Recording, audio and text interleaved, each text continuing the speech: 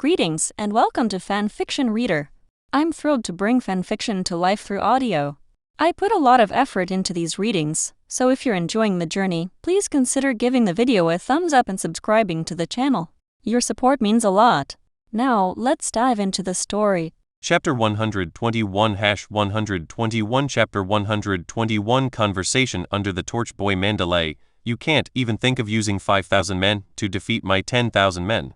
They will make you shed every last drop of your blood. Jaime Lannister grasped the fake wooden railing tightly with both hands, ignoring the small bloody holes in his palms caused by the wooden thorns.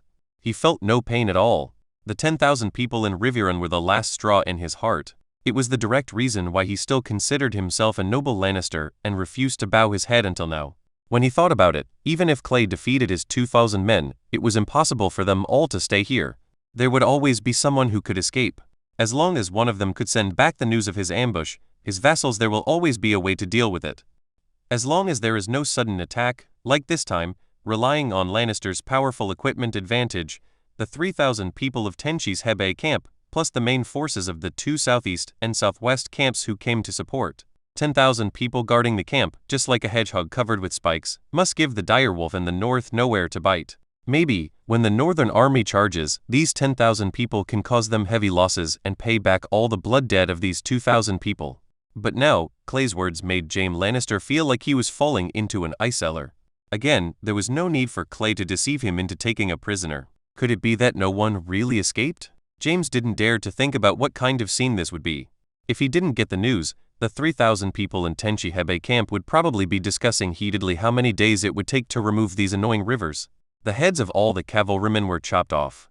Little did they know that the direwolf's kiss had already reached their necks, waiting to bite them and send them to the seven gods. This you did it on purpose.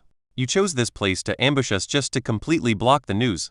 Jaime Lannister finally lost his composure and shook the wooden cage violently, but to no avail. In response to his question, Clay nodded naturally. Yes, otherwise I would have completely defeated your 2,000 cavalry on the first night you left Tenchi Hebe camp. Why would there be any need to go to all the trouble to lure you here? He looked at Jaime Lannister, whose face was partly angry, partly disbelieving, and the rest full of fear, and sneered. Don't think about it. Tomorrow I will lead people to attack the 3 major camps of Riverrun that you are unprepared for. Guess which one I will attack first. Oh, by the way, there is no reward for guessing correctly. This sentence seemed to drain away all the strength of Jaime Lannister. He slumped back into his cage without saying a word, not knowing what he was thinking.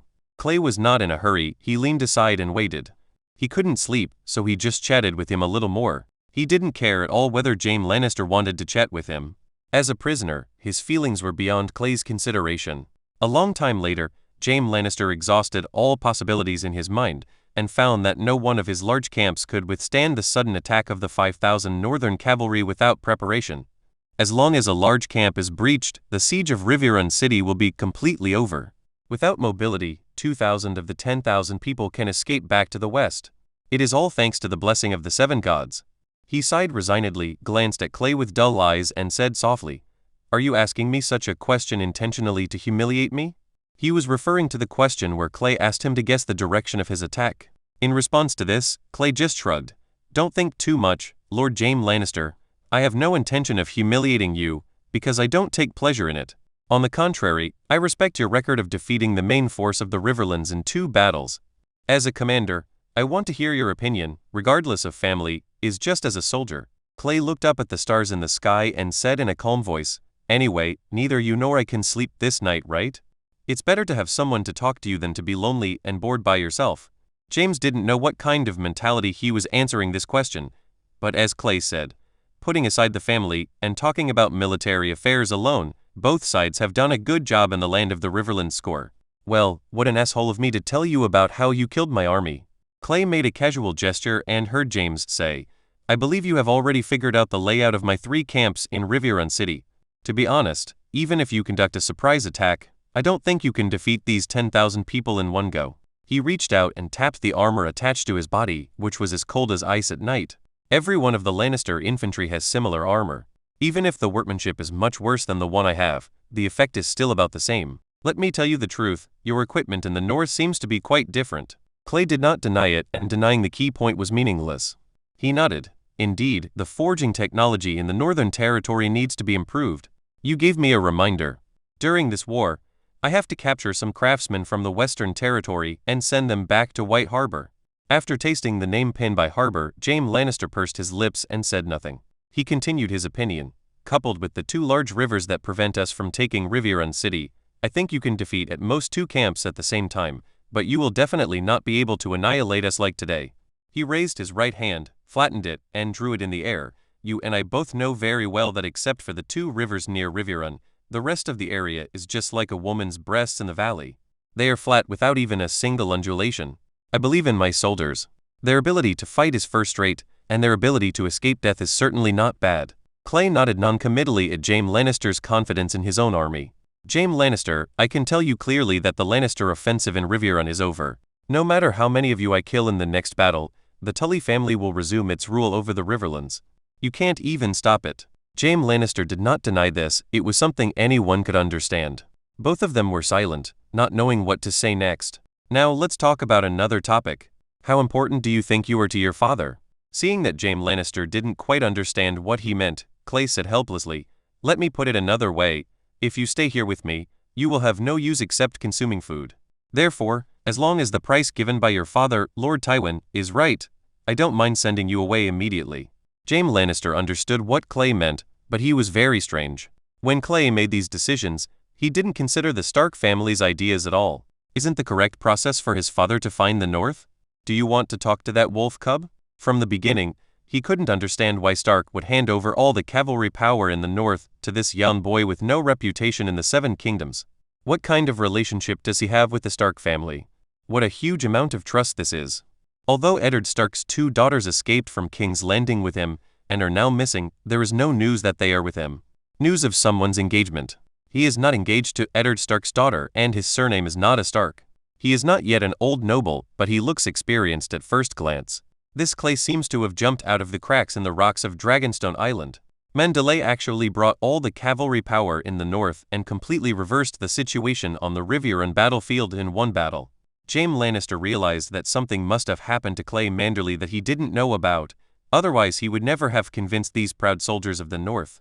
He also leads troops, and he can tell whether the soldiers truly respect a commander. Clay Manderly, my price may not be as high as you think. I am the Kingsguard, and the future Duke of Lannister will be my brother who soaked in the wine vat. Jaime Lannister tried to sound as relaxed as possible as he said, "1 Kingsguard is not worth a few golden dragons. Maybe you should talk to Joffrey sitting on the throne about my ransom, but don't hold out too much hope. He might not even give out a single golden dragon. This is obviously nonsense. Your son may not give you a golden dragon, but your good sister will probably let the accountant Earl Petter squeeze out the last golden dragon from the treasury to redeem you. Sir Jaime, do you underestimate your own worth? Even if Lord Tywin doesn't give you a golden dragon, won't your good son and good woman give you the money? After all, Queen Cersei is the one with you." They were very affectionate and even visited Winterfell without forgetting to have some fun. Do you need me to remind you? For example, the ruined tower? Clay smiled casually, and his tone was gentle, but what he said made Jaime Lannister instantly stunned and felt like he had fallen into an ice cellar. How did he know? Although Joffrey's position was unfair and it was not Robert's heir that had caused the entire 7 Kingdoms to fall apart, this was something that no one could confirm.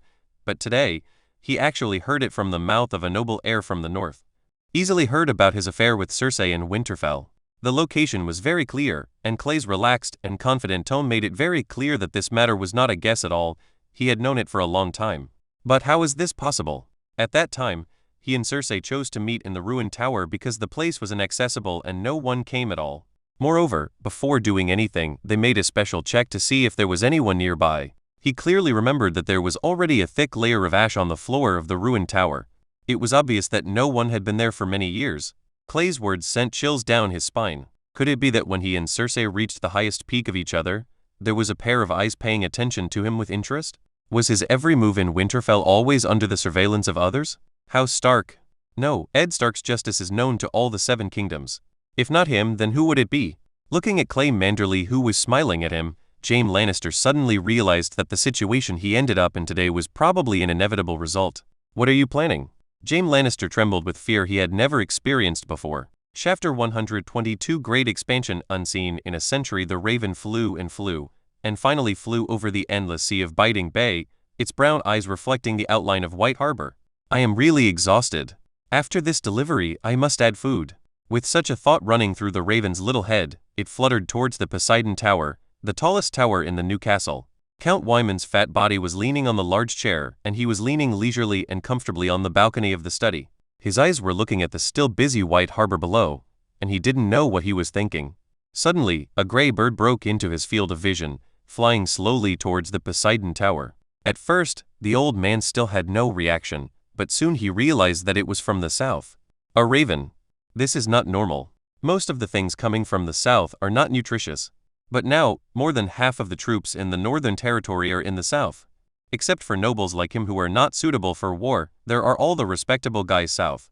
Therefore, every raven that comes from the south now brings news that, to Count Wyman, is like opening a blind box and playing with the heartbeat. Clay was away, and the Wolfslayer intelligence network was directly under the jurisdiction of Earl Wyman. He probably knew the news from the south, but it was just a little behind. 10 days ago, when he received the news that the twins refused to join the Northern Army and closed the city gates, preparing to resist to the end, Earl Wyman had been there to greet Walder Frey's children and family cordially.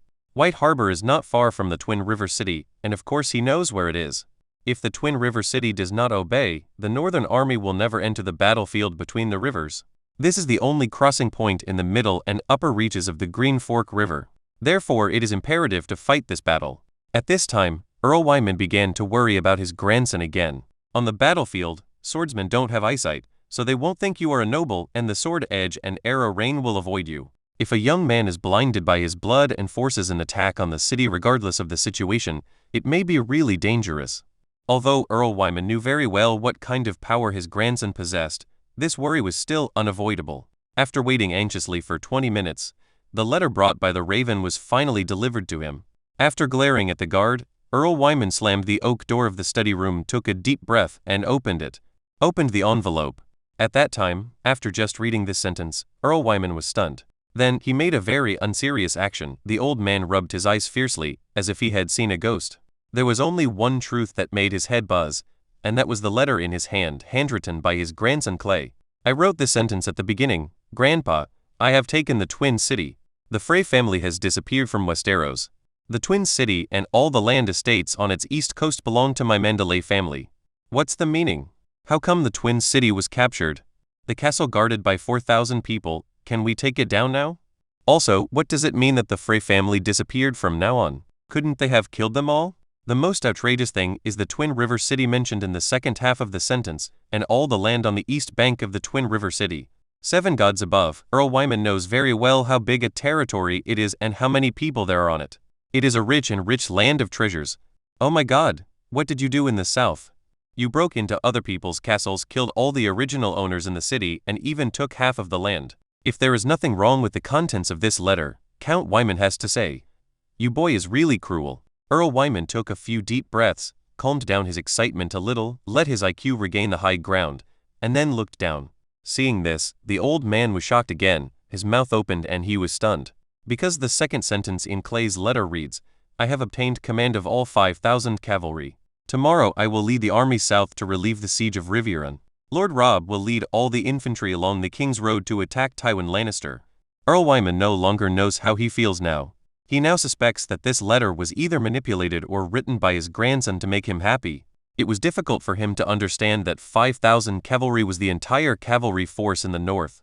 Therefore, in just half a month, his grandson bought himself a land the size of an earldom south of the Neck, as well as the Twin River City, the most geographically important city in the Green Fork River Basin. Also, his grandson now has 5,000 cavalry in his hands. Counting the time, he is probably already engaged in a fierce battle with the Regicides' troops by this time. In the old man's original plan, in this battle with the Lannister, as long as his grandson can come back safely and drag him to the young dragon Galisos to grow up, what will happen in the future without the Manderly family having the final say? But unexpectedly, he still underestimated his grandson's ability, and he was more anxious than himself.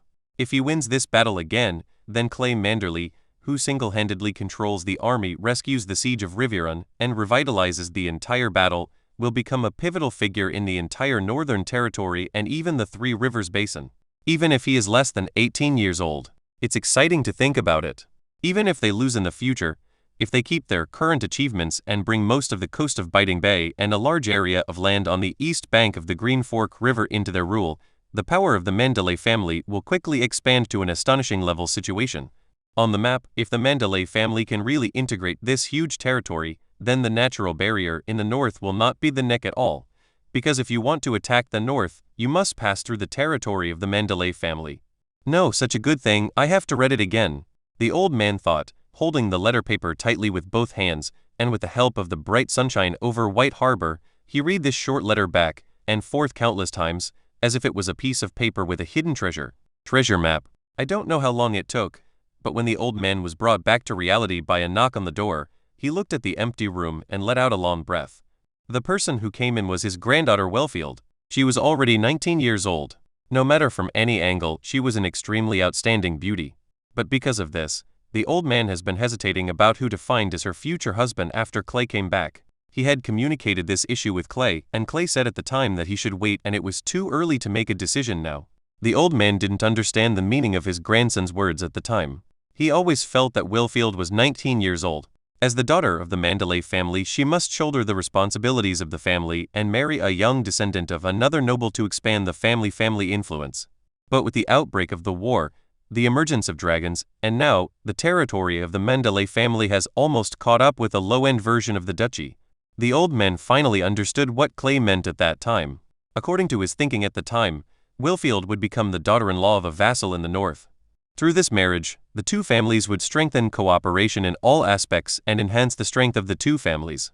And when the war broke out and Clay ascended to the sky and brought the dragon and the stone back to the world, the old man never considered marrying to a small family.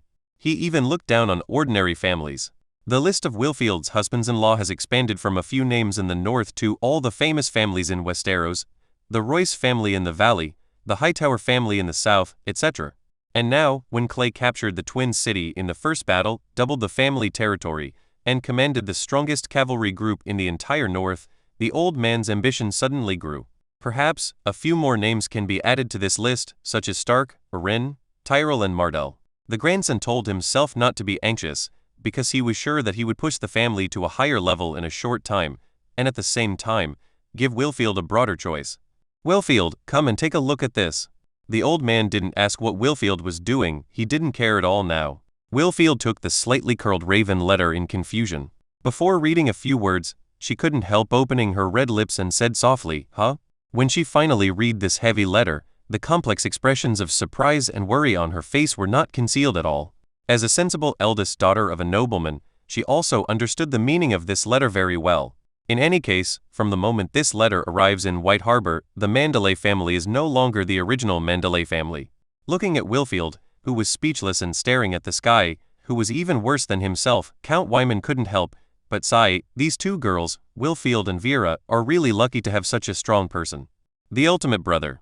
No matter where they marry in the future, they will not be bullied by anyone, because with Clay's protective temperament, as long as he is still breathing, if he hears the news now, he will be surrounded by soldiers, and in the future, it may be that dragon flames are pouring down on him.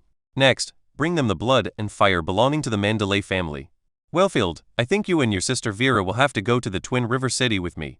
That place has just become the territory of our Manderly family. People from our family must go there to sit down. Wellfield had reunited her shattered sanity and asked softly, "Grandpa, what about White Harbor?" The old man waved his hands and seemed not worried at all. He said, "Your father and second uncle will take care of everything here. Just be mentally prepared." Wellfield, this kid Clay just kept his head down and fought from the front, but he left us a troublesome mess. Wellfield could understand that although the old man was complaining about Clay, in fact, he was very happy in his heart. This is the biggest expansion the Manderly family has experienced since establishing itself in White Harbor. As someone who has personally experienced this event, it is definitely a lie that the old man is not excited. It's time to go to the south, Wellfield thought. Chapter 123-123 Chapter 123 The war cloud rises again, a new offensive early the next morning. Before the sun had fully risen from the horizon, Clay had already sent Earl Glover and commanded 1,000 cavalry to leave the camp and quickly move towards the road between Riverrun and Golden Teeth Go. This force, no matter how Clay changes his plan, will be sent to this location. Their purpose is to prevent the Lannister troops from escaping from the Golden Tooth City into the west. To put it bluntly, Clay's dumpling wrapper was torn, and they were responsible for putting back the exposed dumpling filling.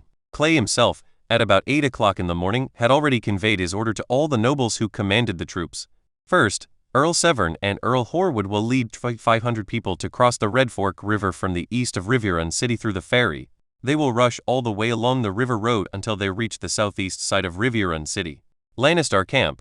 Clay himself will lead the remaining 2,000 people from the west side of Riverrun City, across the not-so-turbulent Tenchi River, and threaten the Lannister camp on the southwest side from the west. After the two armies were in place, they immediately launched a general attack on the Lannister camp in Riverrun City. As for the Tenchi Hebe camp, in Clay's plan, whether they fight or flee, as long as they cross the Tenchi River to the south, Clay is sure to completely block them north of the Tenchi River. He sent 4 demon hunter guards near Golden Teeth City. By sensing their thoughts, he found that they did a pretty good job. When Clay was encircling and annihilating Jaime Lannister's cavalry group of 2,000 people, the 4 personal guards who were disguised as lurkers had already used methods including, but not limited to sneak attacks, poisoning, and arson to inflict losses on Lannister's logistics forces. Caused great pressure. With 4 men working together, even a Lannister force 10 times their size would be killed one by one in pursuit of them. During this period, they burned 3 Lannister grain depots near the Golden Tooth City and killed at least 50 Lannister grain transport troops. At the same time, these 4 boys did not spare the transported livestock, not even once. The poisoning of livestock water sources paralyzed a quarter of the Lannister grain transport capacity. It can be said that they have done both things that humans do and things that are not done by humans, and they have done them well. This cannot be blamed on the Lannister grain transport army. This is the first time in the history of war in Westeros that ultra-high-quality special units such as demon hunters have appeared on the stage. It is not surprising that all parties did not defend. In previous battles, sneak attacks on logistics were not uncommon, but they were always an elite squad that directly transformed into bandits and attacked the opponent's logistics transportation lines. The number of such squads is at least close to 100, and they must be highly mobile cavalry. Just dream on expecting infantry to do such a thing. However, no one expected that 4 demon hunters disguised as refugees from the Riverlands would infiltrate the Lannister food transport army without attracting anyone's attention. This is a brand new war mode, but Lannister needs to pay full tuition for this new thing. Therefore, when Clay completely disrupted the Riverrun encirclement and wiped out the 2 large camps on the south side, more than 3,000 people on the north side would inevitably flee the battlefield. But what followed was a problem. They had no food. This is not a camp transfer. The army slowly moves forward with all the baggage and then suddenly runs away. Do you still expect every soldier to bring enough dry food? Therefore, even if they were hungry, Clay would starve these 3,000 people to death on the north bank of Tenchi River. Earl Glover's 1,000 men were actually prepared to prevent the 2 large camps on the south side from slipping through the net. The army gathered, and the people shouted, "Horses neigh." It took half an hour to divide nearly 5,000 cavalry into 2 groups and arrange them neatly on the plains of the Riverlands under the rising sun. The soldiers were in good spirits. It was obvious that their good sleep last night had restored their bodies very well. "Lord Clay, the army has been assembled. We need your orders." The 2 earls leading the army, as well as the remaining northern nobles who followed Clay, all said this. This is an expedition ceremony. The commander will issue an order to the entire army at this time. After the order is issued, the entire army must follow it. Anyone who disobeys the order will be ruthless under military law. Nodding, Clay kicked the horse's belly with both legs, and the horse appeared in front of the army's formation. He raised his voice as much as possible so that more northern soldiers could hear. "Soldiers of the north. Yesterday, we won the first battle against the Lannister family. Thanks to your bravery, we killed all 2,000 of their cavalry here. And now, further south of us, outside Riverrun, the home fortress of the Tully family, there are 10,000 Lannister infantry who are completely unaware, sleeping with the camp girls and eating barbecue every day. You tell us, what should we do?" There was silence in the military formation for about 2 seconds. Finally, someone shouted out his thoughts loudly. "We go over there and kill them all. Everything is ours." Clay Horsewood pointed at the source of the sound and laughed. "That's right. The fat is on our lips. If we don't eat it, can we still be considered men?" For this reason, we rushed into the Lannister camp, killed their people, robbed their things, and their flags were trampled to pieces with horses' hooves. Clay's words obviously spoke to the hearts of these northern soldiers. For a northern soldier who may have been an ordinary farmer before joining the army, what does it matter whether the Tullys in Riverrun die or not? Why would he risk his life for someone who has nothing to do with him? In this strictly hierarchical society, The affairs of the aristocracy belong to the aristocracy, and civilians have no possibility of participating. Clay knew this very well, so during this mobilization, and even during the entire process of the Western Route Army moving south, Clay repeatedly emphasized to his soldiers, "Follow me, Clay Manderly, south, not to rescue those nobles whose names I can't even remember, but to follow me to defeat the Lannisters and steal their armor and swords. There is no need for any lofty reason, just this one will make these ordinary northern soldiers scream with excitement." Someone couldn't help shouting Clay's name, and soon, this enthusiasm infected the entire Northern Cavalry Corps, and all the soldiers selflessly shouted Clay's name. Clay rode his horse around the military formation. Wherever his horse's hoofs touched, the surrounding soldiers would hammer their shields or breastplates hard, making a clanging sound. After going around in a circle, Clay returned to where he started. Under everyone's gaze, he pulled out the sword from his waist and raised the sword in his right hand toward the southern sky. He issued the order as commander, "Boys from the north, go south." Looking at Clay's back, and the nearly 5,000 soldiers with high morale in the distance, all the nobles had this thought in their hearts. Among these 5,000 people, Clay Manderly's name will definitely be much more useful than Stark. Fortunately, this army was put together by each of the big families in the north. After the war, they would have to return to their respective territories. If Clay were to control this army by himself, with the strength he has shown now, with his ability to command the army and his huge prestige, if he had any other thoughts, there would be no peace in the north. Don't forget, he is not alone. Behind him, the huge white harbor is his most solid backing. Oh yes, now, the Twin City also belongs to his Manderly family. From now on, any ship in the Bay of Bites the team must lower their sails when they see the flag of the Manderly family, because they are the uncrowned kings there. How long has Lord James been away? This was the question that Lord Westerling, who was staying at Riverrun, asked Lord Banefortress next to him 4 days after Jaime Lannister led his army to leave. They never thought that Jaime Lannister would be in danger. 2,000 cavalry were enough to traverse the riverlands west of the Green Fork. But the problem was, it had been 5 days, why was there no news? It's been 5 days, so it's time to come back. Could it be that you've gone too far? Lord Bane shook his head. He didn't know what Jaime Lannister was doing. The latter is the eldest son of the Lannister family, the King's Kingsguard, and Lord Tywin's precious son. Although they, the vassals of the West, are older, they can only bow their heads to Jaime Lannister. There is no way, the backstage is too tough, and he did lead them to defeat the 20,000 troops of the Tully family. So far, they have surrounded the few thousand remaining soldiers in Riverrun City. No matter how you look at it, they will win deal. But in any case, it has been 5 days since Jaime Lannister left with his army, which is already a worrying time. Could there be an ambush? It doesn't make sense. Lord Tywin has received news from near Harrenhal. He is confronting the northern army heading south along the King's Road. It seems that Eddard Stark's little wolf cub still has 2 brushes, and the 2 sides are fighting fiercely. There was no winner in the battle, and now they all retreated a distance. No matter how you look at it, on the battlefield on the west bank of the Green Fork River, except for the remnants of the Riverine princes who were surrounded by Riverrun City, there are no organized troops anymore. It should be the safest time. But for some reason, the Earl of Kyoyan City always felt uneasy in his heart. At that time, he failed to dissuade Jaime Lannister, because from the bottom of his heart, he also felt that the cavalry group staying here was of no use, and it was better to go out and harvest some Riverland skirmishers. But now Earl Westerling suddenly felt that the decision at that time might have been a bit hasty. We have to send people north to contact Lord Jaime as soon as possible. He is the commander here and has been out of contact for 5 days. Lord Tywin knows about it, so he can't kill us? These words won the unanimous agreement of the other western nobles who stayed here. Their necks were not strong enough in front of Lord Tywin. Everyone knows very well what the rainy season in Casmid is. Lord Tywin never has a smile on his face, and he never shows mercy when dealing with his own people. They didn't want their family's name at all to be remembered by Lord Tywin. Just as they were about to return to their respective camps and send soldiers north to look for Jaime Lannister, there was suddenly a dull sound of horns and a growing noise outside the camp. What happened? The nobles of the western region looked at each other, but they didn't understand what was going on. Suddenly, Earl Fuele suddenly felt something. He suddenly lay down on the ground and put his ears tightly to the ground. After just 2 seconds of listening, his face lost all color in an instant. He jumped up from the ground like a spring and shouted in horror, "Cavalry! More than 1,000 cavalry charge in groups." For a moment, everyone was stunned. Cavalry? Whose cavalry? Chapter 124. Horses trampled the camp. The invasion is like fire. The horn of the charge sounded, and the 2 cavalrymen who had penetrated to the south bank of the Tenchi River launched an attack at the same time with great tacit understanding.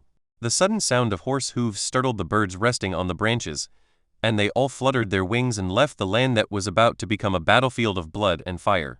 Since the land to the south of Riverrun was a huge plain with no obstructions, the northern cavalry had already increased their horse speed to the maximum when they rushed towards the Lannister camp.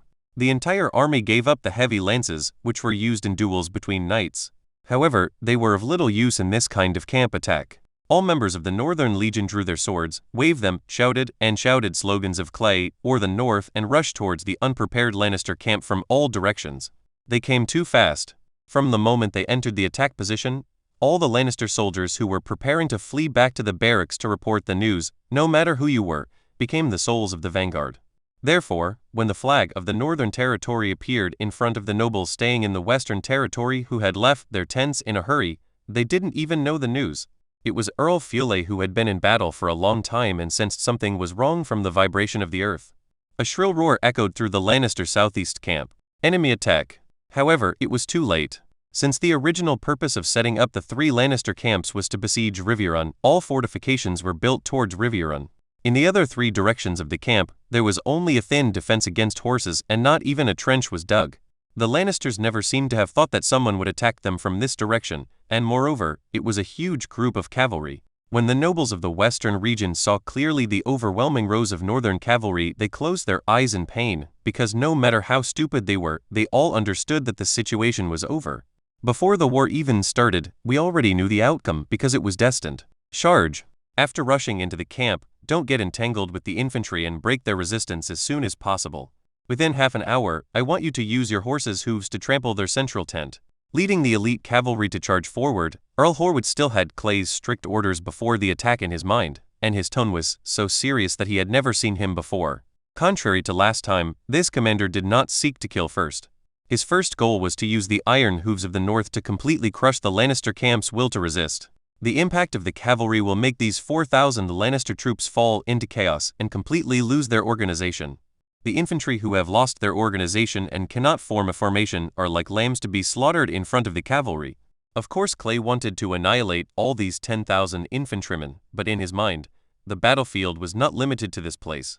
The vast territory from Riverrun to Golden Teeth was a life-or-death battlefield for the North. He said that the elite cavalry he led, with just one charge, smashed into pieces a phalanx of dozens of hastily organized Lannister infantry. The time they chose to attack was in the afternoon, when they were drowsy after lunch. On the way to charge, kill the general and capture the flag. Since there is no general here, then capture the flag. The Lannister soldiers emerged from the tent in disheveled clothes. Before they knew what had happened, their bodies had been cut open with long swords. Splashes of blood sprayed into the sky. Before the blood hit the ground, the person had already fallen into the mud, leaving only the dull and weird sound of the sword cutting through the human body. With the help of his horse's speed, Clay's sword tip was like a snake, and he easily cut the throat of a shivering Lannister soldier with trembling legs. They had already rushed to the middle of the huge camp and were advancing very smoothly. No one could stop the violent attack of this cavalry. To be precise, the Lannister camp that suffered the impact was completely in chaos. The Sword of the North did not kill many people, but fear drove them to flee in all directions. More soldiers died under the feet of their own people than were killed by the North. Killed by strangers. Sir, these Lannisters are all in chaos. I think in 10 minutes at most, we will be able to smash through this camp. Chris, who was following him, said excitedly that they fought all the way in. They thought it was a fierce battle. After all, the battlefield was at the Lannister home. Unexpectedly, these people clearly had a large camp to defend, but they didn't even act like that. Not as good as 2,000 cavalry. Chris did not see even a shred of courage to resist on the face of any Lannister soldier. In addition to fear, the faces of those people were still fear of death. Don't take it lightly. Have you seen that big flag? Chrisen, the Lannister camp is there. I bet that we will encounter some resistance there. Remember, things can't be done, Kun. The seal of grace will save your life. Clay looked at the roaring Lannister lion flag fluttering in the wind on the flagpole not far away, and surmised in his heart that that must be the core of the Lannister southeast camp, completely crushing the resistance there, and winning in the southeast. Negative, there is no suspense. Charge! Whoever cuts down the Lannister banner, I will reward him with 500 golden dragons. These words became the most effective catalyst in the charge. The powerful purchasing power of the golden dragon made the hearts of these ordinary soldiers in the northern border become hot. To cut down the flag and return to the north alive was a lifelong waste for an ordinary farmer. I am worried about food and drink. The large cavalry continued to charge after their commander. After passing a row of smaller tents, Clay and his cavalry saw a row of cold lights.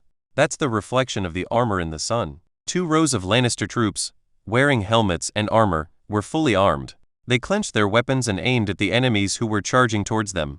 The outermost row is a row of sword and shield bearers with bright armor. At this time, they stuck their long iron shields on the ground, leaned closely together, used their bodies to hold up the shields, and held a spear for thrusting in one-hand dagger. The people in the back row were holding sharp iron spears as long as one person. This was the most powerful weapon to stop the cavalry from advancing. Any living thing would be afraid of death and would instinctively retreat in the face of dense spear points. Prepare to meet the enemy, spear point pointed outward. The horseshouts made these Lannister soldiers even more nervous. Clay could see clearly that the man giving the order was wearing luxurious armor and a cloak, and the coat of arms on his body was not a roaring lion. Apparently, this was another noble from the western region. Clay didn't recognize which family he belonged to, but he didn't care. He would figure it out later. This man had a relatively clear mind and knew that if he abandoned the army and ran away alone, the probability of being caught would be greater than if he stayed to resist. Clay's troops were all cavalry. Who could he, a pampered nobleman, outrun? However, it is a bit too natural to rely on the defense line composed of people in front of us to stop us. How could Clay let him do so? Well, let me show you what a real cavalry attack is. The cavalry in Clay's hands are precious little ones, so they can naturally do less damage. Therefore, for this front-line attack task, he brought along the Manderly family's 300 plate-armored cavalry. The most powerful thing about these heavily armed cavalry, which were armed to the teeth, was the group charge against the infantry. Due to the rush of time and the complicated battle situation, Clay did not let his 300 heavy cavalry line up in a wall-like charge. But even so, the rumbling heavy cavalry group was not something that Lannister's thin line of defense could resist. In the space of 2 breaths, the first batch of soldiers had hit hard. Suddenly, only the people were thrown up, but no horses were turned over. The powerful impact directly caused the Lannister sword and shield soldiers to fly up. The psychological comfort brought by the iron shield was far greater than the protective effect in actual combat. The war horses rushed past, and the following warriors rushed in through the gap they opened, continuing to tear at the defense line, causing the Lannisters' thin line to continue to lose blood. Generally speaking, if there are no special unexpected factors for the army in this era, if the loss is close to 20%, the morale of the army will collapse. Although the Lannister army is well equipped, it obviously has not escaped this law. Some people began to run away, throwing down the only weapons that could protect themselves, screaming and fleeing to the rear of the front line. The vacancies caused by their escape created more gaps in the front line, accelerating the arrival of the total collapse. After holding on for 10 minutes, the Lannister army remaining in the central military tent finally met their end. They screamed and ran away, but how could 2-legged infantry outrun 4-legged war horses? They were caught up one by one while escaping, and the long sword killed them from behind. The red blood flowed freely, turning the already muddy land into bloody mud.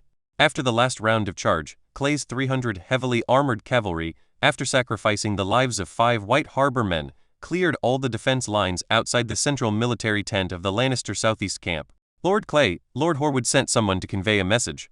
He has penetrated the Lannister camp from both wings, and his cavalry has regrouped on the west side of the camp, near the Red Fork River. Crisson, who was like a bloody gourd, led a northern cavalry who was also covered in blood to Clay's horse and reported the battle situation. Currently, almost all the Lannister troops in the southeast camp have been driven westward by our army. Once Lord Clay captures the central military tent, we can drive all the Lannister troops toward the Red Fork River. Clay nodded, and the plan went well. The northern cavalry came in encirclement from the southeast, and the encirclement in the northwest relied on the 2 raging rivers. Clay didn't mind these Lannister who were about to be driven to the river and went down to the river to experience the rapids of the river for himself. If they could survive the torrent of the river, Clay wouldn't mind letting them live. Unfortunately, Lannister soldiers are human too, and the laws of physics still stubbornly work against them. Nodding, Clay ordered the messenger, "Go back and tell Lord Hornwood to resolutely implement the plan and seal the hole for me. He doesn't have to worry about me. Within 15 minutes, my flag will appear on the east bank of the Red Fork River." "Yes, sir." The messenger cheered up, roared, and took the order. Clay watched him leave, and then looked at the central tent in front of him. "Let's go and see how many big fish we have caught with this net. No 2 counts can forgive me for this busy trip." Chapter 125 1 against 2, The river is ruthless in front of Clay's horse. Several people in gorgeous clothes were kneeling. They lowered their heads and could only see the hoofs of Clay's horse. It wasn't that they didn't want to raise their heads, but the bloody sword resting on their necks forced them to lower their noble heads. Clay stared at the family symbols on these people that could prove their identity, and carefully identified them in his mind. Well, the Brax family, the Westerling family, the Benford family, the **** family. Yes, it seems that you are all well-known figures in the West. I already know who you are. Clay nodded to the guards holding them down, indicating that they could let go of the adults. As soon as they let go, these people immediately raised their heads, and their eyes fell on Clay's face. Who is he? This is the question they all want to know. Everything that just happened was like a dream to them. These cavalry were like falling from the sky, suddenly rushing towards the unsuspecting camp. The army of 4,000 people collapsed in a matter of seconds. Even the nobles like them had become prisoners of this mysterious attacker before they had time to escape. Who are you? At least I need to know who I lost to. The Lord of Kakuya City, Andros Brax, said with some excitement that a cut was made on his face. He must have resisted just now, but unfortunately, it was of no use. Faced with his shouting, Clay ignored him at all. As prisoners, they didn't need to know so much. He put away the smile on his face, stared at these Western noble prisoners with eyes like looking at goods, and said coldly, I am honored to inform you that from today on, you are my prisoners. Later, you will be imprisoned in the dungeons of Riverrun City together with your commander Jaime Lannister, waiting for your family to come up with it. Enough ransom to buy you back. Of course, if someone could tell me where Edmure Tully is, I would consider making his dungeon life relatively comfortable. Clay broke into the central military tent of the Lannister southeast camp and searched for a long time, but could not see Edmure Tully. After all, his soldiers recognized the trout crest of the Tully family, so they probably wouldn't kill Edmure as a Lannister. Tusk, it would be difficult to find Edmure Tully. Lord Hoster Tully is such a precious son. If he is lost or dies, who will inherit the Riverlands? My lord, cavalry. When Clay launched a surprise attack, the soldiers on the city walls of Riverrun also informed this extremely magical news to Lord Tytos Blackwood, the commander of the Riverlands army who was resting in the city. Cavalry, what cavalry? Please speak clearly. Looking at the hurriedly running out of breath soldiers, the earl who had just thrown down the bowl frowned. He had just heard the sound of the horn, but he thought it was the Lannister preparing to attack the city. The soldier took a breath and immediately reported, My lord, just now, a large group of cavalry suddenly appeared outside the city. They were violently attacking the Lannister camp from the east and west. Look at the flags, they are from the north. As soon as he heard this, Earl Tytos Blackwood's eyes widened. He immediately dropped the dry food in his hand and walked towards the wall of Riverrun. When he arrived at the city, before he could see the situation outside the city, he heard the shouts and cheers of the soldiers stationed in Riverrun. My lord, come and see, Lannister is finished. That's right, they are unprepared. I think they will be killed within an hour at most. The soldiers were talking excitedly. Obviously, they on the city wall had a clearer perspective on the entire battle situation. The rampage of the northern cavalry in the Lannister camp made them feel bad about being besieged for so long. As a commander, Earl Blackwood was not as hasty as the soldiers. He had to see the situation clearly before he could draw a conclusion. But when he glanced at the battlefield below the city, he knew that the soldiers were not wrong at all. Lannister, it's over. From his position, he could clearly see that the two northern cavalry were like two huge war hammers, crushing two Lannister camps from the east and west directions. These cavalry were very smart. They did not slow down their horses in order to kill people during the attack. They only killed a small number of people. They drove more Lannister troops to both sides of the Red Fork River from two directions.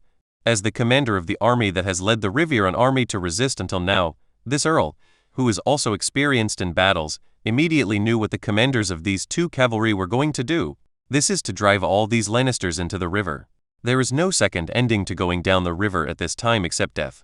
As a native of the Riverlands, he is all too aware of the cruelty of the Red Fork River. At this moment, a soldier hurried over and reported the latest news on the battlefield to him. Sir, the Lannister army on the north bank of the Tenchi River has not been attacked by cavalry.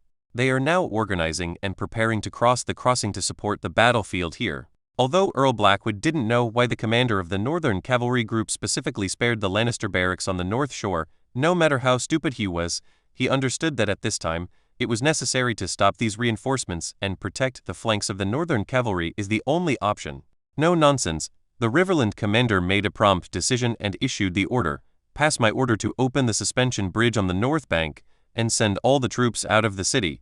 Do your best to hold back the Lannister army outside the city, and buy enough time for our friends in the north.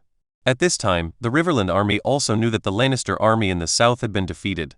They all regained the courage that the Lannister had lost, and rushed out of the north gate of Riverrun with a roar, and met with the Lannister outside the city. The army was entangled. It is unrealistic to expect them to defeat the Lannister head-on, but it is still possible to stop them, and prevent them from fully reinforcing the southern battlefield. At this time, the messenger sent by Clay also arrived. His intention coincided with that of Lord Tytos Blackwood, but he asked Lord Blackwood to keep more than 3,000 people on the north shore there as much as possible. After I finish cleaning up the 5 or 6 Lannister troops in my encirclement, if I have the chance, I will kill the 3,000 people on the north shore in one fell swoop. Want to run? There are no doors. After Clay captured these prestigious western nobles, his horse hooves did not stop.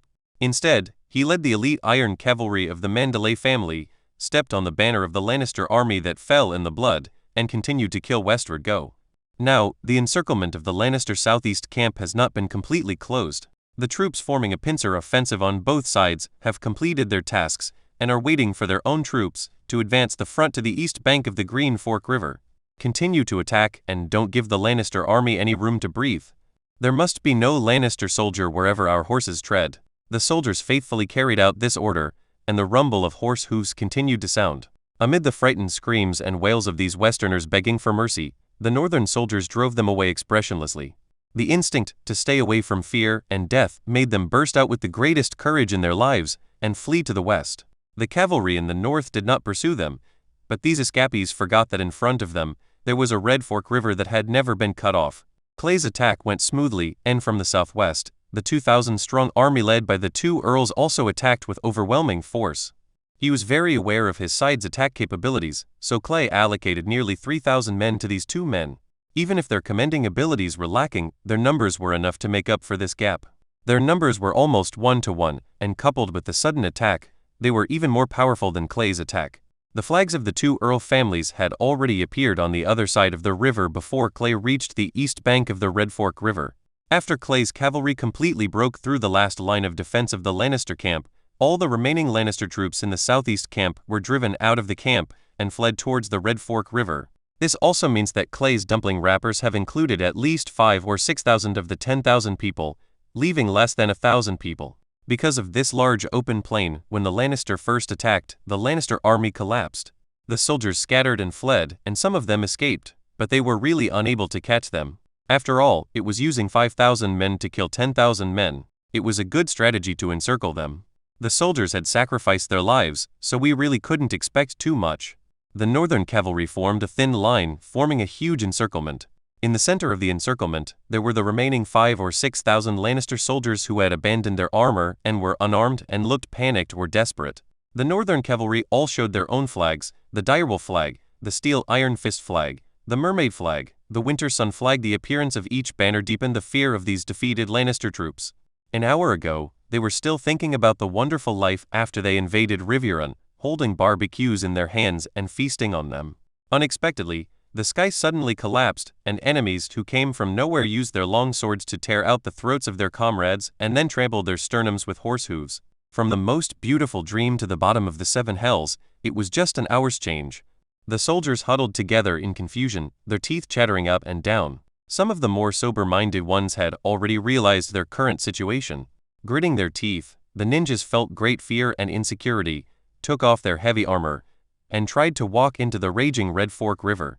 They have understood that on land today is a dead end anyway, and going down the river seems to be their only chance of survival. Such behavior attracted other people's attention, and the blind obedience mentality began to spread. Many people imitated their example and began to walk toward the water step by step.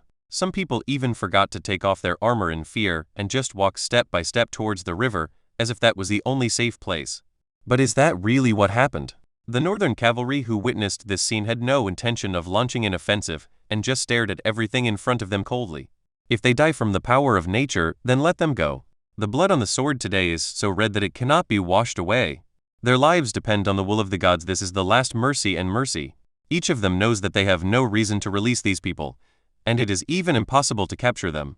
They were not nobles and had little exchange value. They were made prisoners here, and their only outcome was to work until they died of exhaustion under the brutal control of the lords of the Riverlands who hated them to the core.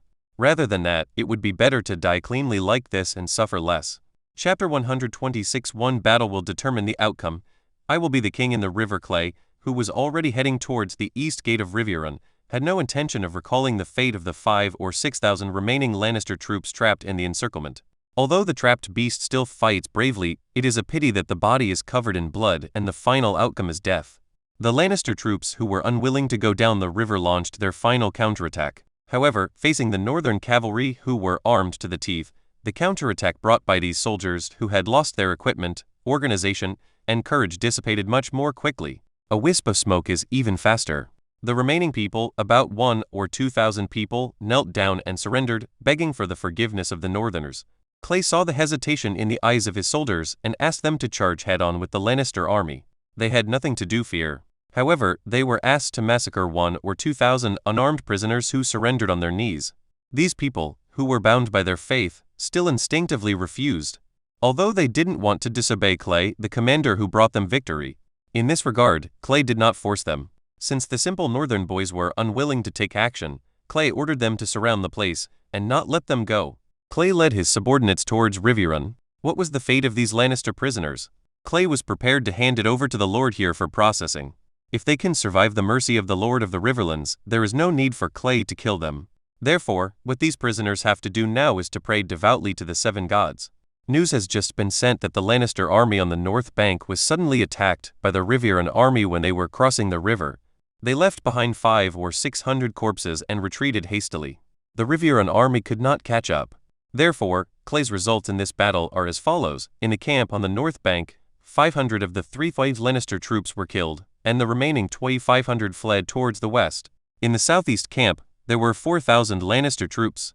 A total of 3,200 people died on the battlefield, and nearly 300 people fled to the southwest. In the southwest camp, there were 3,000 Lannister troops. A total of 2,000 heads were counted, and more than 300 people fled towards the Golden Teeth City. In addition, more than 200 people jumped into the raging Red Fork River. Whether they were alive or dead was something Clay could not count. Therefore, in this battle, Clay directly killed more than 5,700 Lannister troops on the battlefield, ran out and captured more than 1,000 troops, and left more than 2,000 Tenchi Hebe camp troops. They were blocked north of the Tenchi River and could not escape south. The number of casualties on our side has been reported. Like the Battle of Virgin Valley, the exchange ratio is extremely disparate. A total of 242 of Clay's cavalry were killed and more than 100 wounded. Minor injuries were not included in the statistics. It's not a stretch, but it still hurts a little bit. Lannister's desperate counterattack still caused some trouble for Clay's men. However, in terms of the overall battle situation, the situation Clay is facing now is not a small good, nor a great good, but a very good one. The 1,000 cavalry he deployed near Golden Tooth City were probably impatient to wait at this moment.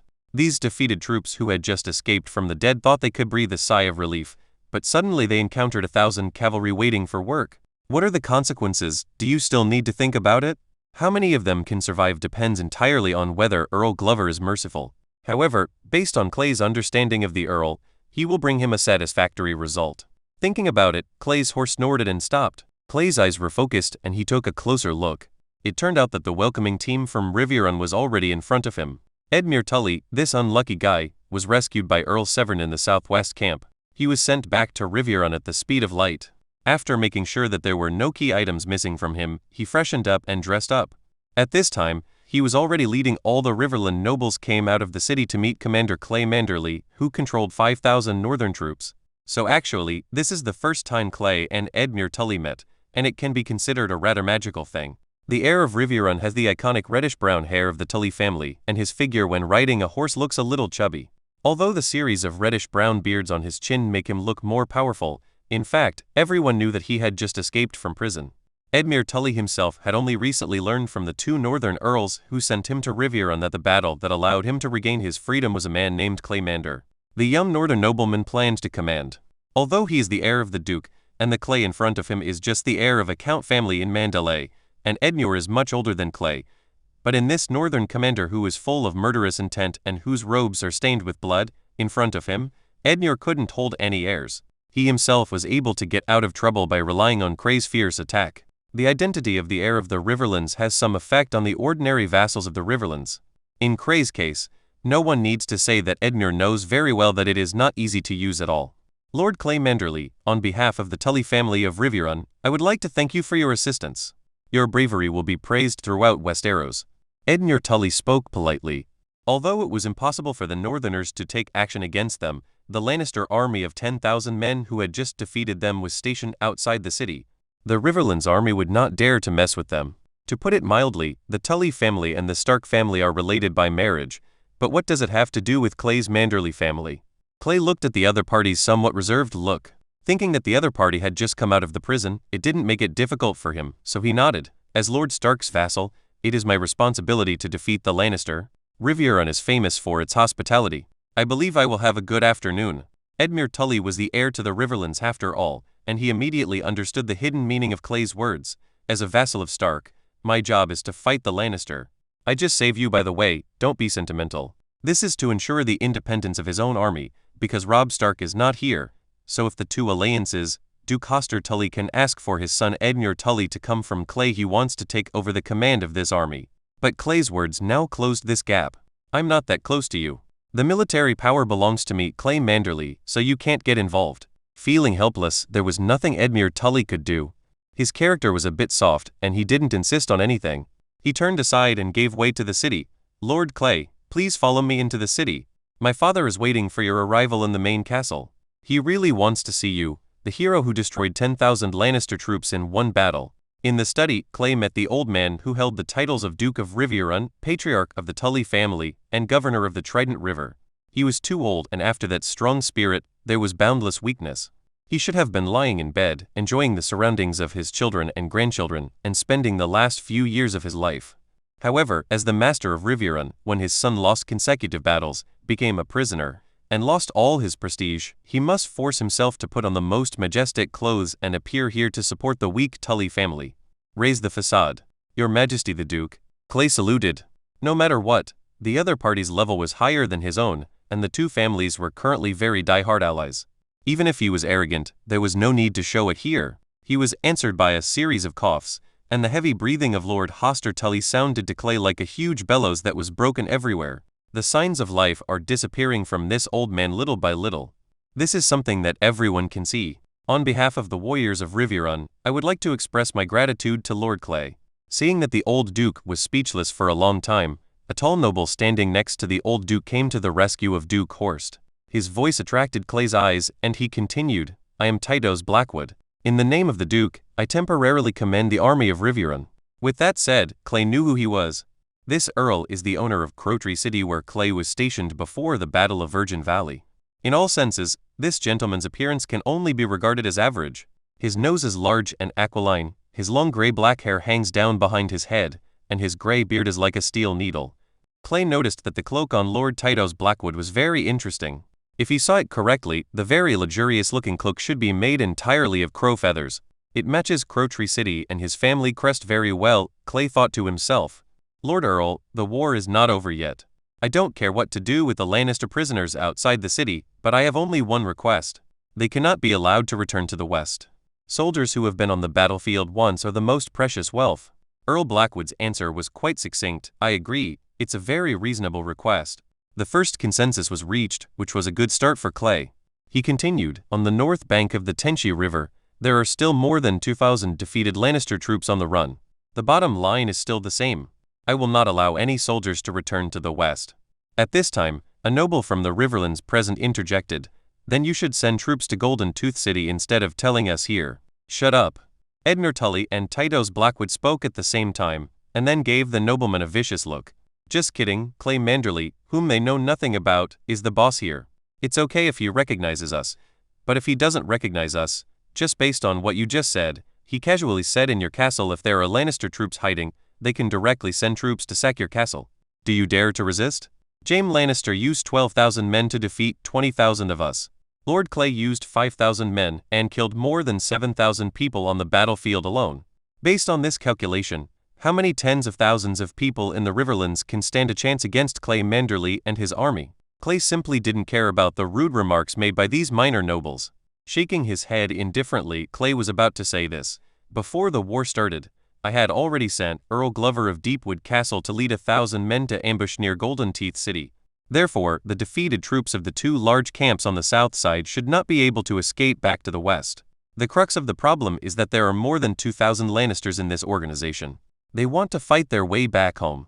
With Earl Glover's 1,000 people, I'm afraid it will be very difficult. Chapter 127 Game of Lion and Wolf. It was raining continuously, and the water vapor evaporated from the strait was carried by the strong wind to the sky above Harrenhal, turning into an endless rain curtain, shrouding this ancient ruins. The towering stone towers are covered with traces of blue moss. The fierce wind whizzes through the 5 towers of Harrenhal, making a whining sound as it rubs against the tower walls. Are there any monsters here? The young Lannister soldier, following his captain, a middle-aged man with a grey beard, was patrolling the tomb-like castle. To the timid young man's ears, the sound of wind and rain sounded like the shrill roar of a monster crawling out of the 7 hells, making him suspicious and nervous. They had just passed by the tallest King Burning Tower when a peeling city brick roared to the ground, causing a huge splash in the dirty puddles on the ground. They were lucky. If they had been a little slower, the thin layer of iron on their helmets would have shattered their skulls if they fell from such a height. There are no monsters. The Hien family has lived here for so many years. Nothing happened, right? Be careful. Bricks are falling everywhere in this broken tower. Be careful of your brains blossoming. The old soldier scolded, and pulled the somewhat dazed soldier away from the dark water. If your shoes get wet here, no one will care about you. If it stays like this, hair will grow in your boots. Lord Tywin Lannister led the children of the West to attack all the way from the Golden Road and swept several noble castles in the Riverlands, including Harrenhal, the largest castle in the 7 Kingdoms. The original owner of this place, the Hien family, had no power to defend such a huge castle in the face of Lord Tywin's powerful troops. Even if Lord Tywin didn't come, the entire Hien family would probably slowly fall apart with this castle. The ground rots. Although they were members of the River House and nobles, following an order from Tywin Lannister, these former owners of Harrenhal were forced to leave their home like wild dogs. Their land, wealth, and people, as well as the once most prominent fortress in the 7 Kingdoms, became the spoils of House Lannister. Now, the Lannister army, which had fought a fierce battle with the army from the north, returned to Harrenhal from Lord Harroway's town to rest and accumulate strength for the next attack. At least that's what the lower-level soldiers, such as the 2 patrolling Lannister soldiers, thought, but the reality is probably much worse than they imagined. Burning King Tower was once the meeting hall of the Hien family. With a crash, everything on the rotten long table in the center of the meeting hall was swept to the ground by someone's arm. Obviously, something made the owner of the arm very angry. Lord Tywin Lannister certainly has reason to be angry. In fact, in addition to anger, he now also has a sense of powerlessness. The Raven from the Golden Tooth City delivered a message to Lord Tywin on the front line of Harrenhal this morning, and this message, for Tywin Lannister and the entire war situation, it's like a bolt from the blue. The defenders of Golden Tooth City saw with their own eyes the flag of the Northern Territory appearing outside the city, and then watched helplessly as they intercepted and killed the defeated troops fleeing to the Western Territory. As the eastern gate of the Western Territory, Golden Tooth City now only has a total strength of 800 troops. Most of these people have been in the Lannister logistics army before, and their combat effectiveness is seriously insufficient. Furthermore, there are no cavalry here. On the plain battlefield in the Riverlands, if infantry is sent to pursue the cavalry, as long as this command is needed, if the official's brain is not broken, he will not issue such an order. The last reason is that the commander of Golden Teeth City did not know what was happening at all. He did not dare to let his troops leave the city at all. If the army went out of the city to rescue his colleagues, and the Northern Territories still had a siege force ambushing nearby, he would be in a hurry. What should we do if we capture Golden Tooth City? If Golden Tooth City is lost, the entire western region will be open to the Northern Army. Therefore, Golden Tooth City cannot make any mistakes at all. There was no other way. The guard of Golden Teeth City could only inform Lord Tywin of the Lord Tywin through the Raven and let him make a decision. Although the letter did not say what happened to the 12,000 troops in Riverrun, the experienced Duke Tywin still used the few words in the letter to quickly reconstruct what happened on the battlefield on the west bank of the Red Fork River. This 12,000-strong army must have suffered a huge defeat, otherwise there would not have been so many broken troops fleeing towards Golden Tooth City. Moreover, the Northern Army actually still had the strength to send more than 1,000 cavalry to intercept and ambush on the road. The situation on the battlefield must be one-sided. The Northerners can send out these 1,000 people without worrying about insufficient troops. Fell into the trap of this little wolf named Robb Stark. The Northern Army probably split up in Twin City. Tywin Lannister found it strange on the previous battlefield that the Northern Army's cavalry was so pitiful that it was almost non-existent. He was still worried that this cavalry would bypass the battlefield and wait for him and the northern army. Tangled together, they hit themselves from the side. To this end, he also sent an earl to lead half of the Lannister cavalry in Harrenhal to search for traces of his opponent. They really didn't expect that the people of the north would be so bold. They dared to force their entire army with 10,000 infantry here. After the first battle, they actually prevented their own army of more than 20,000 infantry and cavalry from advancing, which made them even more confident that Stark with the army is here. As for their truly powerful cavalry group, before anyone could react, they quickly crossed south from Twin River City and directly attacked the unprepared Riverrun City camp. Tywin once hoped that his son Jaime could escape. In that case, the loss of the West would only be 10,000 people. With the wealth of the West, it would not be difficult to recruit another 10,000 people. But after this letter came from Golden Teeth City, the Stark army who was confronting him also sent a letter. Lord Tywin's eyes suddenly darkened when he saw it. The letter made it clear that Jaime Lannister and all the nobles in the Riverrun camp were all taken prisoner, and the 12,000 Lannister troops were almost wiped out. Tywin Lannister knew very well what the Northern Army meant by sending this letter. From now on, unless he can launch a surprise attack like the one at Riverrun, he will not dare to touch the Northern Army at all. In Tywin Lannister's heart, his heir will only be his eldest son Jaime Lannister, even if he has put on a white robe and become a Kingsguard who has theoretically lost the right to inherit. But this did not affect his status in the heart of Tywin Lannister.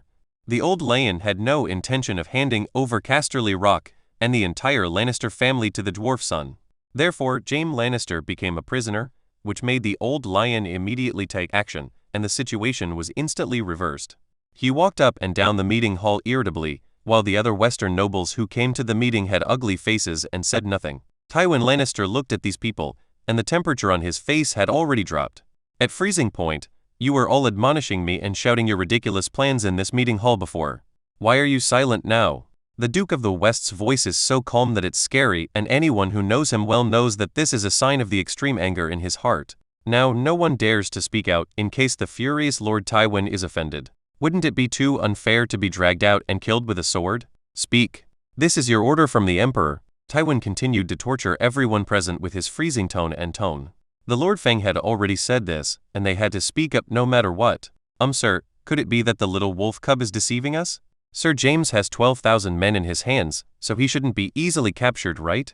Sebastian Farman spoke timidly, but as soon as he finished speaking, he felt Lord Tywin's fatal gaze and only heard his own lord saying, I should really tell you to go back to Fairy Island immediately, and let you and your castle be swept away by the waves. Stupid Farman. He pulled out his chair, sat back in his seat, and continued, There's no need for the little wolf in the north to lie to us. Besides, he's not on the battlefield at Riverrun. There's probably someone else who actually commanded that battle. Since only 1,000 defeated troops were found in Golden Teeth City, then the rest will how about it, do you still need me to teach you? As soon as these words came out, the atmosphere in the meeting hall became even heavier than freezing. Now things are really serious. Because the collapse of Riverrun was so sudden, Tywin's legions at Harrenhal were unprepared. Judging from the situation, their army was surrounded by the Northern Legion. Even if the opponent's army is far smaller than your own, Tywin Lannister is now being raised up, and he is unable to get off. From a military perspective, he who is surrounded by the enemy should immediately retreat southward, away from the front line of Harrenhal. But then the question arises, what next? The entire army of Riverrun City was wiped out, which meant that the defense of the Western Territory was extremely empty. At this time, if he did not return to the Western Territory, then this cavalry, which had defeated 12,000 of his own men, might sweep across the Western Territory. Such a loss would be unacceptable to Tywin Lannister.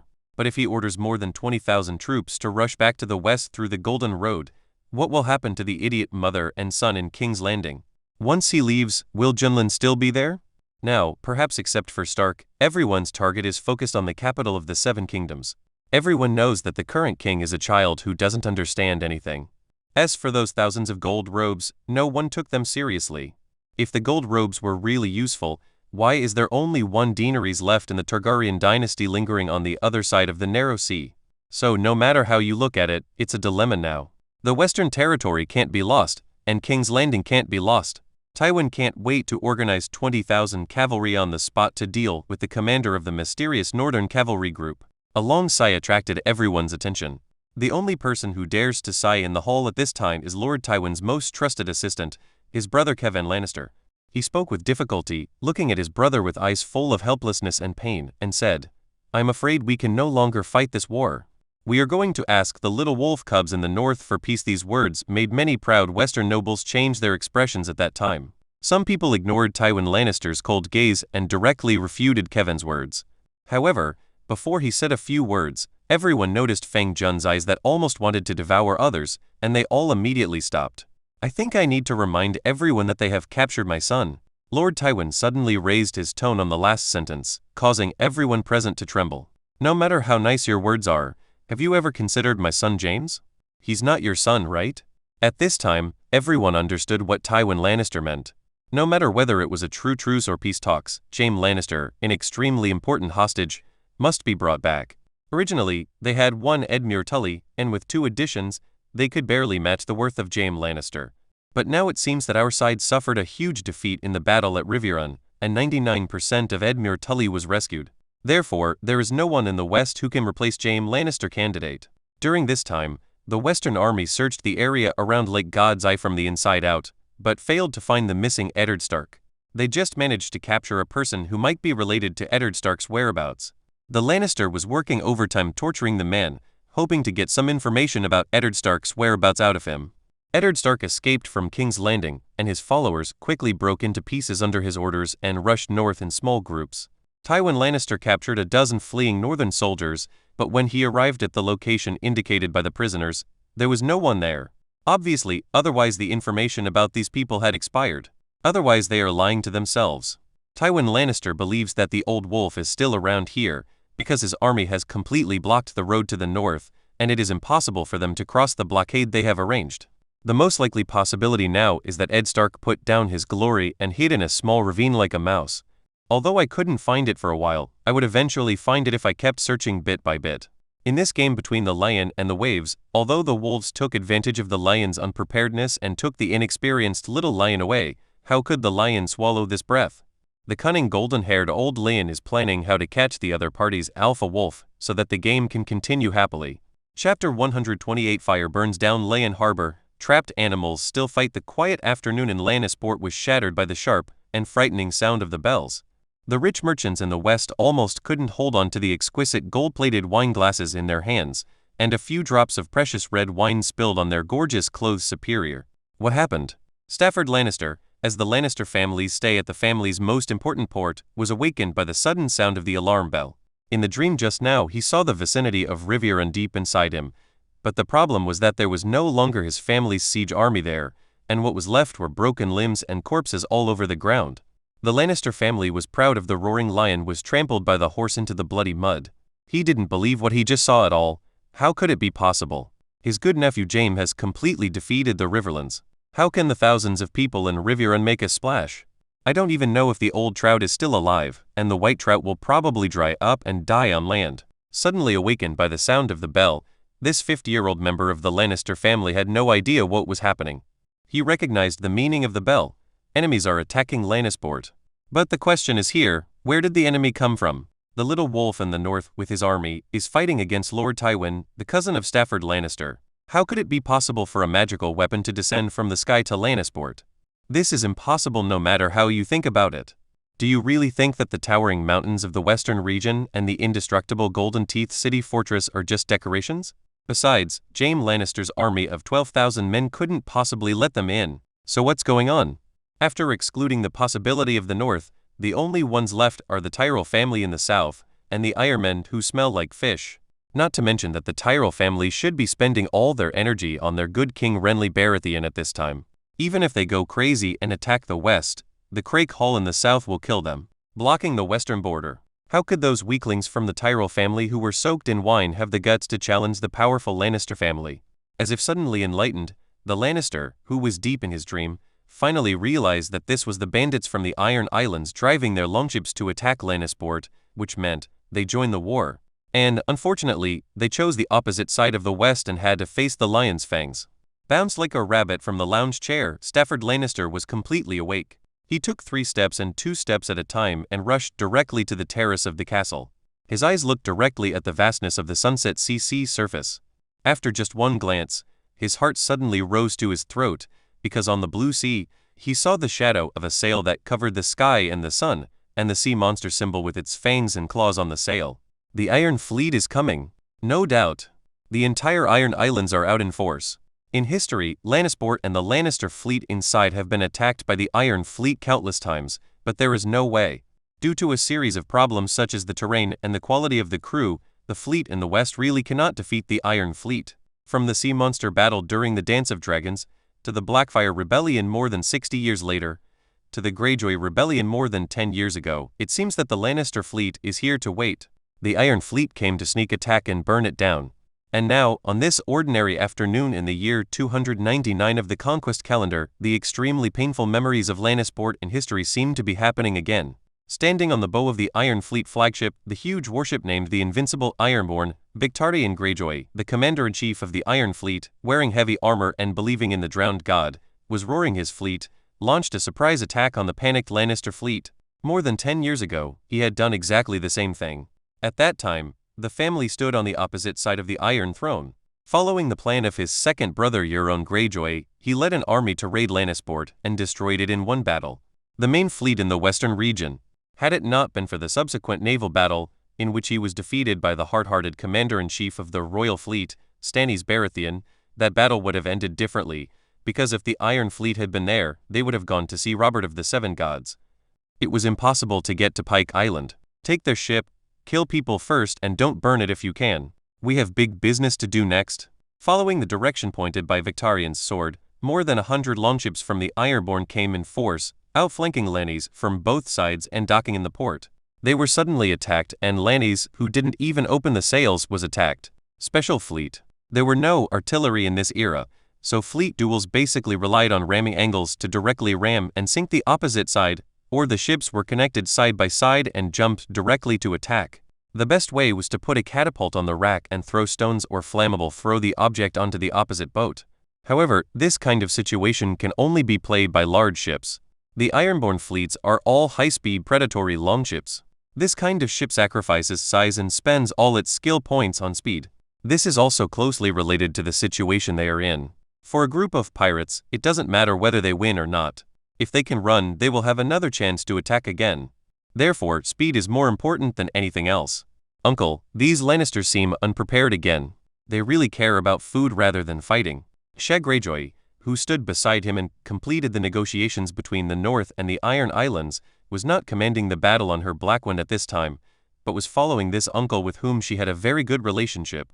Directly assist in commanding the entire Iron Fleet. While Theon Greyjoy's return is far away, she remains Balon Greyjoy's heir. Chess sneer made Victarion turn his head and glance at his niece. The battle at the front had already begun, but there was not even a trace of fluctuation in the eyes of the commander-in-chief of the Iron Fleet. He asked calmly, "Shat, tell me, do you believe that the boy from White Harbor you met is named Clay Manderly?" "Yes, that's the name." Shat nodded. He didn't understand what his uncle was talking about, that annoying young boy. "Tell me, he used 5,000 men to challenge Jaime Lannister's more than 10,000 people. What are the chances of winning?" Regarding this question, Shag Greyjoy frowned and thought about it for a while and found that she could not get any answer at all. Logically speaking, the Kingslayer is someone who has commanded armies for many years. He defeated 20,000 people in the Riverlands along the way. He should be more powerful than a kid like Clay Manderly, right? But Ashaz's intuition told him that Clay Manderly was a very evil person and he couldn't be judged by common sense. After thinking for a long time, there was not enough evidence for her to draw a conclusion. She simply gave up thinking, shrugged her shoulders, and said a typical Ironborn statement. "Whatever, let's make 2 preparations anyway. Seize Lannisport and destroy the Lannister fleet. Even if Clay Manderly is defeated by the Kingslayer, it doesn't matter. Without ships, the West can defeat us. What to do? If that kid really hides his secrets and takes care of the regicide and is more than 10,000 men, that would be even better. We can directly join forces with them to take down these extremely wealthy people in the Western region. Guys, grab it all. There is gold everywhere in the Western region, we just pay the iron price." After hearing the last words, Victarion's tense face slowly cracked, revealing a not too obvious smile. This is the daughter of the sea monster. On the Iron Islands, they are not like mainland nobles. The naval combat capabilities of the Iron Fleet were at the pinnacle level of the Seven Kingdoms. Facing the unprepared Lannister fleet, in less than an hour, all the Lannister warships were either completely destroyed by fire or became part of the Iron Fleet's spoils of war. Shipbuilding is not something that happens overnight. As for the huge keel that supports the entire warship, it cannot be done by just cutting down a tree. It must be processed for a long time before it can be used. Under the leadership of Victarion, an experienced old captain, the Ironborn did a great job. After they annihilated the Lannister fleet, they directly attacked the panicked shipyard. A fire completely burned down several large warehouses used by Lannister to store shipbuilding materials. Now, even if Lannister regained Lannisport, he could only stare at the Sunset Sea in a daze. If you don't have a boat, you really have no choice. You can't use a fisherman's sampan, right? Victarion did such a desperate thing to completely destroy the shipbuilding potential of the Western Territory and prepare for the next step to capture the entire Fairy Island. Without ships, the connection between Fairy Island and the entire Western Territory will be cut off by the Iron Fleet at any time. By then, Victarion will starve to death on Fairy Island, which is not rich in products and cannot be self-sufficient in food. This is a conspiracy. Even if Duke Tywin is extremely resourceful, he cannot build a ship out of thin air. Looking at the entire Westeros, the Manderly family of White Harbor is temporarily with him. The fleets of the two families together, they are enough to completely crush any remaining company. The Lannister fleet has just been wiped out by its own fleet, and the only ones left that can put on the table are the fleets of one or two families in the Reach, and those who have already put the crown on their heads and control the entire Stannis Baratheon of the royal fleet. However, no matter how they think about it, these two guys will not get involved in the war between the Iron Islands and the West. The soft-hearted fleet in the River Bend does not dare to provoke the Iron Fleet alone, and Stannis, let alone maybe he burned the whole of Westeros to beat himself. Is it really Robert who is sitting in that iron chair that hurts his ass? Therefore, Victarion's order to the Ironmen who landed was to kill casually, kill with confidence, kill boldly, and everything they grab belongs to everyone. The entire force of the Western Territory was dragged to the battlefield between the rivers by the two armies of the Northern Territory and could not move. For the Iron Fleet that had already gained control of the sea, the coast of the Western Territory was like the female branch of King's Landing. They could come and leave whenever they wanted. Just leave. Soon, a fire swept through the entire Lannisport. The once prosperous Pearl of the West has now become a hell on earth. The Ironborn have no discipline at all, and they are not afraid of any retribution. The god everyone believes in, they are all different, so why talk about retribution? Victarion did not order his precious crew to go head-to-head with the Lannister Port Garrison Castle, which had closed its doors and defended it as if facing a formidable enemy. It's important to grab things, but who has the time to attack your high-walled fortress? As a result, teams of ravens were sent to Harrenhal by Stafford Lannister, who was in constant panic. The fire in the backyard of the Western Territory must be known to the head of the family, Lord Tywin, as soon as possible. Otherwise, if these Ironborn were allowed to kill in the West, even if Tywin Lannister defeated all the enemies, the West would be completely ruined. For Clay, who is in Riverrun and is in a comfortable position that no one dares to mess with, he still doesn't know that the Iron Fleet has done a big deal in Lannisport. For him, the Ironborn cannot fight against Lannisport. The meaning of the Port of Nice to him was not decisive. For him now, it is only right to deal with the more than 2,000 fleeing Lannister troops as soon as possible. The 4 Witcher guards have returned to Riverrun. According to them, these 2,000 people will run out of food no matter what, because the 4 of them have already overwhelmed the Lannister logistics force.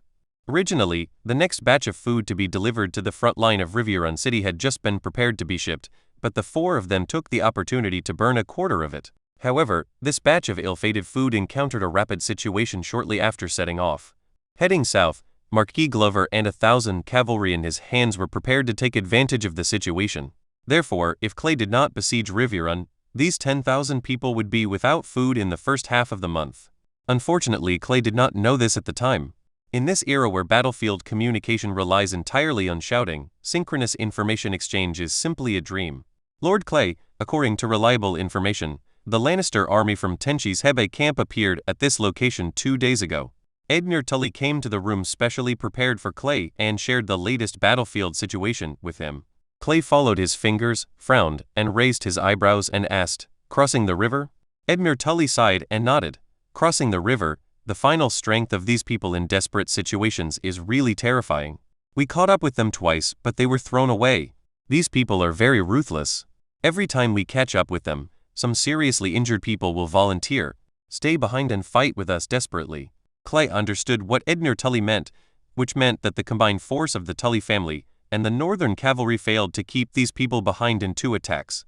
After a moment of silence, Clay relaxed his folded fingers and said softly, "It seems that there are also warriors in the Lannister army, and they are worthy opponents." He originally wanted to say that you didn't lose unjustly, but then he thought about it and let it go. Everyone knew that the combat effectiveness of the Tully family's army was worrying, but it was another matter to say so openly. After Clay entered Riverrun, he originally ordered the Northern Cavalry to send out a group of 2,000 troops and quickly maneuver to the banks of the Tenchi River to completely eliminate the last defeated troops. But Edmure Tully volunteered to stand up and said that he would bring enough troops from the Riverlands to kill these 2,000 people in one fell swoop and win back the honor of the Tully family. Clay had no intention of agreeing at all, but later, Lord Hoster Tully called him into the study to talk for a long time and asked him to consider the entire Tully family, so he gave in. The old man said so. What can Clay do? He had no choice but to agree, but to be on the safe side, he sent 200 cavalry to join the team. Now it seems that Edmure Tully, who ran back to Riverrun in a hurry, is a little confused about the 2,000 outlaws. Gentlemen, the old man at home is in the hospital. I have been with him every day for the past few days. I am exhausted. I will watch 4K every day for now. When this period of time is over, I will resume the updates above 6K. Chapter 129. Shrinking Pocket. Standing in front of the sand table, Clay discovered that what he had experienced since going south was that he was either surrounding others or on the way to surround others. In the Twins, he cooperated internally and externally. In the Virgin Valley, he besieged and annihilated 2,000 Jaime Lannister men. In Riverrun, through perfect cooperation with the Red Fork, he still formed a huge encirclement. It can be said that the strategy of surrounding 3 and missing 1 does not work for him at all, because his purpose is not to defeat the opponent, but to completely prevent any opponent from running away. That is to say, there is no such thing as dumplings in the traditional diet of Westeros. Otherwise, Clay would not have to put in so much effort and just open a dumpling restaurant. With his talent, he would definitely be able to achieve the freedom of the Golden Dragon. What was before him now was actually another huge opportunity to make dumplings. But this time the dumpling fillings were made by the main force of 20,000 Tywin troops stationed at Harrenhal. Duke Tywin is experienced in using troops and will not advance rashly like his unlucky son. Therefore, recreating the battles of Riverrun and Maiden Valley is too difficult, and you will encounter Tywin's counterattack if you are not careful. Moreover, Lord Tywin's food route is, to a certain extent, safer than when Jaime Lannister besieged Riverrun. It makes little sense for Clay to force him by depriving him of food. The reason why Jaime Lannister allows Clay to arrange 4 personal guards will cause serious trouble for his logistics is because his logistics line is not on his own territory at all. In other words, there is no mass base. The villages and people in the Riverlands can act as informants for those who attack the logistics line and can also provide them with a hiding place. The Lannister didn't have the heart to send all these peasants to the guillotine, so this kind of thing would happen. However, Duke Tywin, who is fighting at home, does not have this problem. Although he has set up his military camp in Harrenhal, the southern gate of the Riverlands, the problem is that his logistics lines are all in the territory of the royal nobles. The nobles in this area of the king's territory are a bit of a loser. They are loyal ministers to whoever puts their butts on the Iron Throne. Most of them rarely care whether the person on the throne is the right person or not. True king. Now, the position under the Dal King Joe is quite secure and no one can rush into the Red Keep to overthrow him for the time being. Therefore, the royal nobles are loyal to the Lannister with the stag crown and are also loyal to him. Lord Tywin, the king's grandfather. Therefore, in this case, if Clay's cavalry group directly inserts itself behind Tywin's butt, it may cut off Tywin's logistics in a short time, but it will not solve the fundamental problem because he can't find it nearby. Go to a suitable base. In response to this situation, Clay must modify his war goal, replacing the annihilation of 20,000 people with a more reasonable one to force Tywin back. To be more specific, he must turn the annihilation war into a root war.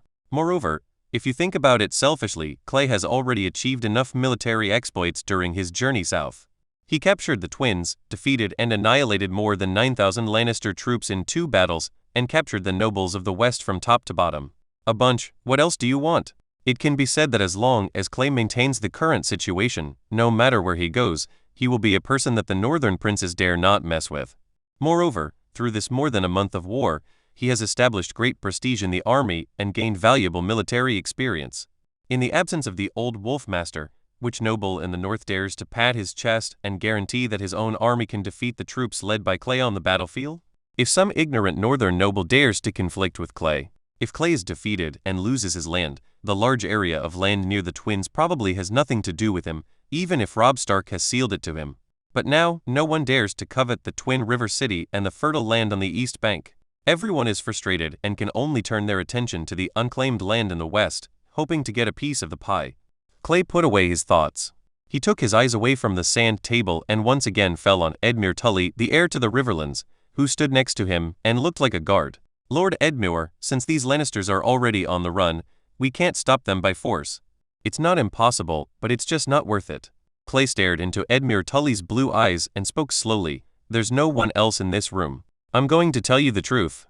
Don't think I'm being harsh. He paused, with a very serious expression on his face. When you asked for a battle before, I originally wanted to refuse you. In my original plan, my cavalry blocked the ferry on the south bank of the Tengshi River, preventing these Lannisters from returning south. Before the war started, I had sent people to cut off their food. More than 2,000 people were starving to death in the wilderness. But your father, Duke Horst, found me and asked me to give you this opportunity. Restore House Tully's honor on the battlefield. Because the North is an ally with you in the Riverlands, I agreed to his request. However, when you came back from your troops today, you brought me such news. Lord Edmure, what do you want me to think? Seeing the unkind look on the face of the Northern Army leader who had killed nearly 10,000 people on the battlefield, Edmure Tully blushed, but he could only move his mouth a few times and couldn't say anything at all. Even if he was beaten to death, it would be impossible for him to admit that his army commanding ability was really poor, but no matter how proud he was, he still had something to say. It could be said that since the war with Lannister began, he had never won a victory with his army. Now, with superior forces encircling and suppressing a defeated army that has lost its logistics, it still can't be defeated.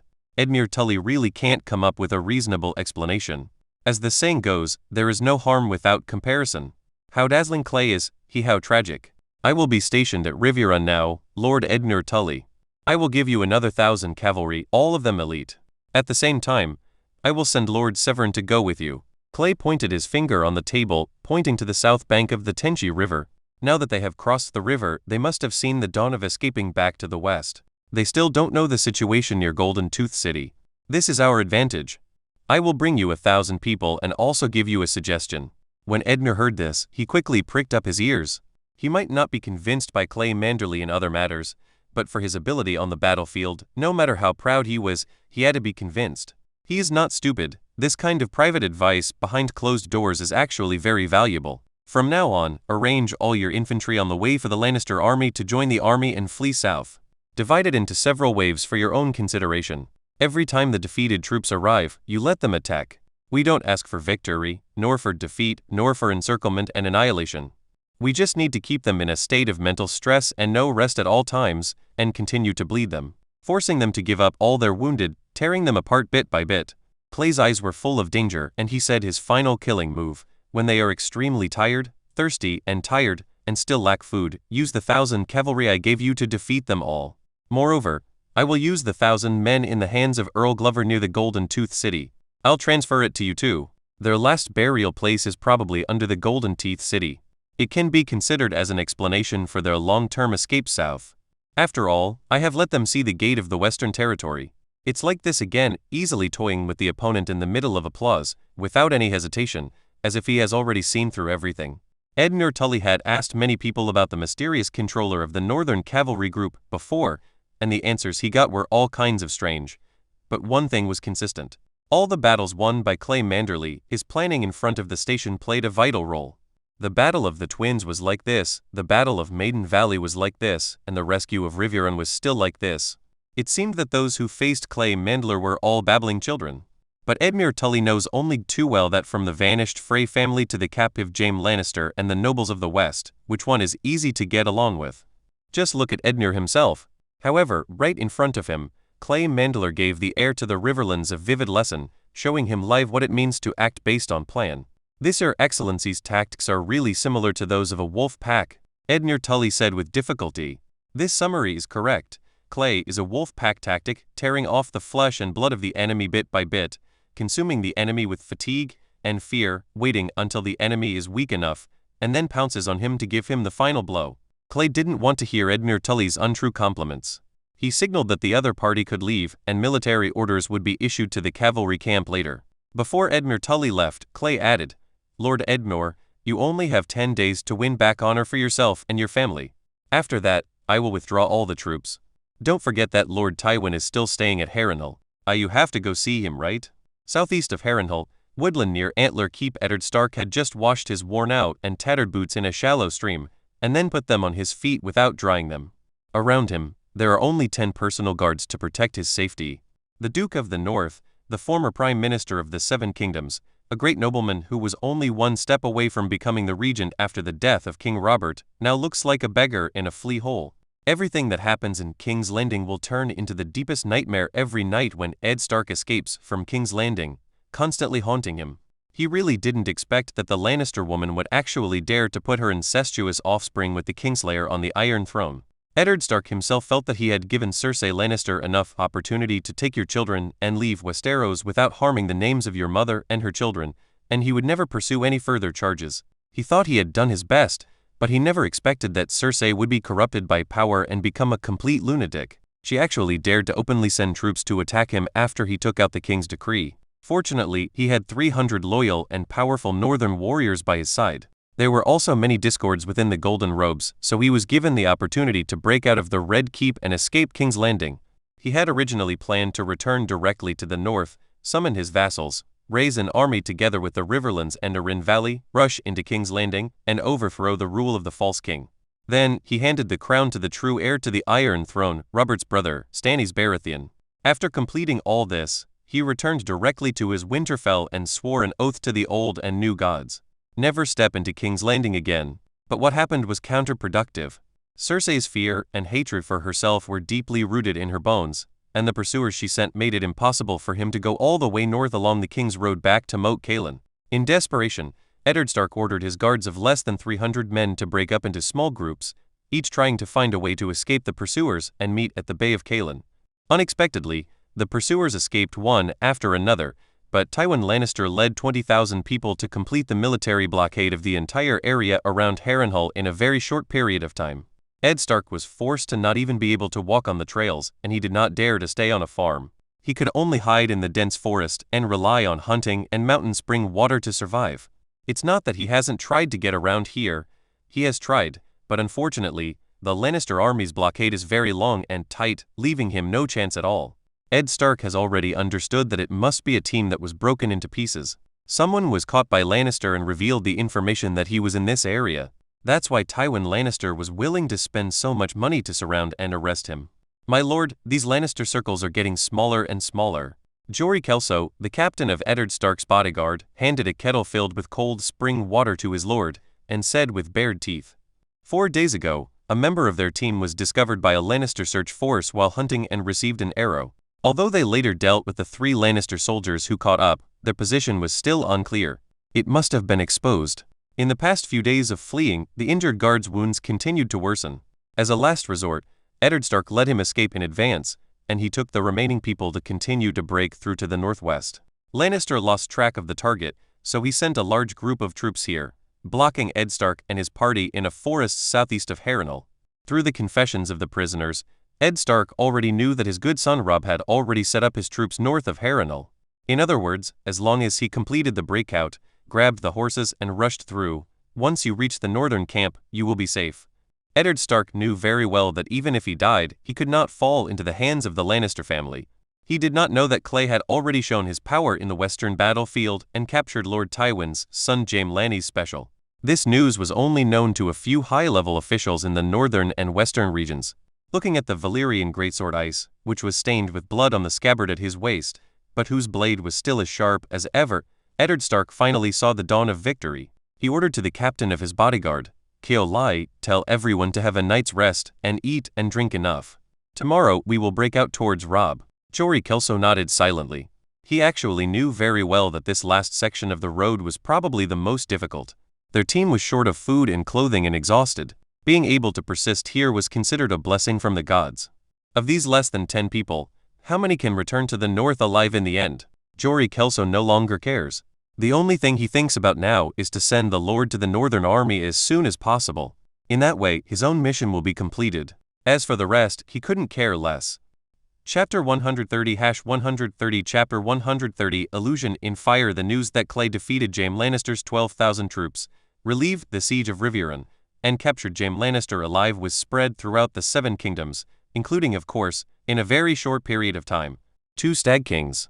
Although these two brothers who are kings at the same time have not yet turned swords on each other, they both hate the shining golden crown on each other's head. After Stannis Baratheon became king of Dragonstone, he originally wanted to raise an army to directly attack Storm's End, the home fortress of the Baratheon family, but he was dissuaded by Melisandre, the Red Witch from Essos. The red-robed woman who had always supported him suddenly changed her temperament a month ago. She had no time to release her temptation to seduce Stannis.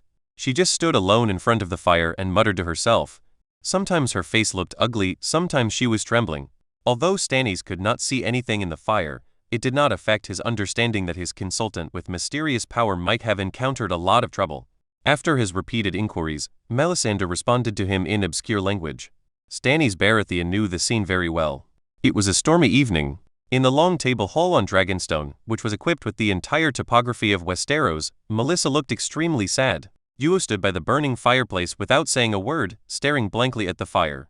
Melisandre, tell your king, what did you see in the fire? Stannis remembered that this was the first question he asked at that time, but after waiting for a long time, the woman in red robes who was once quite talkative did not pay attention to his meaning at all, which often happened during this period. He must have drunk a lot of wine at that time.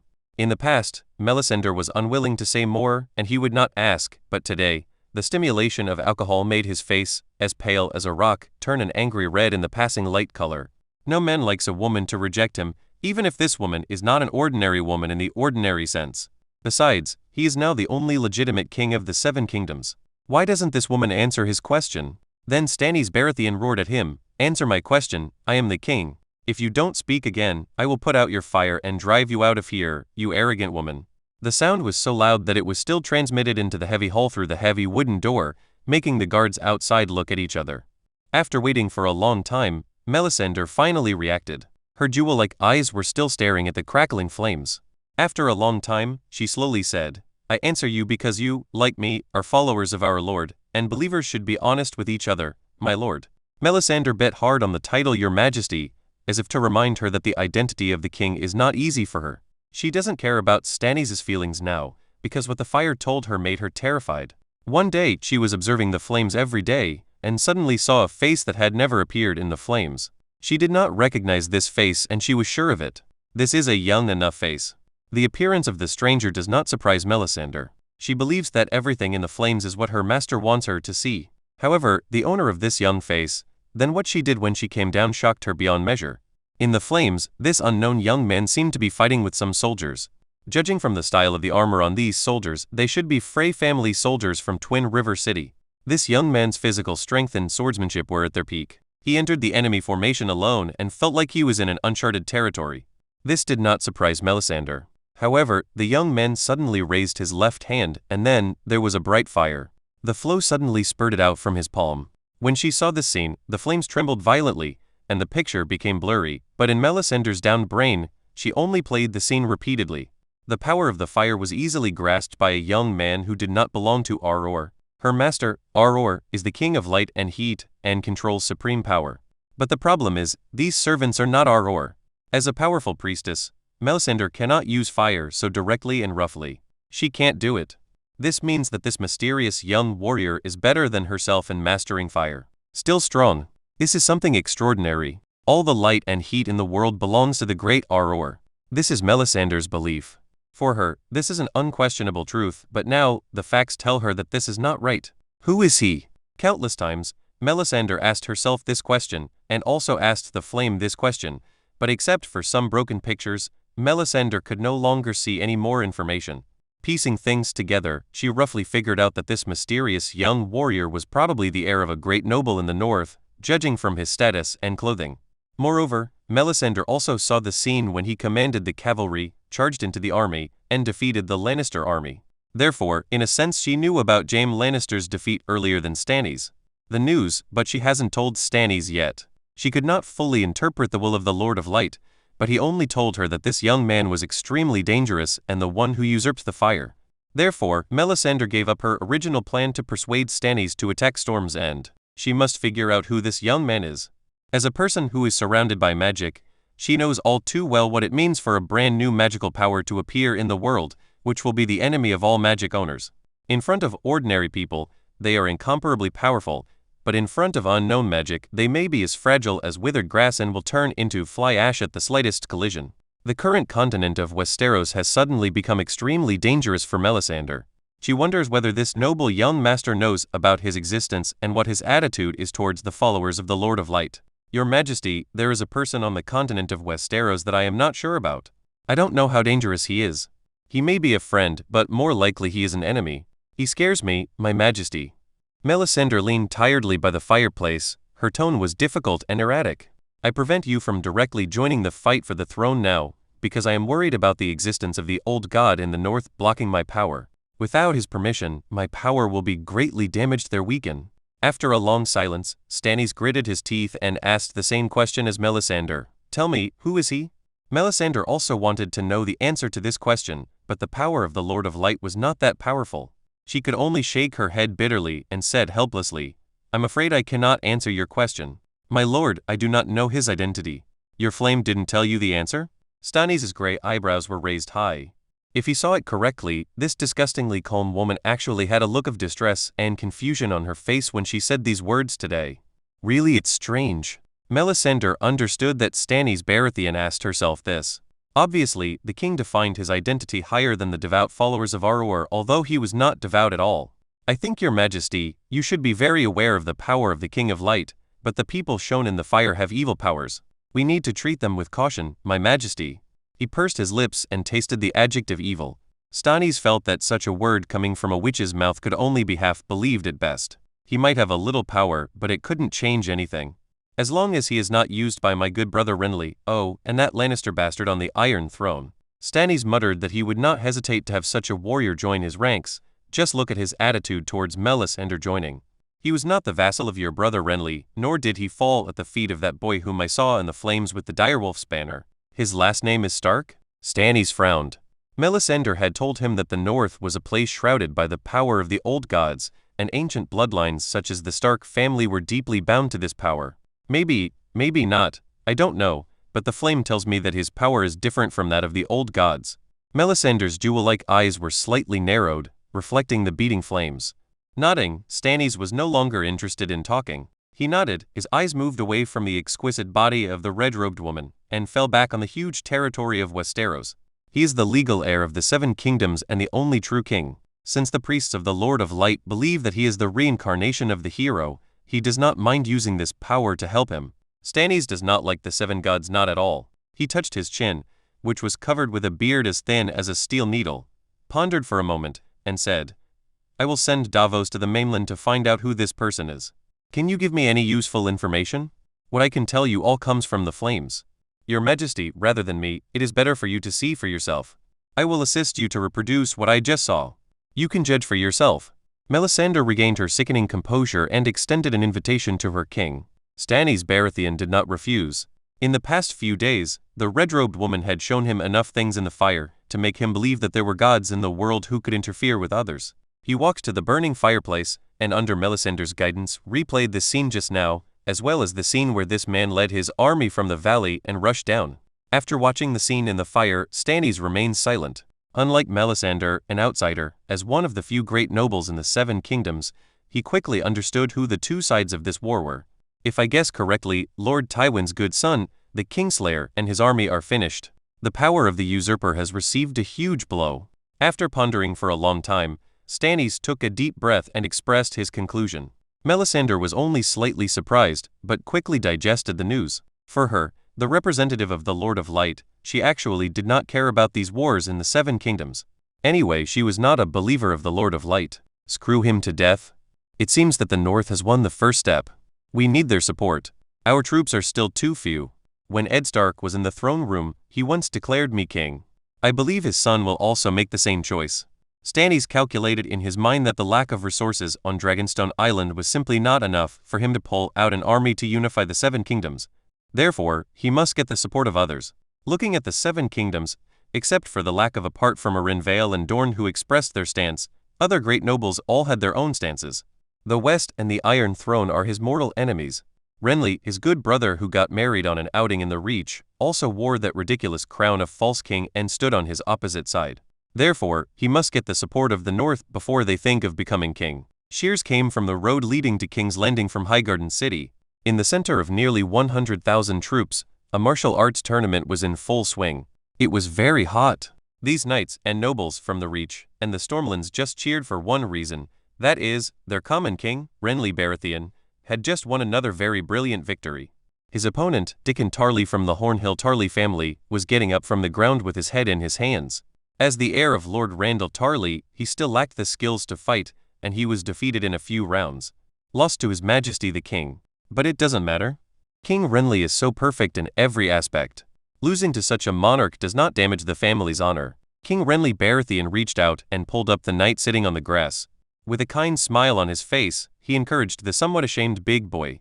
That's a good fight. The reflex thrust just now was very good, but you still need to work hard and learn more from your father, Lord Randall, Dickon from the Tully family.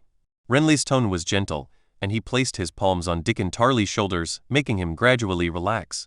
His actions also made the nobles and knights around him nod. Soon, the cry of King Renly spread throughout the entire competition venue, and the soldiers around him were already used to it, because this kind of thing has almost never happened since Renly Baratheon became king in Highgarden City. It happens every day. Taking off his helmet, Renly Baratheon walked towards his rainbow guard. The competition was over and he received cheers. Next, he wanted to see what trouble his status as king would bring him. Holding a clean peach in his hand, King Renly asked while eating, "Tell me, what interesting things are there in the north?" Several guards looked at each other and told him the news that the vassal should have told him. Your Majesty the King, in the north, the army of Jaime Lannister, the regicide, was severely defeated by the Northerners. He himself and many of the nobles of the west became prisoners of the Northerners. Also, this news may not be reliable. It seems that the pirates from the Iron Islands sacked Lannisport and set Tywin's land's tail on fire from behind. Looking at His Majesty the King, who suddenly stood up, the Rainbow Guards all kept silent. Everyone could see the constant changes in His Majesty's face at this time. But isn't this news good news for their king? Chapter 131-131 Chapter 131 Clay rises again. Ed is on the run. Although Clay's name is still shrouded in mystery, the Seven Kingdoms only know that a strange army came out of the north, and they killed more than 10,000 Duke Tywin's men in one battle, and even picked up a regicide in vain. The balance of war between the north and the west seems to have suddenly tilted towards the Stark family. At least, many nobles in the Seven Kingdoms think so. Everyone in the Seven Kingdoms doesn't know that Lord Tywin doesn't like the dwarf son nicknamed Little Devil at all. Jaime Lannister is Lord Tywin's favorite baby. Now, Tywin suffered heavy losses in the battle in the north and lost a secret heir.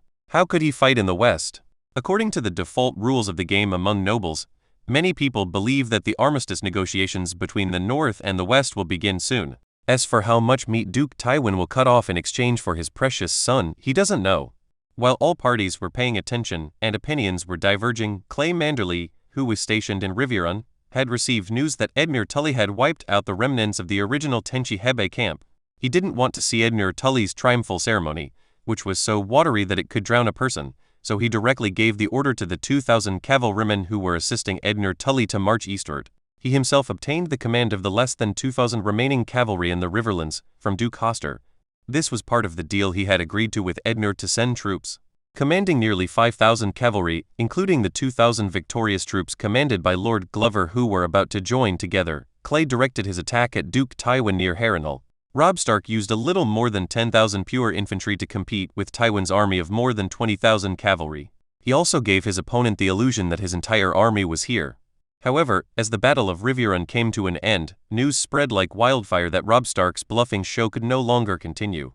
Therefore, Clay's cavalry group must move closer to him as soon as possible. After receiving Robb Stark's letter, Clay carefully analyzed the situation and agreed with his point of view.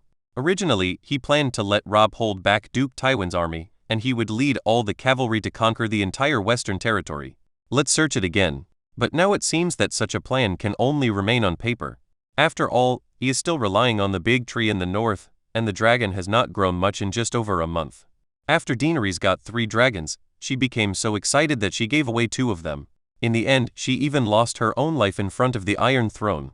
If she had been patient enough, and dragged the 3 dragons until they were half the size of the Black Death, no matter how many conspiracies there are, they are all nonsense in front of the dragon. Clay is just a treasure of Galisos, so he naturally has no capital to waste. Although Qyburn's black technology has not yet appeared, it does not mean that the dragon is invincible here. In fact, it is still far from it. Therefore, now, Clay's focus is still on the nearly 7,000 cavalry in his hands. This is the power that can turn the world upside down. Since the First World War completely wiped out all Lannister forces in the southwestern Riverlands, Clay left the Riverlands infantry to guard Riverrun. He led his own army and maneuvered to Harrenhal within 4 days at an extremely fast speed. The hills to the west. After completing the camp garrison and the arrangement of sentries, Clay led a group of northern nobles, except for Earl Glover and Earl Severn, who stayed at the camp, towards the north, where the northern army was stationed more than half a day's journey away.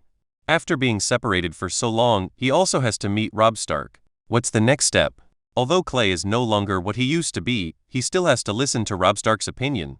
As for other nobles, step aside. Setting off in the morning, before dusk, Clay saw the northern camp, which was leaning against the woods and rivers, with high walls and deep ditches.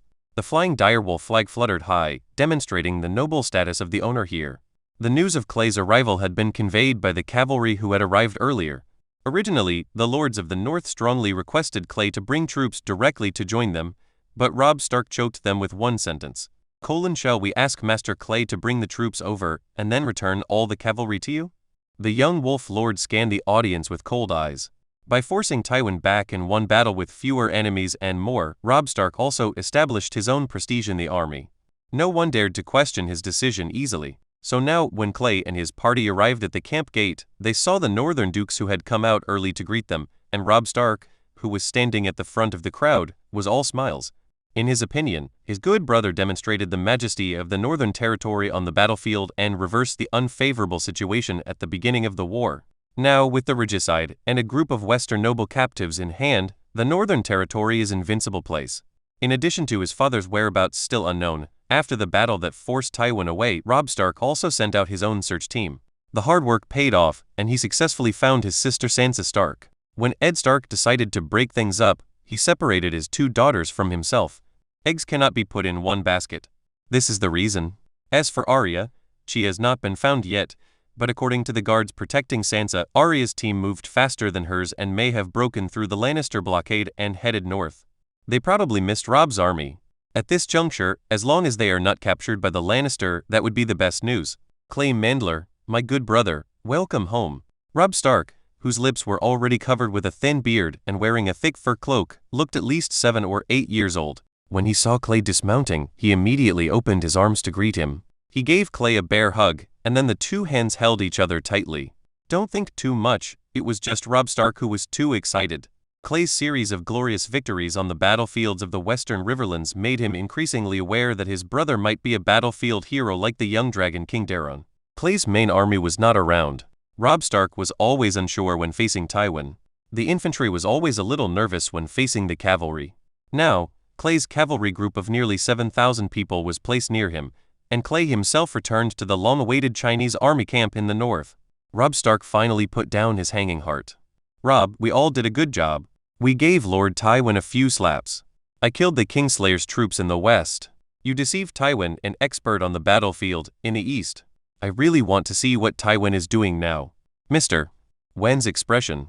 Hey, it is best not to return the Kingslayer to Lord Tywin, or use the sharpest knife to cut something off Sir Jaime Lannister's crotch, and then force Lord Tywin to erect a small what do you think about the devil being the heir. Seeing Robb Stark winking at him, Clay raised his eyebrows, carefully observed the greatly changed air of Winterfell, and said with a tut, I didn't see it. Roberto performed well on the battlefield, and he was also a good hand at making trouble. If your father, Lord Eddard Stark, knew that you still had this talent, wouldn't he teach you a lesson? Speaking of this, Clay frowned and asked, Robb, is there still no news about Lord Eddard? You have pushed Tywin back so far, why didn't you send someone to look for him? Now, Clay's memory about Ed Stark is no longer working well. He can only rely on himself to get all the news. Now that Ed Stark has been missing for so long, there should be news already. But Clay knew what was going on when he saw Robb's face dimming instantly, and the nobles in the north who were listening to the 2 men talking quietly and looking helpless and worried at this time. The words had been said, and Clay didn't hesitate to ask whether it was right at this time. He patted Robb's shoulder and whispered, It's okay. Next, I will take the cavalry to find it myself and double the search area. By the way, I will also force Tywin to send out the cavalry to fight with me. I want to see how many people Lord Tywin dares to send with me. Confrontation. The Northern Territory lost more than 12,000 people in the previous battle with Duke Tywin. Now that Clay has arrived with his army, the total strength of the Northern Territory has returned to 17,000 people, but Tywin has not received any. A little addition. The noble lords of King's Landing, as well as the major families in the King's Territory, all sent troops before, but those who did not plan to send troops in the first place are even less likely to send troops now that Lannister is at a disadvantage. Moreover, 7,000 blood-stained iron cavalry were lying beside the King's Territory. It was a lie that they were not under pressure. After all, Clay's reputation on the battlefield of Riverrun had now reached their ears. Even if Clay leaves Robb Stark and Tywin alone, the probability of directly leading his troops to deal with them is very low, but do they dare to make this bet? Well, it's okay. I believe Father will meet us soon. Robb's tone was low, and the welcome ceremony was over. Clay followed Robb and entered the tent directly under the constant gaze of the northern nobles. Everyone must refer to this for how to fight the next battle. The invincible cavalry commander. Quick, Chase, don't let them run away. A sharp and piercing roar came from the edge of the forest northeast of Harrenhal. Eddard Stark and his remaining guards were still discovered when they tried to cross the last section of the Lannister blockade. They didn't have time to kill all the sentries, so after realizing that he could no longer catch up with the Lannister sentry who had narrowly escaped, Eddard Stark decisively ordered to run north quickly. There is no doubt that he has been exposed, and since he has no horses on his side, being caught up is a certainty. Now, Ed Stark has to compete with him for time. He must be close enough to the north. If he can meet the scouts from the north, he will at least have the possibility of being rescued. If he stays here, there is only one way to die. In fact, he himself knows very well that unless he commits suicide, Tywin will not do anything to him. But the problem is that asking him to abandon his honor and surrender to the Lannister family who killed his good brother is better than cutting down his head still hurts. Lannister's efficiency under Duke Tywin was much higher than that under Jaime. After Eddard Stark and his party ran less than a mile north, there was already a pursuit from the west behind them. The sound of soldiers' hooves. Sir, you go first, you must not be caught by them.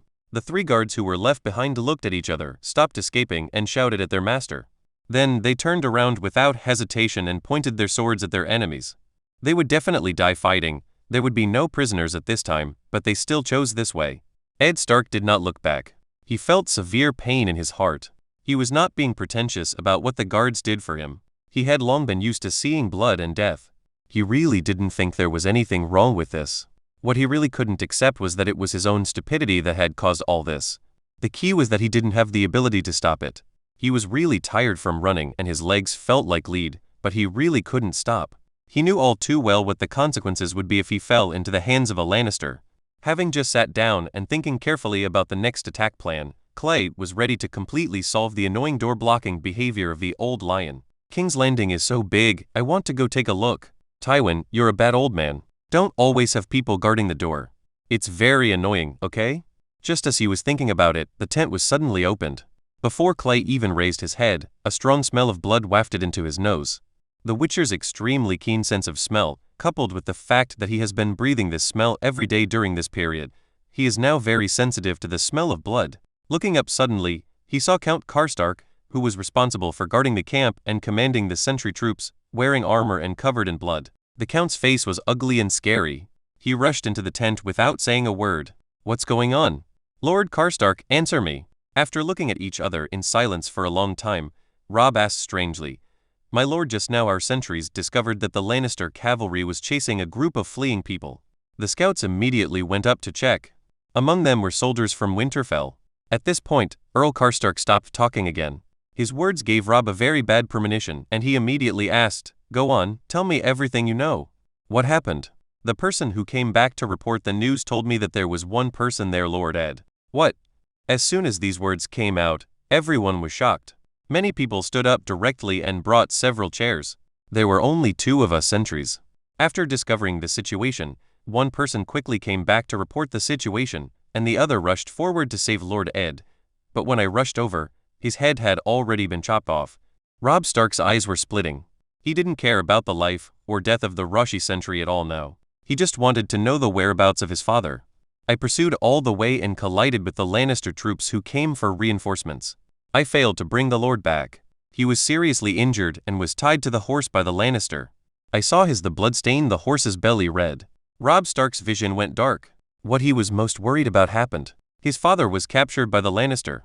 Moreover, he was seriously injured and his life or death was uncertain. Clay heard the sound of falling to the ground. He didn't look back. He knew without looking that it was the sound of Lady Catelyn fainting. Amid all the confusion, Clay had only one idea. Trouble Chapter 132-132 Chapter 132 Fight or talk? That is the question. After waiting for such a long time, I originally thought that by joining forces with Robb Stark, and relying on the regicides and noble prisoners of the West, I could at least force Tywin back and let him leave the Riverlands. Clay has already made a plan for him. As long as he returns to the Western Territory to put out the Ironborn attack in the Western Territory, he will let him go. After getting Ed Stark back, Clay no longer plans to follow the Northern Army to conquer the world. Eddard Stark insisted on Stannis' claim that Clay didn't care and he couldn't control it. He knew Ed Stark's stubborn attitude on this matter, so he had no intention of dissuading him. But this is an absolute fool's errand. There are now 3 kings in the 7 kingdoms and you support the one with the weakest power.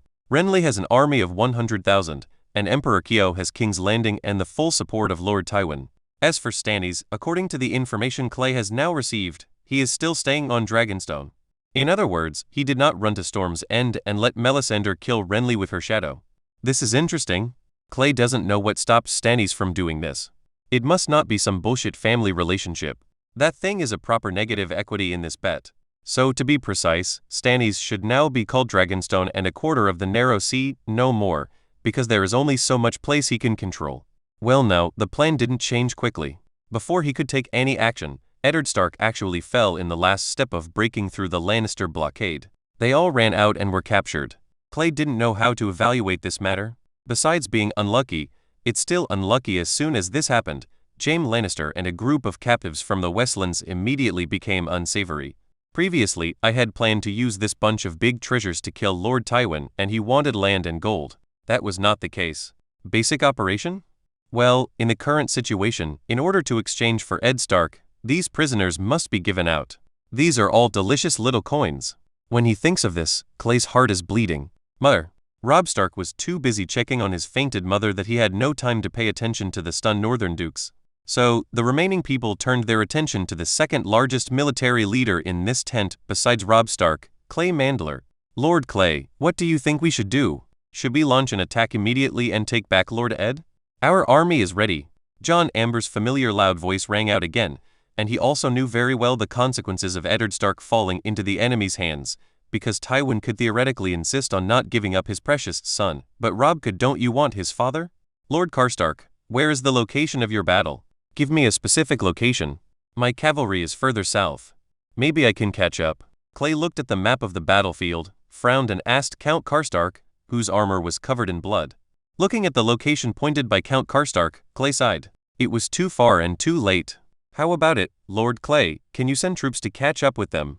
Everyone looked at Clay, but they all had their own plans and thoughts in their eyes. Clay shook his head, knocked on the table lightly, and said helplessly, "It's too late. That position has to be run back to the Lannister camp, but for most of the day, it takes me the same time to run back to the cavalry camp from here. In other words, before I have time to send troops, they have already returned to the camp. What should I do? I can't leave my father alone. I raised an army and went south just to save my father." After ordering someone to take the unconscious Lady Catelyn down, Robb Stark roared at his father's vassals with red eyes. Fortunately, the young man's basic IQ was still there and he did not recklessly ask the entire army to attack directly. First of all, we have to decide whether to talk or fight. These are 2 different operational arrangements. Roose Bolton's soft tone once again attracted everyone's attention. After Clay left, in the meeting here, in addition to Robb Stark who made the final decision, Roose Bolton's opinions also changed becomes more and more important. The Marquis of the Dreadfort, at this point in time, because of Clay's series of glorious victories against the Lannister in the Western Riverlands, Roose Bolton is now unspeakably loyal to Stark. His mind is relatively clear, and the question he raised is also the key to the current situation. His meaning is very clear. If he wants to fight, there is nothing to say. Clay is now returning to the army overnight to prepare for an attack tomorrow morning. If we want to talk, we have to bring the army there just to put pressure. After that, it depends on the 2 sides to negotiate. The bargaining chips in the hands of both sides are about the same, so there is room for negotiation. But Roose Bolton could only ask this question. It was not his father and it was Robb Stark who made the final decision. Can we, using the regicides and noble captives from the west, get my father back? Robb Stark's body was trembling. No matter how mature he looked, after all, he was just a teenager. Faced with the situation where his father was in the hands of the enemy, and his life or death was unclear, he was obviously still unprepared of. My lord, we have something to ask of Tywin, and Tywin also wants something from us. To put it bluntly, without your father in the north, the Stark family still has you to carry on the inheritance. If Tywin loses the regicide, who did Casterly Rock pass to? The little devil? Roose Bolton answered Robb's question, which reassured Robb a little. But for him, he still couldn't accept the situation where his father was captured and he did nothing to save him. Okay, that's it. Let's talk first. If we can't reach an agreement, we will fight. But there is a problem. If my cavalry unit appears near the Lannister Hall, it will lose the surprise of the attack. The Lannister will have prepared. Clay must make this stake clear. It is impossible for his cavalry not to show up tomorrow. Originally, Robb Stark only had 10,000 men in his hands. After the previous battle, he had always adopted a defensive strategy. Now, let him lead 10,000 people to the gate of Duke Tywin's 20,000 army. If Clay were Tywin, he would eat all of your 10,000 people, and why would he bother to talk to you?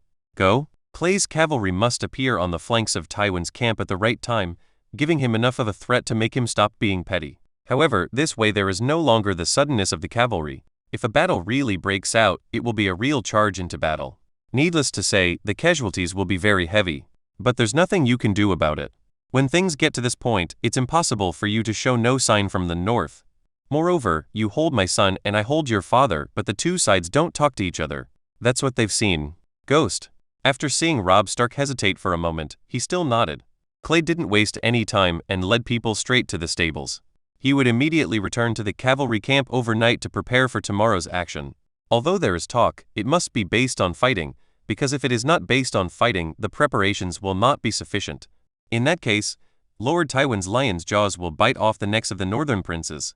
Clay worked hard and led his men on a starry night journey, returning to his cavalry group before dawn. Earl Glover, who had stayed behind, rushed over with a look of surprise on his face. If his calculations were correct, Clay was going to meet Master Robert and immediately returned. Didn't he agree to meet and discuss the next attack plan in detail? Even if something happened, he wouldn't be in such a hurry. Clay spent almost all his time on horseback this day. What happened? Sir, what are you doing? Earl Glover asked. He was sleeping when he was suddenly woken up by the guards and told him that Clay had come back overnight. He didn't know why. Lord Glover, please go down and prepare. Tomorrow morning, the whole army will be prepared. Early tomorrow morning, we will march to the Lannister camp. What? Is this going to start a war? Master Clay went back to discuss the next plan, but it won't be so soon, right? Can you make it clear at this time? Seeing the confusion on his face, Clay understood what he was thinking and could only explain in a low voice. Lord Eddard Stark has fallen into the hands of the Lannister. We must prepare for war. War is for better negotiations. My lord, do you understand? In the western camp, Tywin Lannister felt that he really needed to go to the cathedral in King's Landing to pray sincerely. Otherwise, it is not enough to explain this incredible luck. He was in the middle of an attack by two armies in the north, and his son and a lot of vassals were all prisoners of others. The news that Lannisport was burned by the Ironborn also reached here. It can be said that the West is only one step away from surrendering in an undignified manner. However, as Tywin Lannister saw the face of the unconscious prisoner, he realized that the unfavorable situation between himself and the West had now turned around. Ed Stark's life must be saved. At least until we negotiate the terms with his wolf cubs and hand him over to the Northerners, he must not die. Duke Tywin gave his half-bucket of water army doctor a death order. Whether Eddard Stark died or not had nothing to do with them, but he must not die in the military camp in the West. If during the negotiation, he brought the body of Ed Stark, then the people of the North would truly fight to the death with him. From the current stage, the Western Territory urgently needs to stop the war and lick its wounds to regain its strength. First, his son was attacked by a northern boy named Clay Mandler in a surprise attack on the battlefield of Riverrun. He lost more than 10,000 elite troops and became the enemy's prisoner. After that, the brothers Stannis and Renly each put on a heavy crown. It can be said that no one in the Seven Kingdoms except the Iron Throne and the Westerland recognized Joffrey's throne of legality. In this unfavorable situation, how could the experienced Tywin think of fighting these direwolves in the north? In fact, in Duke Tywin's heart, the North is the party that should least be his enemy, because as long as other interfering factors are eliminated and broken apart, there is no irreconcilable conflict between the North and the West. As long as Eddard Stark gives up his stubborn support for Stannis Baratheon's claim to the throne, the West and the North can immediately put down their swords and make peace. There is no crown on any Stark's head in the north. The mountains are high and the Emperor is far away, so they don't care about things in the south. Moreover, after the pirates of the Iron Islands chose to plunder Lannisport, they had no worries.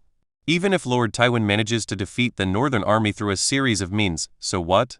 The Northerners retreated to the north of the Neck and closed the gate to Moat Cailin. The Lannister army could only look at the city and sigh. The Andals had done something that had not been done for thousands of years, and Tywin Lannister was not so arrogant that he thought he could attack Moat Cailin head-on. As long as the North is not king, they can advance, retreat or defend. As long as Eddard Stark returns and stops causing trouble for Joffrey, and the spiked iron chair under his butt, Lord Tywin decides not to care them.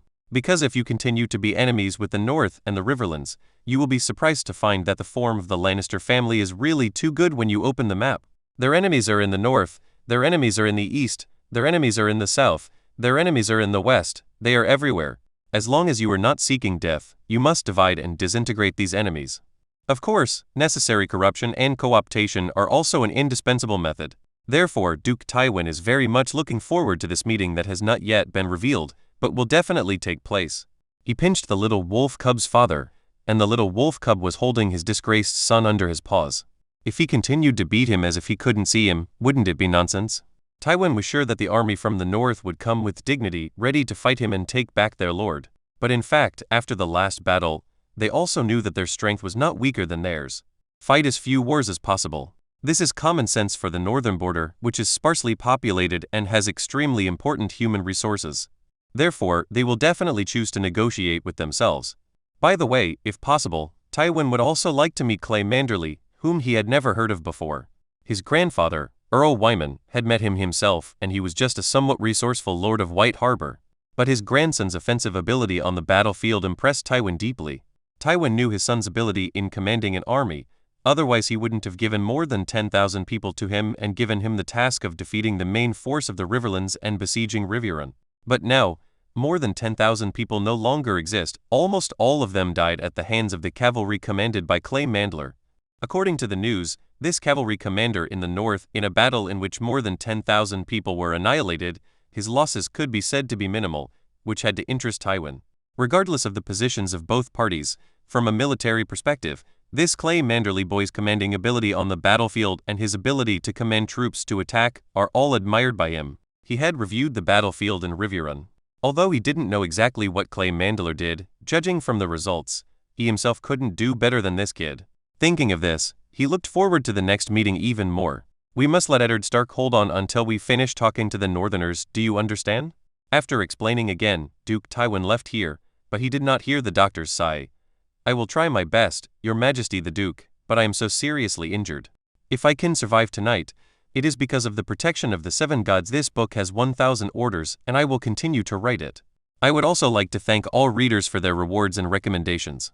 This is the motivation for me to continue moving forward. Thank you all for my little white whale. Chapter 133-133 Chapter 133 Negotiation is not about what you want to talk about. You can talk about it if you want to talk about it. The extent of Ed Stark's injuries was actually unknown in the north, because from the beginning to the end, they had not been able to contact their lord, and recently they had only glanced at him from a distance. Based on the statements of several soldiers who witnessed it, it is certain that Eddard Stark himself must have been in a coma and seriously injured when he was taken away by Lannister. The visual evidence is the side of the horse. The body was covered in blood. Therefore, this time the entire army in the north is pressing towards the Lannister. In addition to rescuing their lord through negotiations, they are also prepared that the lord has died in the Lannister camp. If it really comes to that point, the land in front of Harrenhal will definitely be stained red with the blood of both sides. Eddard Stark died at the hands of the Westlanders. Why not avenge this hatred? Even if Tywin doesn't want to fight, it's impossible. A victory must be decided in one battle before the next step can happen. Early the next morning, nearly 7,000 cavalry under Clay's command, carrying their own flags, rumbled toward the Lannister army camp in the east. They no longer hide themselves, and they definitely can't hide themselves at this point anyway. So they might as well open up their posture and show the old Leyen what the mighty army that defeated Jaime Lannister looks like. Under Clay's order, the entire army set up an offensive formation. On the plains of the Riverlands where Harrenhal is located, this open terrain is the most suitable battlefield for cavalry to gallop. Clay gathered more than 1,200 heavy cavalry from the entire army, lined up at the front and sent out 4 offensive echelons. This was a wall charge offensive formation. If nothing can be done, as long as Clay or the remaining commander gives an order, these heavy cavalry, which will increase their horse speed to the extreme and roar like city walls, will completely crush their opponents. Master Clay, do we still need to send people to copy their retreat this time? The old lion's tail is very weak now. If our cavalry attacks, we will definitely cut off their food route. In the center of the team, Earl Glover rode close to the commander who was issuing marching orders and asked such a sentence. It was obvious that he had tasted the sweetness. In the last battle of Riverrun, he, 1,000 men who did not participate in the main battlefield, played a miraculous role in the final battle. He cut off food, harvested the defeated troops, and fell in front of the cavalry commanded by Earl Glover. Lannister soldiers, more than any other noble. In this era, the morale of the army is not high, and it is easy to have huge fluctuations. If they know that their food channels are occupied by the enemy, and they have no food, it is equivalent to directly emptying the morale bar. This is one of the most cost-effective methods from the perspective of war. It is a tried and tested trick to use unexpected troops to cut off food. After all, no commander will use most of the army to protect the food road. Therefore, this time, Earl Glover wanted to repeat his old trick and asked Clay to give him another 1,000 men. He quickly maneuvered directly towards the south side of God's Eye Lake, and then headed east to the King's Road near So's Corner, directly cutting off the connection between Wen Dajan and Junlin. If King's Landing doesn't respond, as long as he is brave enough, he can rush directly to King's Landing for sightseeing. Attacking the city is impossible, horses are not tanks, and there is nothing he can do against King's Landing's walls. But the question is, do those thousands of gold robes in King's Landing dare to come out to chase him? Of course it is impossible. It is estimated that Cersei will order the golden robes to fill up the city wall by then, and they will be the only 2 in the city. Moreover, this gave the 7 kingdoms a different look. The northern army set out from Winterfell and defeated powerful enemies along the way. Unexpectedly, the vanguard army had already appeared at the foot of King's Landing. This is undoubtedly a great stimulus to the 7 kingdoms, and as soon as this happens, the boy on the Iron Throne who can only scream that he is the king may pee his pants in fear, and then immediately send out the so-called King's Order, and called his grandfather, Lord Tywin, and his army back to King's Landing. In that case, the situation in the entire western region will be completely ruined, because they, trapped in the isolated city, will become everyone's target. Clay knew that Earl Glover's suggestion was right. If he considered it from a military point of view, he would have sent Earl Glover out long ago if he didn't need Earl Glover to advise him now.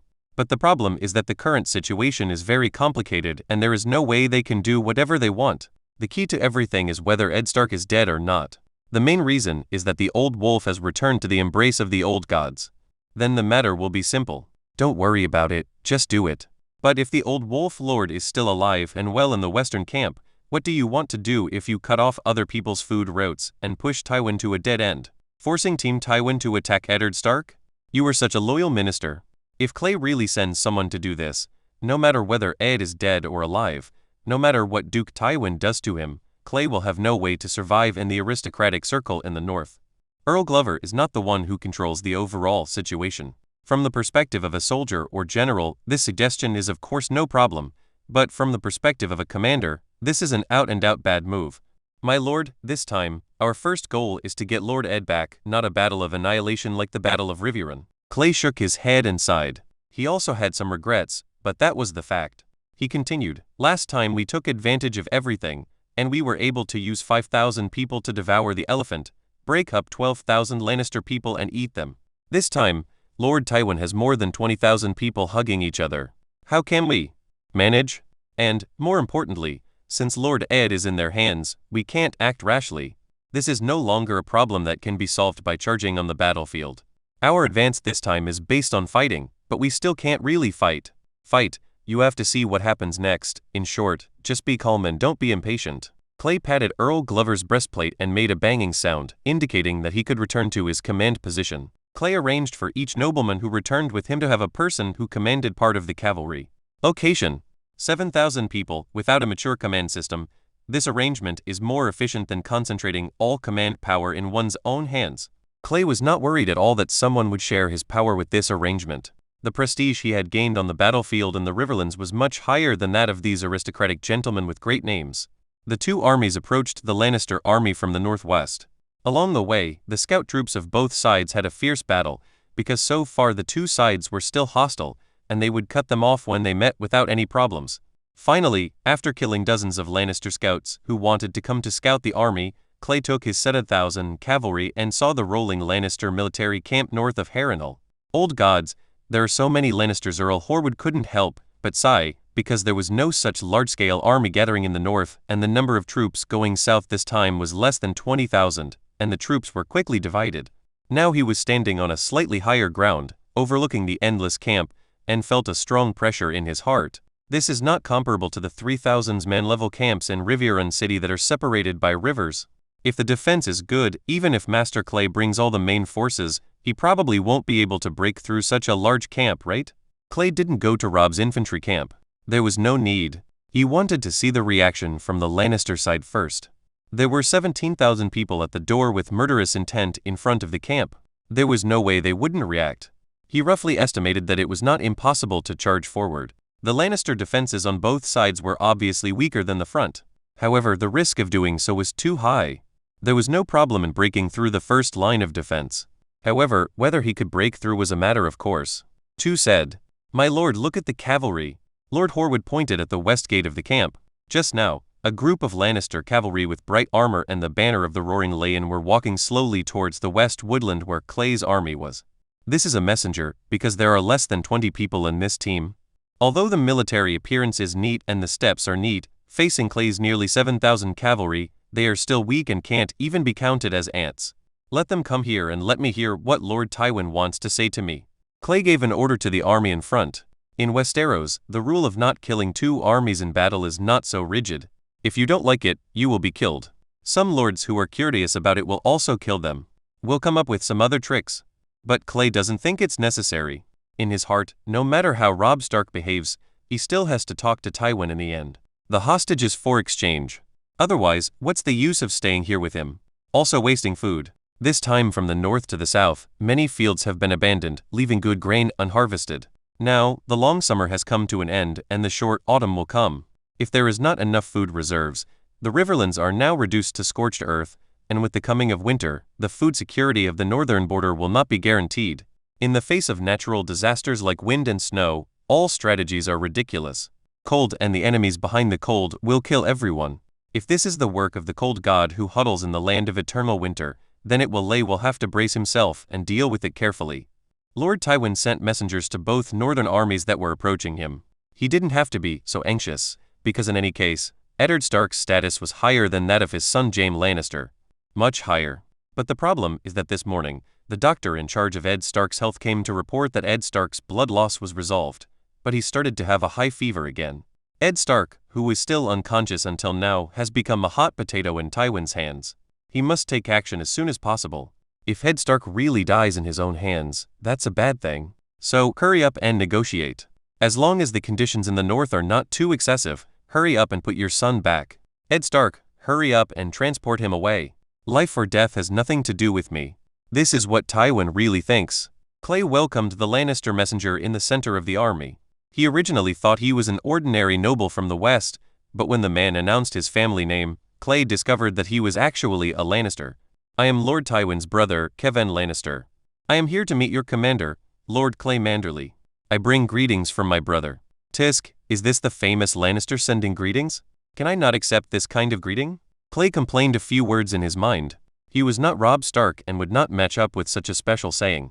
However, if I remember correctly, the old man in front of me is probably the second largest figure in the entire Lannister army. According to this, wouldn't it mean that Tywin Lannister went to the northern army camp by himself? Went to see Robb? Duke Tywin would not be so stupid. Soon Clay figured out that this was probably a trick deliberately used by Tywin to apply eye drops to Robb Stark. No need to guess. Clay knew that the person who went to contact Robb Stark must be just a small person. This kind of thinking is really Clay didn't point it out. It's already here. Let's ask first. Even if Robb Stark is really stupid enough to have thoughts in his heart, he won't attack at this juncture. All he can think about now is his father. Don't care about this. I am Clay Manderly, Lannister, tell me why you are here. This is knowingly asking, but no matter what, the momentum in the relationship cannot be lost. Now that the North is on the offensive, it is natural to raise the airs a little higher. Now, your Lord Eddard Stark is in our hands, and you have also taken the Lord's son and some of our people. I don't like to be secretive. Let's be clear. I come to negotiate with you. Discuss the armistice. Everyone's eyes are focused on Clay and Kevin. In fact, everyone understands that this situation cannot be fought, and they have to talk about it even if they don't want to. Now, it depends on what both parties think, but in any case, let's just talk first. Clay thought for a moment and then asked, "First of all, I need to know how Lord Ed's health is." As a senior leader of Lannister, Kevin certainly knew that Eddard Stark was not in a good situation now, otherwise he would not be here, but on his face, he still answered calmly, "If Master Clay has any questions, please come with me to the camp and have a look." This is nonsense. If I can come out even if I go in, it's only possible because Tywin's brains suddenly disappeared. Clay sneered, "Don't say these useless things. If I go in, I won't be able to get out. Don't tell me that you can swear by the honor of the Lannister family. Here, the Lannister has no such thing as honor. Support the false king, who started the war without declaring it, has really brought shame to the nobles of the Seven Countries." Kevin was completely unmoved by Clay's accusations. He was as thick-skinned as a city wall. He smiled slightly and said calmly, "King Joffrey is the eldest son of King Robert and the only heir to the Iron Throne. The Archbishop has obtained the proof from the Seven Gods and declared to the world that His Majesty's identity is orthodox. These fat-brained bastards of the Seven Gods, you are indispensable everywhere. Just wait, I will give you a spoonful of painting one day." Clay waved his hand. This was a meaningless topic that was completely unclear. "I obey Lord Robb's orders. I personally suggest that in the center of the confrontation between the armies, you're Lord Tywin and you come to talk to me and Lord Robb, away from the army. Sound advice, isn't it?" Kevin smiled. Chapter 134 Negotiations. Before the battle, the safest and most reasonable place is in front of both sides' positions, in the open space. No conspiracy can be spread out in such a place. There are only 3 people from both sides attending the meeting, 2 negotiators, and 1 security guard. If there are more people, it will be regarded as sabotaging the negotiation, and you can directly draw a knife. Clay and Robb Stark brought with them Jory Kelso, who had escaped from death. Ed Stark's guard captain was responsible for the quarrel in the past. He was a witness to the Lannister hunt, has the most say. After handing over the command of the army to Earl Glover, Clay rode alone toward the middle of the battlefield. Horse hooves trample the green grass. Although this place is on the front line of the war, it has not been affected by blood and fire. At this time of late summer and early autumn, the environment here is still very good. But no one standing here has the intention to appreciate these beautiful things. Everyone's eyes are looking at the 6 people who are close to each other as much as possible. The fate of the West and the North, their fate, will decide soon. Robb, they didn't bring Lord Eddard. Clay, who first met up with Robb Stark and rode side by side, reminded him in a low voice that there were 2 possibilities in this situation. The first was that Lannister was not sincere at all, or else, Eddard Smith Tucker's current state is not suitable for meeting at all. In any case, this was not good news, and Robb quickly understood the meaning of Clay's words. The young leader of the North nodded. After a sleepless night, his mood calmed down a lot. At least, he had completed the construction in his heart that his father had left him forever. However, deep down in his heart, he still hopes that his father will stand in front of him healthy, and that he will welcome him back and proudly tell him that he is no longer a child. But now, from the beginning, things have developed towards a situation that Robb least wants to see. The Northern Territory is starting to get nervous, and Tywin in the Western Territory is also full of bitterness. During the pursuit, the idiots under his command didn't know Ed Stark's identity at all, and they were also very aggressive. Heavy. After Ed Stark was recognized and carried back immediately, he was immediately bandaged and rescued. However, the soldiers' attack still caused huge trauma to him. This morning, when Tywin Lannister went to see him again, his face was as pale as a rock, his breathing was weak and almost inaudible, and his body was hot, but shivering. This was the Eddard Stark that Tywin saw. This kind of Eddard Stark is only 1 step away from death. Duke Tywin is also used to seeing people living and dying on the battlefield. He is very sure that in Eddard Stark's current state, he can go up and kick him. The last kick would probably kill him directly. He originally wanted to take Ed Stark with him without handing it over to the Northerners and let them confirm that the old wolf was still alive. This would at least ensure that the negotiation could continue, but now, this idea is destined to go bankrupt. If Ed Stark like this is brought to negotiate, then he is not negotiating. He is clearly intending to intensify conflicts and set the table. When that little wolf cub sees his father like this, why doesn't he just draw his sword? Therefore, only 3 people came from the West: Tywin himself, his younger brother Kevin, and a famous villain in the Seven Kingdoms, Gregor Clegane, who also has another name, The mountain Tywin brought him here with the intention of taking action directly if there was no negotiation. According to the information he learned, except for one guard who was covered in wounds and escaped death, the other two people from the north were all young people should not be able to deal with experienced warriors like Magic Mountain. If something cannot be done and one must take action, and one or all of these two men can be killed on the battlefield, then the northern army will collapse without a fight, and the wolf pack without the leader will become nothing more than a rabble. However, Duke Tywin would never have thought that Clay Manderly, whom he thought he valued enough, would be no match for him if the swords were to confront him. This is also the reason why Clay dared to bring a seriously injured Jory Kelso with no fighting ability. He did not believe in the character of these nobles at all. The higher the title, the lower the bottom line. This law has been tried repeatedly. Clay, is that big guy the Magic Mountain? I recognize the Doghead family emblem on him. Rob's voice rang in his ears, not afraid, but full of eagerness to try. Clay's eyes also stayed on the Magic Mountain, and he repeatedly compared the advantages and disadvantages between himself and the Magic Mountain. In terms of body shape, the name Magic Mountain is correct. This man, who is estimated to be 2 meters tall, is wearing heavy armor. Judging from his exposed parts, his brain must be full of muscles. If you start a fight with such a person, you will definitely not be able to compete with him for strength. Although Clay has experienced the Witcher mutation, he is still no match for this muscular monster. He must use his weakness of poor flexibility to harass. Refer to the example of Oberyn bullying the mountain. Although Oberyn killed himself, Clay will not do it. He will never cut off the mountain's head. Give up. The two sides were finally close. Someone had already set up a simple long table with 4 chairs in the middle. This was the highest level negotiation between the north and the west. There were no seats for the guards. Clay's first impression of Tywin Lannister was not that of the Lord of the West, the aura of a king, but look there. There is a bald head coming towards him. He had seen Kevan Lannister before. The mountain's body shape was easy to identify, so the remaining man on the white horse must be the Lord of the West, Lord Tywin Lannister. The old lion looks tall, and his height on horseback was slightly shorter than that of the mountain. Also, his shoulders were very broad, and he might have been a good swordsman when he was young. Thick golden beard grew on his cheeks, looking like a lion's mane, and his eyes were light green, which was not a flattering color, or so Clay thought.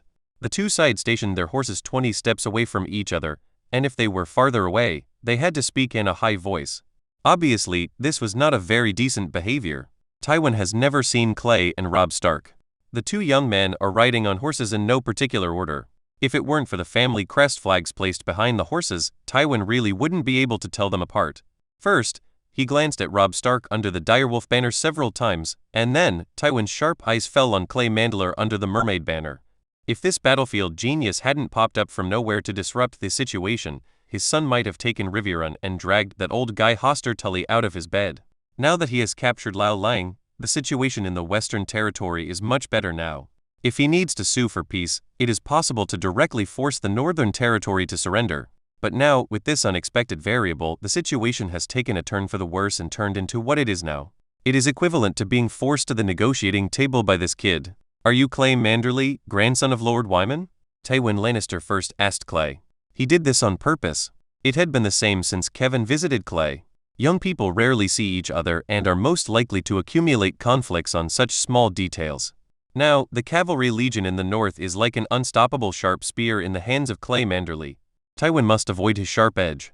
He must find a way to make this spear disintegrate itself. Civil strife and distrust are obviously the fastest and easiest way to take effect. Yes, but the name doesn't matter. You can call me whatever you want. Clay felt that his speech was full of Giakian's taste, but Clay really thought so. If he relied on the surname Manderly, it would be impossible for him to hold an army, and Tywin Lannister in front of the battle line negotiation. Respect is not given by others, it is earned by oneself. Tywin Lannister, what did you do to my father? I want to see him, otherwise, there is no need for us to continue talking. After all, Robb Stark was young and energetic, and could not hold his breath at all. He made the situation tense as soon as he opened his mouth, but it was understandable, after all, he was his father. Tywin certainly had something to say in response to Robb Stark's request. He spoke coldly. My father is very nice, but I want to see my son. This is a fair and reciprocal requirement. The old lion knew very well that Clay would not bring James directly, and by saying this, he was stalling for time. He had already given an order to Grand Maester Pycelle in King's Landing to get here within 2 days, no matter what medicine he used. Be sure to make Eddard Stark look like a normal person during the handover. As for how long Eddard Stark can survive after the handover under Pycelle's Tiger Wolf medicine, what does that have to do with Tywin Lannister? The deal is completed, Jaime is back, and the North, this dumb guy will definitely suffer the consequences. The two sides stared at each other for a long time. It was obvious that each of the two sides could fulfill the other's request. So, 5 minutes later, the four people sat on both sides of the table and remained silent. Stark, let's be practical. How about we return Eddard Stark to you, and you return Sir Jaime and the other lords of the Westerland to us? Kevan Lannister broke the silence. He was hopelessly stupid to keep competing over whose eyes were bigger. Do you need me to remind you too? So far in our northern territory, including the regicide, we have captured a total of 12 famous nobles in the western territory. Lannister, don't you think this suggestion of yours is a good idea? Is it too much of an advantage? Clay had no expression on his face, crossed his fingers, and asked coldly. On the way here, he asked Robb to stay silent as much as possible and let him be Robb's mouthpiece. There was nothing that could be done about it. The little wolf was eager to save his father, so it would be bad if he accidentally agreed directly. Isn't negotiation just about making a counteroffer after the lion opens his mouth? We have Eddard Stark on our hands. We still have the regicide in a cage. He is the Lord of Winterfell. The regicide is also the heir to Casterly Rock. As soon as Clay said these words, Kevan was suppressed. As a younger brother, he understood his brother Tywin's thoughts very well. In Tywin's heart, James was the only heir. He could deny this and said Tilly is Aang the successor? Looking at Clay, who had a half-smile but a playful expression on his face, Kevan looked at his brother in desperation. If I can't handle it, let me do it for you. Although Jaime is my eldest son, he is the King's Kingsguard. Do you need me to repeat the laws of the Kingsguard to you, the Manderly boy from White Harbor? After a moment of silence, Tywin spoke slowly, his eyes always looking for Clay's, as if he wanted to use this method to suppress Clay. Tisk, you won't admit it, right? Clay sneered in his heart. Tywin regarded him as an ignorant country boy. How could he bear this? Really? Lord Tywin, I have never heard of a father serving as a Kingsguard for his son. This is the first time in Westeros for 3 generations of you. I have really learned a lot. Sure enough, Tywin's eyes suddenly became sharp, and his voice seemed to be mixed with ice and coldness. Be careful what you say, Manderly. It's not your turn to question His Majesty the King's origins. How could Clay be afraid of his verbal threats? He was too fashionable to have the nerve to criticize others? Really? Maybe you don't know that Sir Jaime and the Queen Mother did a lot of extraordinary things when Robert was stationed in the north. This is something everyone in Winterfell knows. Otherwise, you think, why did Cersei want to kill our King Robert? With a bang, Tywin Lannister slapped the table and raised his eyebrows. Despite his self-control, his face was frighteningly dark at this time. Without him, Clay's words just now were too vicious and shocking. First of all, there is no conclusive evidence in the 7 kingdoms regarding James and Cersei. They are just rumors. As a duke, Tywin Lannister can completely ignore the rumors. But what Clay said is true, that is to say, the North and the courtiers who followed Robert North knew it. Although the two sides are now at odds, this fig leaf is still needed. Also, the most terrible thing is Clay's last sentence. Robert died under the arrangement of Cersei and the Lannister family. This was a top-secret matter. Even Tywin only knew about it after it happened. But now, this matter has been mentioned by a noble boy from the North in an understatement, which is a big deal. Tywin Lannister didn't think this was Clay's guess, and all of a sudden, his mind raced. Although Joffrey's throne is supported by the Lannister family, legally, his crown is inherited from his father, who is from the Baratheon family. He still doesn't have the surname Lannister, right? Once the nobles of the 7 kingdoms know that Joffrey's throne was obtained by murdering his father, then even giving Tywin 100,000 troops will not be able to calm the chaos in the 7 kingdoms. Robb's eyes widened and he could hardly help but look at Clay, who was there. Where did he hear these exciting news? The Kingslayer and Cersei are running errands in Winterfell and there are still screams? How come I don't know about this? Even though he is still worried about his father, the energetic young man is still good at grasping the key points. How about it, Lord Tywin, have you sorted out your emotions? Do you need us to give you some more time? After all, you are old. Since Sir Jaime is not your heir, you have to go see the 7 gods as soon as possible. Otherwise, your heir, who lies on a woman's bed every day, might not be able to survive you.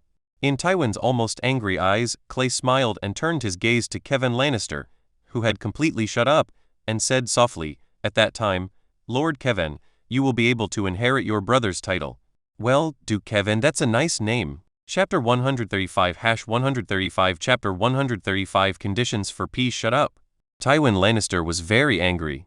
The boy in front of him had all the goodwill he had brought to Tywin due to his city-destroying charisma on the battlefield, all of which were wiped away by these words. This Clay Manderly not only didn't speak in a manner that a noble should have, but also had a very bad personality and a petty attitude. He just gave him a few tricks, and the boy immediately took revenge.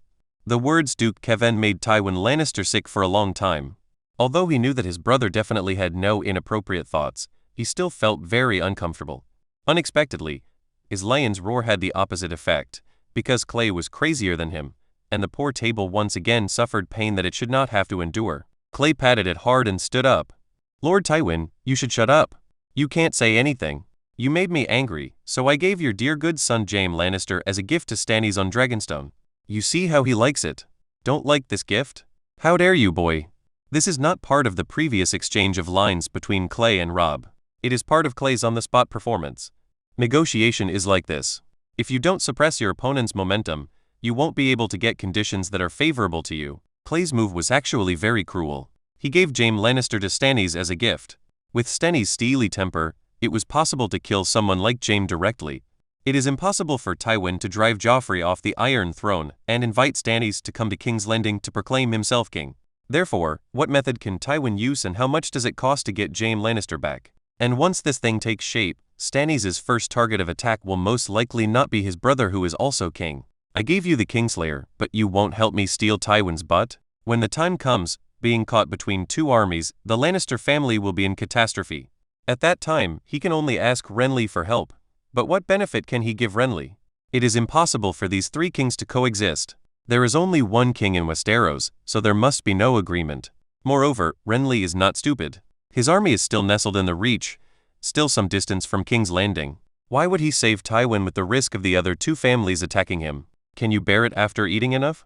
The most likely possibility is that Renly planned to take advantage of the chaos and attack with 100,000 troops to seize King's Landing. But this is exactly what Tywin said he couldn't accept. Tywin Lannister desperately wants to keep the crown of the Lannister family, but the only thing Renly wants is for the crown on his head to be unique, and the contradiction is irreconcilable. What dare I not do? Don't make an issue of Lord Eddard. You and I know very well that you facilitated this negotiation just because you can't fight anymore. The Ironborn are burning, killing and looting your home. Let's see who can afford it. We only need to hold Riviera and Neck and block your passage back to the west. Let's see whether my 7,000 cavalry is faster or your army of 20,000. Maybe our next negotiation will be better. We came to talk in the hall of Casterly Rock with the direwolf flag. Clay is not polite at all. Since you, Tywin, can't speak well, there is no need for me to be kind to you. Now, under his own planning, the North has an overall advantage over the West. Why not take advantage of this situation? If you don't take advantage of it, you will be sorry for your hard work. Originally, if Ed Stark had not been captured, Clay would be even more arrogant now, but there is no way. When the matter has reached this point, the North has the advantage, so it has the initiative, but both sides at least it's still equal. Seeing that Tywin's eyes were about to burst into flames, Kevin couldn't help but sigh. It had been many years since he had seen his brother, who was so wealthy, so angry. If he remembered correctly, the last person to do this was the Targaryen king, known as the Mad King. When he appointed Jaime as the Kingsguard, Tywin looked like this now. Okay, Mr. Clay, I think we should stop the meaningless verbal dispute. Isn't it because you are here to cease the war and talk about the future? Kevin spoke up to smooth things over, and if the two of them were allowed to continue chatting so cordially, both sides would have to draw their swords. Then I would like to hear your terms again, Lannister. Robb Stark, who had been silent for a long time, finally spoke. When he was preparing to negotiate, Clay asked him to stop talking for the time being. He wanted to have a good chat with the Lannisters. Now, he is very glad that he listened to Clay's words. He has finally experienced the power of Clay's words. These words, if it were him, he would not be able to say them, nor would he even think of them. In his original plan, he told Tywin directly, I will give you your son, and you will give me my father. It was a very reasonable deal. After rescuing his father, he would then consider whether to truly cease the war or continue. Except for the hostage exchange just mentioned, the Riverlands and the North will not support the rule of the two false kings, Stannis and Renly. In exchange, the Iron Throne will not interfere with you in any way. Tywin quickly collected his emotions and said in an indifferent tone, Can I understand that we don't care about your affairs and you don't care about us? Clay interrupted the old lion and asked, That's right, if you insist on understanding it that way. Tywin Lannister replied with a deadpan nod. Clay sneered in his heart. This old lion was still clinging to his pride. It seemed that the provocation just now was too light and not flavorful enough. Okay, Robb. Let's go back today, and I will make you a crown of gold. We will support you as the king of the North tonight. Lord Tywin doesn't care about us anyway. As soon as these words came out, Robb was stunned. This was really a turn that he had never expected. Although Clay told him that he might have some improvisations, what was going on with the king of the North? The audience was silent because no one knew what to say. If the North came up with another crown, things would be even more lively. Tywin Lannister's eyes were fixed on Clay's face that looked at him with a smile on his face, but there was no warmth in his eyes, and he was in a daze. He already understood that Clay was targeting him. He seems to be intolerant of other people's arrogance. As long as others showed a little bit of arrogance, they would be resolutely counterattacked by Clay. What do you want? There was a hint of fatigue in Tywin's tone. I just want you to speak human words, sir, and don't say these empty words here that are not worth discussing at all. Clay responded to Tywin's question with a smile. With 7,000 cavalry in hand, the power of a massive victory over the Lannister, and the support of a dragon behind him, Clay felt no psychological pressure at all when meeting Tywin. Let me make it clear, we have 3 conditions. First, Lord Eddard will exchange for your precious son, and the remaining captives will be exchanged for ransom by their families or your warehouse in the west. Second, Lannister and you, the Lannister king's troops, are prohibited from entering the territory of the Riverlands, otherwise it will be regarded as a declaration of war. Thirdly, we are no longer vassals of the Iron Throne. In exchange, we cannot support Stannis and Renly. Clay, Robb whispered in Clay's ear. It was known to all 7 countries that Eddard Stark supports Stannis. Once this treaty is established, Eddard Stark will where? It's okay. Treaties are meant to be torn up. Does Lannister care who we really support? Clay also whispered to Robb. In fact, the last one didn't have much practical significance, because the North and the Riverlands were already separated from the rule of the Iron Throne, but this legal principle had to be recognized by Tywin. Is this your final condition? In fact, this condition is not harsh for the Lannister, because Clay did not mention the Ironborn who were burning, killing and looting on the coast of the West. If the North guarantees the Ironborn under the conditions, then it will be the real Lannister. Nestor was uncomfortable. Robb had asked Clay this question before coming here. After all, it was Clay who contacted and planned this matter alone. Clay's answer was very interesting, and Robb still remembers it. Why should we help those Ironborn? Wouldn't it be better for them to fight the Lannister? But after all, they are helping us fight the Lannister. To abandon them like this is not honorable. Come on, give up your overflowing sense of honor. The Ironborn are not doing it for us. They rob Lannisport because it is profitable. Moreover, we are holding Balon Greyjoy's son, so they don't rob it. Northland. Don't expect the pirates to tell you the rules. Think about why your father treats Theon as his adopted son. With auction in hand, would you dare to lead the army south to the neck with confidence? What would you do if the Ironborn were bribed by Duke Tywin, who has countless golden dragons, to attack the West Bank castle in the north? So, you didn't plan to treat them as allies from the beginning? Then they were defeated by the Lannister. While they resented us, we also lost the means to restrain the Lannister. Don't think about it. This is just a one-and-done deal. Balon Greyjoy is also ambitious. Now that Westeros is in such chaos, can he always be willing to succumb to the north? Then they won't attack us again? I can immediately order Bran to send people to strengthen the defense of the West Bank. This is your Stark family's problem. As long as Theon is still following you, they will not do anything. You have to understand this. Robb never wanted to take advantage of his brother Theon in this way, but he couldn't refute Clay's words. Obviously, Clay saw it more clearly than he did. This is our final condition. If you agree, after we take back my father and give you the Kingslayer, I hope you will evacuate Harrenhal immediately. After all, this place is the land of the Riverlands. Robb came to his senses and answered Tywin's question. Although Clay was responsible for the main firepower output during the negotiations, it was he, the young master of the North with the Stark surname, who really made the final decision. The location of Harrenhal must be taken. Although it is just a large stone ruin, it is the southern gate of the entire Riverlands. Moreover, the land near Lake God's Eye, where Harrenhal is located, is fertile and densely populated. The earldom with Harrenhal as its core is a large area of land, because there are no large noble castles near Harrenhal. This is also a deliberate arrangement. Although Harrenhal is a vast area, it is ruled by the Wee Kian family. After Tywin led his troops here, he even drove the Hien family, which did not even have a direct mail, into the wilderness. As for whether they are dead or alive now, Clay doesn't know. Although it is similar to what he did in the Twins, the Lannister thing is much more disgusting. Because the Hien family didn't resist at all, and just a few of them hid in the tower and shivered under Tywin's military might. Just like that, Tywin didn't show any aristocratic kindness and just let these Hien clean themselves out of the house. It is really hard to predict what will happen to the weak nobles who have lost their land in this war-torn Riverland. When the peasants see the thin-skinned nobles in trouble, they will hardly help them, especially for a family like Hien where most of the women are women. Haha, the strong peasant boy can't wait to taste the taste of the noble lady. For the defense of the Riverlands, Robb must take over Harrenhal, partially repair it, and use it as the southern gate to resist invasion. There is no way the Riverlands is such a place of 4 battles. As long as there is a war in the 7 kingdoms, there will be bloodshed in the Riverlands.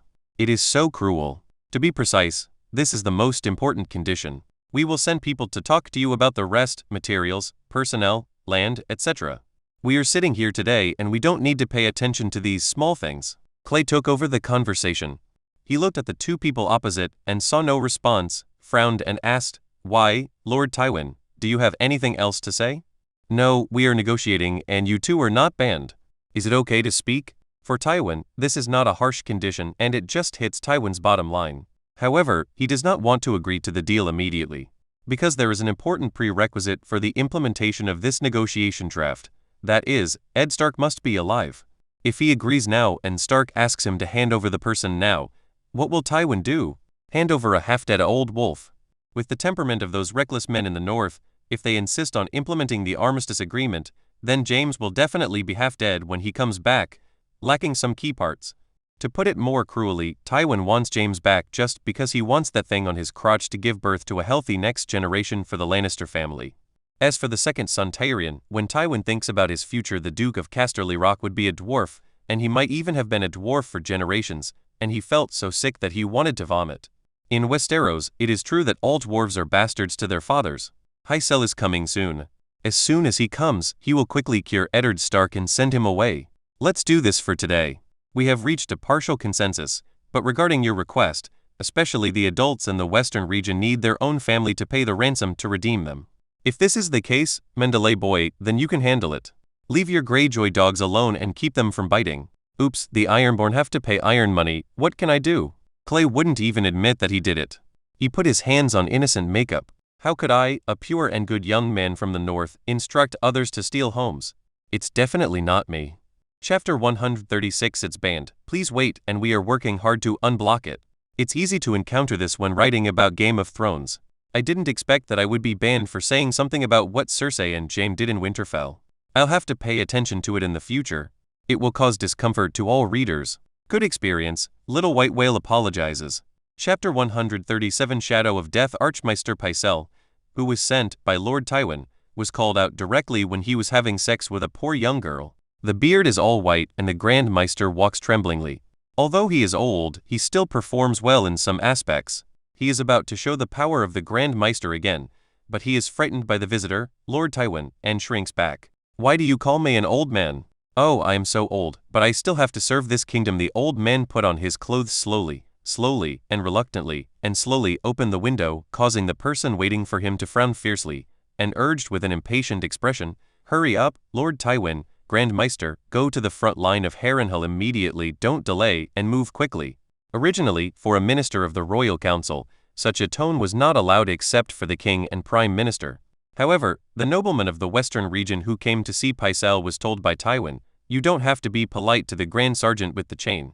He is a good dog raised by our Lannister family. You are going on my behalf. There is no need to be polite to him. He will not make any resistance." Tywin judged his pet very accurately.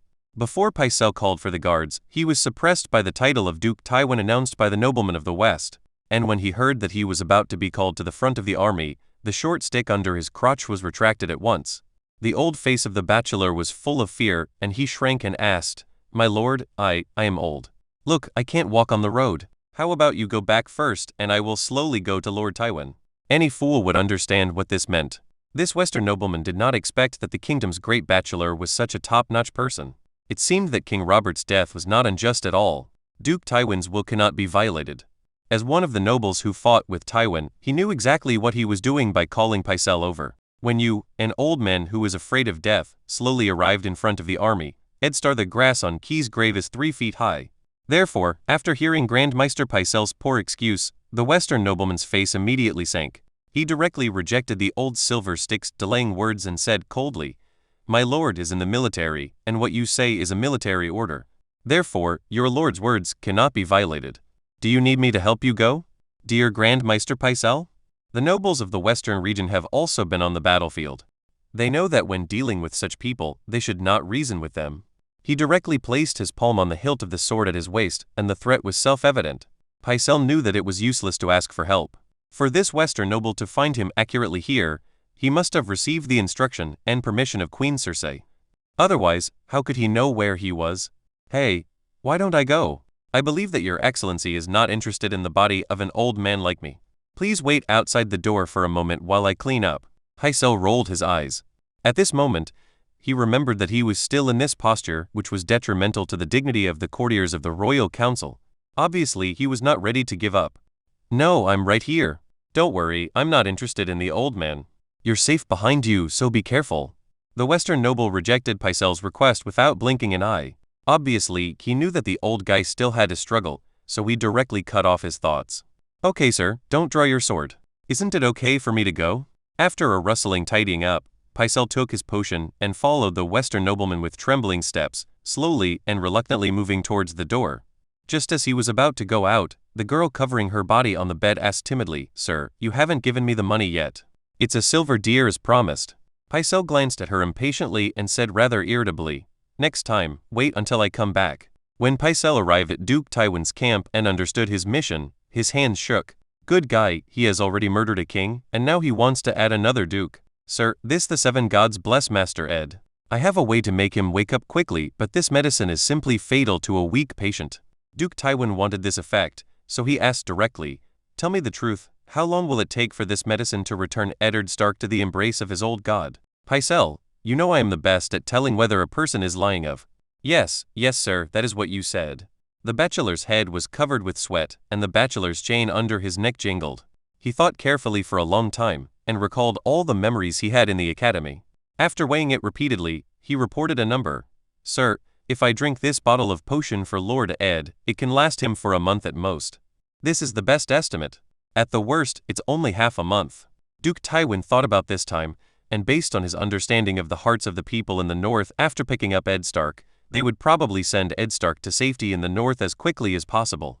If this time is shorter, Eddard Stark will die somewhere near the twins. If it is longer, the moment Eddard Stark sees Winterfell is when he dies. But no matter what, he and his army were able to escape from the battlefield of Harrenhal, and once the wolves lost their spirit, it would be difficult to let them go south. Okay, but you have to promise that Ed Stark will act like a normal person. If he can't, you don't have to go back to King's Landing. There will be a more suitable Grand Meister to replace you. My University of Pycelle scholar. It was too easy for Tywin Lannister to do this. He thought of a way to make the senior Grand Meister die of illness directly. Some Meisters were jealous of the position of this Grand Meister. Learning does not have a family, but Meisters do. Tywin thought of the Meister in White Harbor who was born in his own family. If the old eel had relaxed his vigilance a little and told him the extraordinary things about Clay Manderly, all that would have happened. Maybe it will be different. Grand Meister Pycelle agreed. In this field where he excelled, his voice finally didn't sound like a pet dog. Sir, if I take this medicine, Lord Ed will soon wake up and be very sober, and too sober. This is obtained by squeezing his life force, and it is indeed very costly. Tywin didn't care about the pharmacology here. He only cared about the results. He nodded and left here without saying anything. You'd better wake up Eddard Stark quickly, otherwise, you'll regret coming here to see me. Clay and Robb returned to the camp and told the anxiously waiting princes of the north about the contents of the negotiations.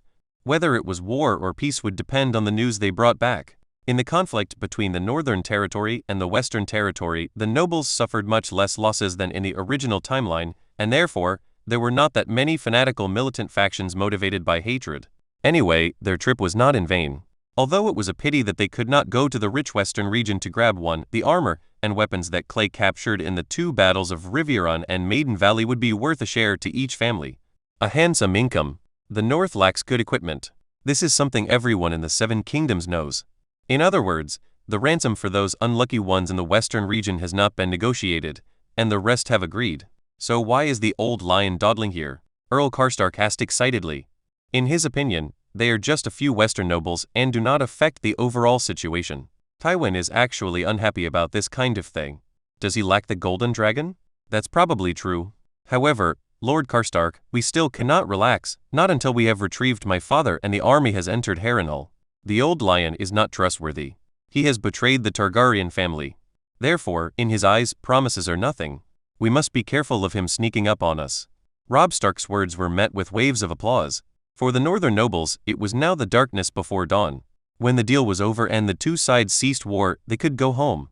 Autumn food could wait, waiting for them to harvest. The banquet that was originally planned to be held was also stopped, and the scouts of the two northern legions were still scattered near the army, alert to any suspicious intruders. For Tywin, the actions of the north are completely useless, because now he has no time to take care of the affairs of the north. After the negotiation, he got the latest news. Renly Baratheon, who was eating and drinking in the south, seemed to have finally gotten tired of his game of king. 3 days ago, he led an army of 100,000 people to quickly move northward, approaching King's Landing. And his good brother, Stannis Baratheon, another king of Westeros, finally climbed out of his lair on Dragonstone Island and was gathering a fleet on the island with unknown intentions. If the two brothers of the Baratheon family were to engage in such a mess that the first one to rule the land would be the king, then Tywin would not want to stay at Harrenhal for even a second except for finding someone to stop it. It is urgent to return to King's Landing to arrange defense. However, the North does not know this news yet. Otherwise, Tywin Lannister would not dare to be arrogant if it were delayed any longer. What he should do is quickly seek peace and go south to put out the fire. Let's talk about the details tomorrow. I want to send an experienced and stable adult to go on my behalf. Can you guys recommend a candidate for me? This is what it should be. The big guys have finalized the things in principle, and the rest of the details are left to the eloquent men to take care of. Now, the de facto second person in the north is Clay Mandler, who has a large number of troops. But the problem is that Clay has made it clear that he will not participate in the subsequent negotiations. Robb can't ask for anything more. He can only ask for something else. Find someone else. I recommend Lord Bolton. If there are not enough people, Earl Severn can also go together. Someone suggested that during the period when Clay was away, Roose Bolton showed a deep image of making decisions and acting in the war. If the two bosses don't go, he will be the one left. As for why he is called Earl Severn, it is very simple. This is to give Clay face. After all, the situation in the north is a bit strange at the moment. Although Robb Stark is the leader of the Legion, he only forces the tie back on the battlefield temperature. The other Clay Manderly, however, relied on his weak troops to surround and kill more than 10,000 Lannister troops, completely turning this situation around. He has not joined them yet, which is quite a bit self-respecting. However, Robb Stark treated him like a brother, and Lord Clay Manderly didn't seem to do anything extra, so the current situation was still harmonious. Despite this, no one dared to ignore the greatest hero in the battle from the north to the south. The latest news was that his grandfather, Wyman Mandler, had brought his family members to Twin City. On the surface, he was here to take over the family's latest fiefdom, but the location of Twin River City is close to the King's Road, next to the logistics line and retreat channel of the Northern Army, which makes people think too much. Therefore, no matter what the nobles in the north think in their hearts, they must now provide Clay Mandler, a great god who is less than 20 years old, and don't come to deal with him. I think this is a good suggestion. What do you think? Robb Stark looked at his subordinates with a smile. The negotiations were almost completed and he would soon be able to see his father. He was naturally in a happy mood. He knew that everyone was looking at him as if they were nothing, but Clay remained unmoved. He showed his majesty on the battlefield, but now was not the time to show off his majesty, especially when Robb Stark was such a soft-spoken person in front of the Lord. There were a bunch of petty northern nobles and well-intentioned people in the front, and there was Catelyn Tully in the back, who made extremely wise suggestions. Clay didn't want Robb Stark to call him one day, come to Winterfell and give him a shameful act of breaking a cup. So, although everyone was waiting for him to speak, he just said nothing, making everyone present except Robb Stark, who didn't realize it was embarrassed. Especially Roose Bolton and the added Earl Severn. They looked at each other and saw a trace of confusion in each other's eyes. What do you mean? Clay Mandler, you don't want this final credit yourself. Why don't you say anything when others recommend us? How uncomfortable this is for both of us in the end. It was Robb Stark who saved the day. Although he didn't realize why everyone was staring at each other, he still knew that the scene was a bit cold. He thought about it again and felt that these two people were the most suitable. So I made the decision directly. That's it. You two adults, get ready and talk to Lannister again tomorrow. Seeing that Clay still didn't speak, everyone realized that this person was not going to make any comments at all today, so it's easy to handle. Let's applaud and pass. Clay also patted the table gently to express his agreement. The war was over for the time being, at least for the North. Clay, a military leader who made his fortune in the army, no longer had the same majesty as before. No matter how much they support Clay in their hearts, this force under him will be disbanded and return to their hometown with the spoils of war as long as the North and West reach a short-term peace. There is still gold and wheat waiting for them to harvest at home. This is food stored for the cold winter, so there is no need to be careless. Moreover, the honeymoon period between Clay and the Stark family in the North is almost over. After all, the existence of Galisos makes it impossible for the Manderly family to remain calm. When the dragon wings appear in the sky, the entire 7 countries will be completely shaken. That day won't be too far away. Chapter 138 Lord Ed, welcome home. Eddard Stark felt like he had had a long dream. In the deepest dream, he saw himself riding a horse back to Winterfell, which he thought about day and night. Robb greeted him at the door. The father and son were chatting and laughing. He saw that his eldest son had grown up, his beard had covered his face, and his voice was much thicker. Oh, by the way, there was also that wolf, Greyfang, who had grown bigger than a calf, but when he saw me, he still meekly allowed himself to stroke its grey-white fur. The scene turned and Catelyn greeted him in her room. The two reunited after a long separation and hugged each other tightly, feeling each other's warmth. Ed Stark's last memory was of the tightly closed window. Alas, Catelyn was still so afraid of the cold. She should have opened the window. The next moment, he woke up from his dream. The first person he saw when he opened his eyes was his enemy, Tywin Lannister. He stared at him blankly for a while, and Eddard Stark closed his eyes again. Roose Bolton, the great northern nobleman who was suspected and guarded by Clay but was unspeakably loyal in this time and space, soon brought good news. Duke Tywin had already agreed to the terms of the truce between the two sides. Surprisingly, the issue of ransom for the nobles of the Western Territory, which was originally at odds with the negotiations, ended up being agreed to by Tywin in this negotiation with only a little persistence. Lord Karstark also joked that Roose Bolton's face was too pale. Tywin Lannister probably liked this and couldn't walk when he saw our Lord Bolton. Everyone in the tent burst into laughter. Obviously, it was no small pleasure for them to discredit Lord Tywin, and Lord Roose Bolton, who was involved in it, did not mind Karstark's vulgar joke, because he was also very fond of it. Happy. What he was happy about was not winning the war, but that after winning the war, he, as the special envoy of the Northern Territory, could steadily suppress the Western Territory during the negotiations. He liked this feeling very much, a feeling of victory. After 3 long days, under the watchful eyes of nearly 40,000 people on both sides, the two sides completed the prisoner exchange. The Northern Territory took back their lord, while the Western Territory took back Lord Tywin's precious son. As for the dozen unlucky Western nobles, Duke Tywin promised that the ransom would be sent to Harrenhal as soon as possible and would be received by the Northern Territory. The two parties separated very neatly, without a single unnecessary word. On the northern side, Robb Stark resisted the excitement of going up to check on his father's condition, and led everyone back to his camp quickly. On Tywin's side, Renly Baratheon's troops have passed the Bitter Bridge, and the army is advancing directly towards the empty King's Landing. Tywin didn't have time to tangle with the north here, so he quickly led his people back to King's Landing to set up defenses, and dispatched a heavy cavalry of 2,000 people to quickly return to the west along the Golden Road. The cavalry does not play a big role in defending the city. It is better to send it to the west to put out the fire and hope that useless Staffer Lannister will lead a bunch of new recruits who have never seen blood to fight with Victarion Grey. The Iron Fleet led by Joey was no different from dying. Among the 2,000 people, Lord Tywin added his precious son Jaime Lannister, who had just been exchanged for him. After scolding his son, Tywin gave the dejected Sir Jaime the answer. You will return to the west with my 2,000 cavalry and become the acting city lord of Casterly Rock.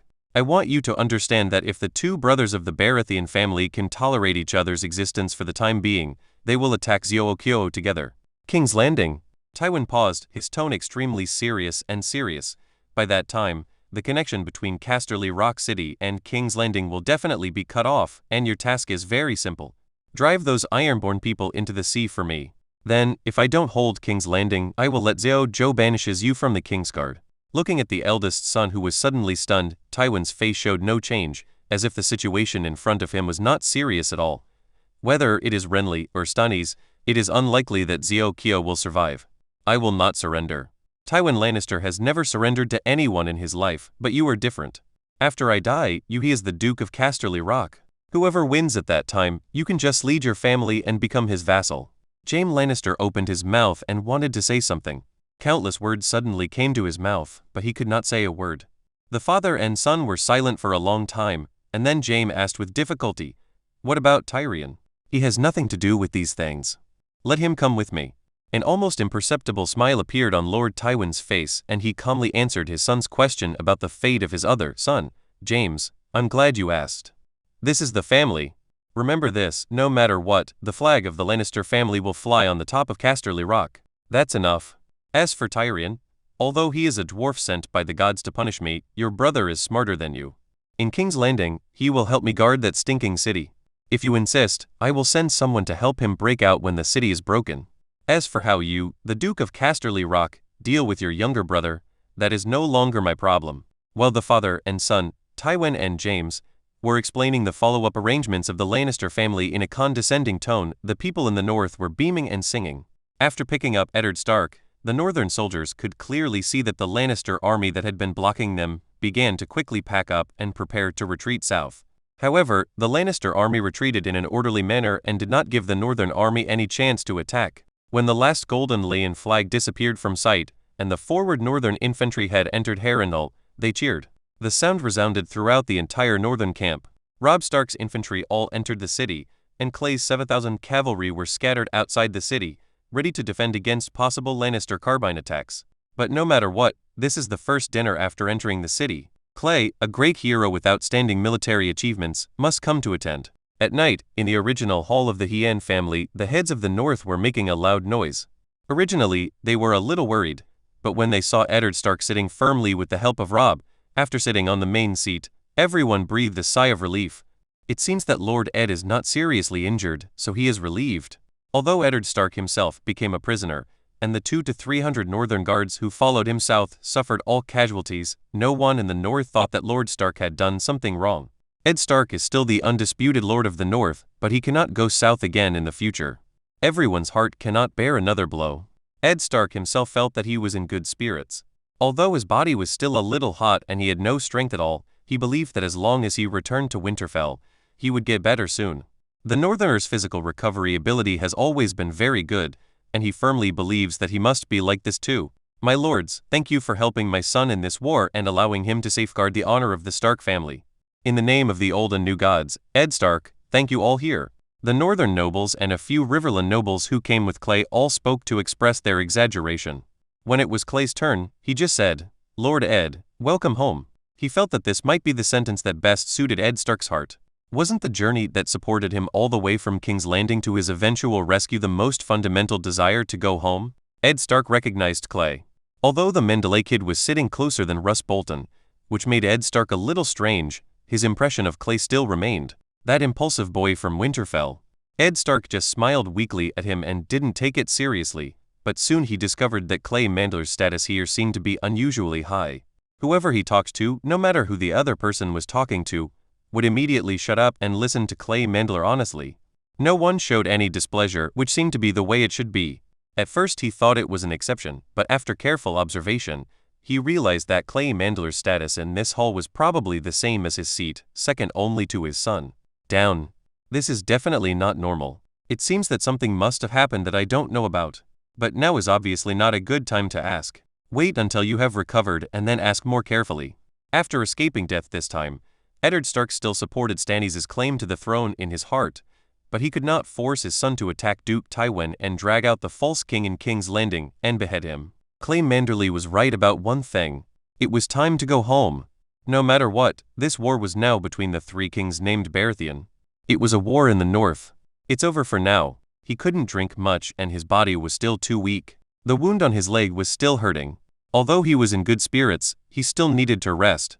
"I came out to meet today just to reassure everyone. Let Robb handle the rest." He has grown up. When Eddard Stark slowly left the banquet under the concerned eyes of everyone, and was slowly supported away by Lady Catelyn, whose eyes were red and swollen from crying, the banquet scene quickly reached its climax after a moment of silence. Lord Ed is fine, and the old lion has been repelled. It can be said that the Northern Army has achieved a complete victory this time when it goes south. Most of them have no idea about the upcoming war in King's Landing interest. But what to do next depends on Robb's idea. Lord Ed is not in good health right now. It's better for him to worry less about the war. "Lord Robb, what should we do next?" "Just sit here and watch the city of King's Landing in the south that smells of shit and urine." Let the two Baratheon kings and the Lannister king fight to death and finally win. Do we call him king? Earl Karstark suddenly shouted, and the lively banquet scene fell silent. Clay, who was sitting next to Robb, looked at the expressions on the faces of every noble in the north, and all he saw was disdain. This is a very interesting thing. The words of Earl Karstark represent the common mentality of most nobles in the north, that is, none of the three people in the south who hold the title of king can be recognized by them in their hearts. First of all, that blonde-haired Lannister, evil king, if you hit the northerners with your sword on their shoulders, they will all scratch their necks and spit at you. It is simply a dream to want them to recognize such a person as their king. Besides, he holds an army of 100,000 and is currently the most powerful king in the Seven Kingdoms. Although Renly Baratheon has a good reputation and has a strong army, to the people of the north, this king has the warmth of the south. The smell was too strong and incompatible with the bitter cold in the north. Finally, there is Stannis, whom Eddard Stark has clearly expressed his support for. To be honest, compared to the other two, the northerners can still hold their noses and accept this if they are worse than the other two. But here's the problem, why should the people in the north accept it? They are now united with the forces of the Riverlands, and their total strength has exceeded 30,000. Why should they surrender their allegiance to Stannis, an island lord, and then fight to the death for an enemy whose name they cannot even name? People always have a purpose in doing things, and they want spoils and they have spoils, and apart from this, the northerners really can't find a reason for them to charge for Stannis' Stag dynasty. Moreover, I heard that Stannis bulldozed the churches of the Seven Gods, made a witch from Essos the bishop, and believed in Ar-Or, the Lord of Light. Now, the taste of King Stannis was not right, and the people in the north felt even more uncomfortable. Therefore, Karstark's question is not without purpose.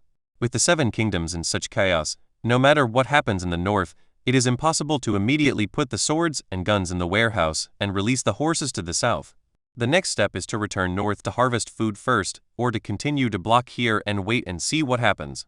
There should be a plan. Moreover, once the northern army withdraws, what will happen to the Riverlands? With Edmure Tully's ability to lead troops, even 100,000 men would not be enough for him to hold such a large area of the Riverlands. Moreover, once he is defeated as an ally, will the northern army march south again? Once the army disperses, and the soldiers return to their warm rooms with enough loot and look at their wives and sons, how determined will they be to follow the Lord south and fight to the death again? If you want to solve the problem and avoid falling into this passive situation, you need the big shots to make arrangements in advance. The thoughtful adults in the north are all aware of this, but it was only Count Karstark who said it. Lord Karstark, you must understand that we cannot easily choose between Renly and Stannis. Our northerners' home is north of the neck, and we don't care about things in the south. Robb Stark's answer seemed to say nothing. However, when he answered this question, he remembered what Clay said during the negotiation. Robb, I support you to become the king of the north. This title echoed repeatedly in his mind, lingering, and young Stark suddenly realized, why can't we in the north choose our own king? A true king. Chapter 139. Go home. Regardless of the trivial matters in the south, there is no point in leaving more than 10,000 northern troops here. No one from the Stark family has ever thought about going to King's Landing and sitting on that spiked iron chair. Eddard Stark no longer firmly supports Stannis, who is busy gathering troops on Dragonstone Island. He just wants to return to the north and his home as soon as possible. Nothing in the south was worth leaving for him. His best brother Robert died under the tusks of a wild boar, and his heir actually had no blood of his in his body, leaving only his two. The younger brother is fighting for the throne. Yes, Ed Stark still doesn't know that his good friend Robert died in the Lannister conspiracy. He has been regretting why he didn't stop Robert's hunting trip even after during Robert's lifetime. That was almost his only pleasure besides wine and women. After Robb and Clay discussed it, they quickly reached an agreement. Robb took Eddard Stark and led the infantry to go first, while Clay led the cavalry to follow behind to prevent possible pursuit by Lannister. Harrenhal, the gate to the south of the Riverlands, was temporarily garrisoned by the native nobles of the Riverlands who came with Clay. Clay sent a letter to Edmure and Riverrun. Harrenhal is still left to the Tully family to distribute. This also gives the Tully family a chance to win over people's hearts again. After all, Harrenhal is ownerless now. How many people are jealous of such a big piece of cake? He had already swallowed the twins, which originally belonged to the Riverlands. Although the Tully family did not dare to object to this arrangement due to their military power, they were dissatisfied after all. Therefore, Clay used Harrenhal in exchange for the Tully family has been able to settle down for a few years. When his Galisos flies over Riverrun, all dissatisfaction will disappear. Clay believes that the Tully family will make the choice that is most beneficial to them. When they parted, Clay met Eddard Stark again, who was recovering from his injuries. To his surprise, the seriously injured Duke of Winterfell was actually in very good spirits. His face is flushed and his voice seems to have regained some of its strength. It is not as weak as before. Is this okay? It shouldn't be. It wasn't Clay who was cursing Ed Stark. After being in the military camp for so long, he knew very well the level of the military doctors under his command. To exaggerate a little, if you can tie a bandage to stop bleeding, you can become a military doctor. If you can use simple herbal medicine, you are very awesome. The soldiers treat you more lovingly than their father. If you can save 3 out of 10, above, then you are a rare animal in the military camp. Everyone wants to find you a cage and lock you up, for fear that you will run away.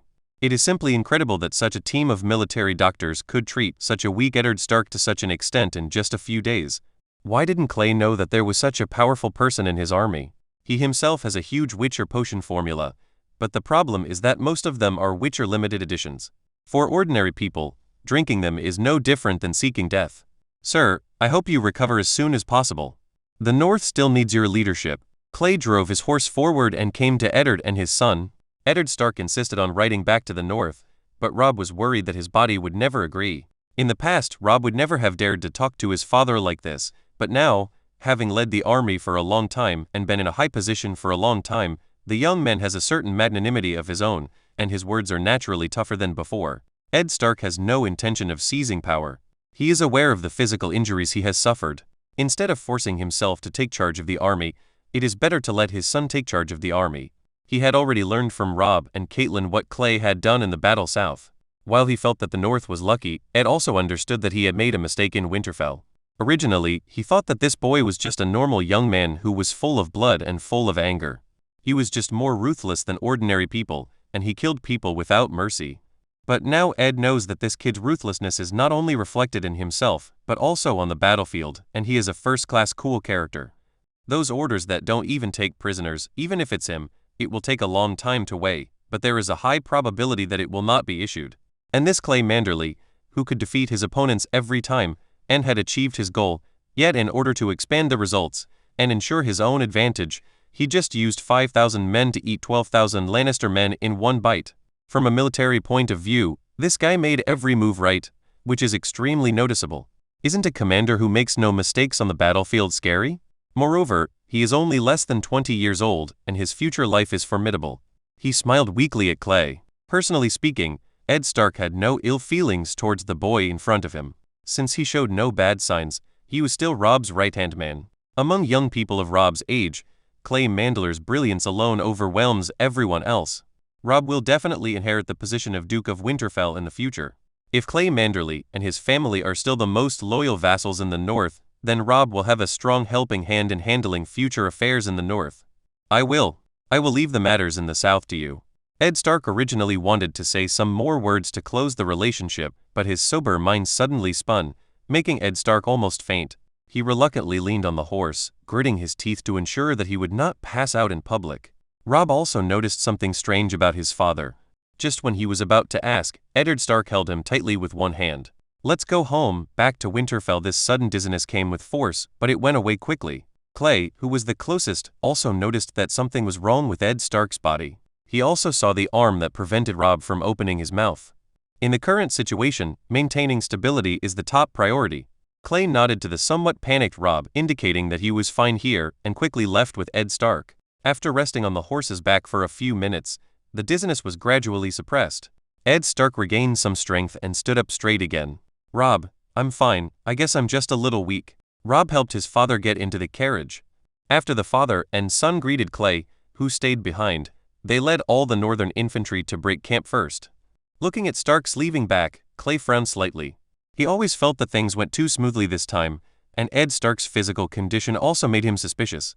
I hope it's an illusion. I don't know what other northern nobles think, but Clay himself knows very well that this situation has completely changed beyond recognition. It seems that the war in the north is over, but in fact, it is just an intermission. If things like the Riverlands hadn't happened, once the gates of the Neck were closed, the north would have been stable for a few days until the White Walkers invaded the Wall and Daenerys crossed the sea to march westward. However, the North and the Riverlands are the staunchest allies, and the situation in the Riverlands and the Land of the Four Wars has not changed at all. The 7 kingdoms of Riverrun are all aware of the weakness of Riverrun. Therefore, maybe one day Clay will ride south again. Who knows how many troops he will command at that time, and who will his enemy be? King's Landing Red Keep throne room wearing a stag crown made of pure gold, the young King Joffrey Baratheon, who has just sat on the Iron Throne for more than a month, is using his sharp voice to vent his kingly power to the silent nobles of King's Landing angry. How dare they? I am the heir to my father's throne, the only master of the 7 kingdoms, these 2 traitors. Who will help me go to the army of those 2 traitors and cut off their heads for me? Your king is so heavy there's a reward. The traitors in Joffrey's words are, of course, his 2 nominal uncles, the other 2 great figures of the Baratheon family, and the other 2 kings of Westeros. Next to the Iron Throne, there was a special chair. The still beautiful Queen Mother Cersei looked at her son with a doting look on her face, and said softly to her angry son, "A king should not be easily angered. Those 2 rebellious bitches do not deserve my Joffrey to be so angry." After saying that, Cersei patted her son's hand just like she had done for the past 10 years. But her kingdom's son blushed, as if he felt that his image as a majestic king was easily destroyed by his mother's coaxing tone. Although everyone under the throne lowered their heads, no one looked at him. But he still felt that he could no longer hold on to his face. He threw away his mother's hand angrily, but couldn't find a reason to roar at his mother, who was the Queen Mother Regent, so he could only redirect his anger. "Where is my grandfather? He led the king's army to fight against those stupid wolf cubs in the north. Now even my uncle who was captured doesn't know whether he has been rescued or not." Joffrey has been to Winterfell and met the young people of the Stark family.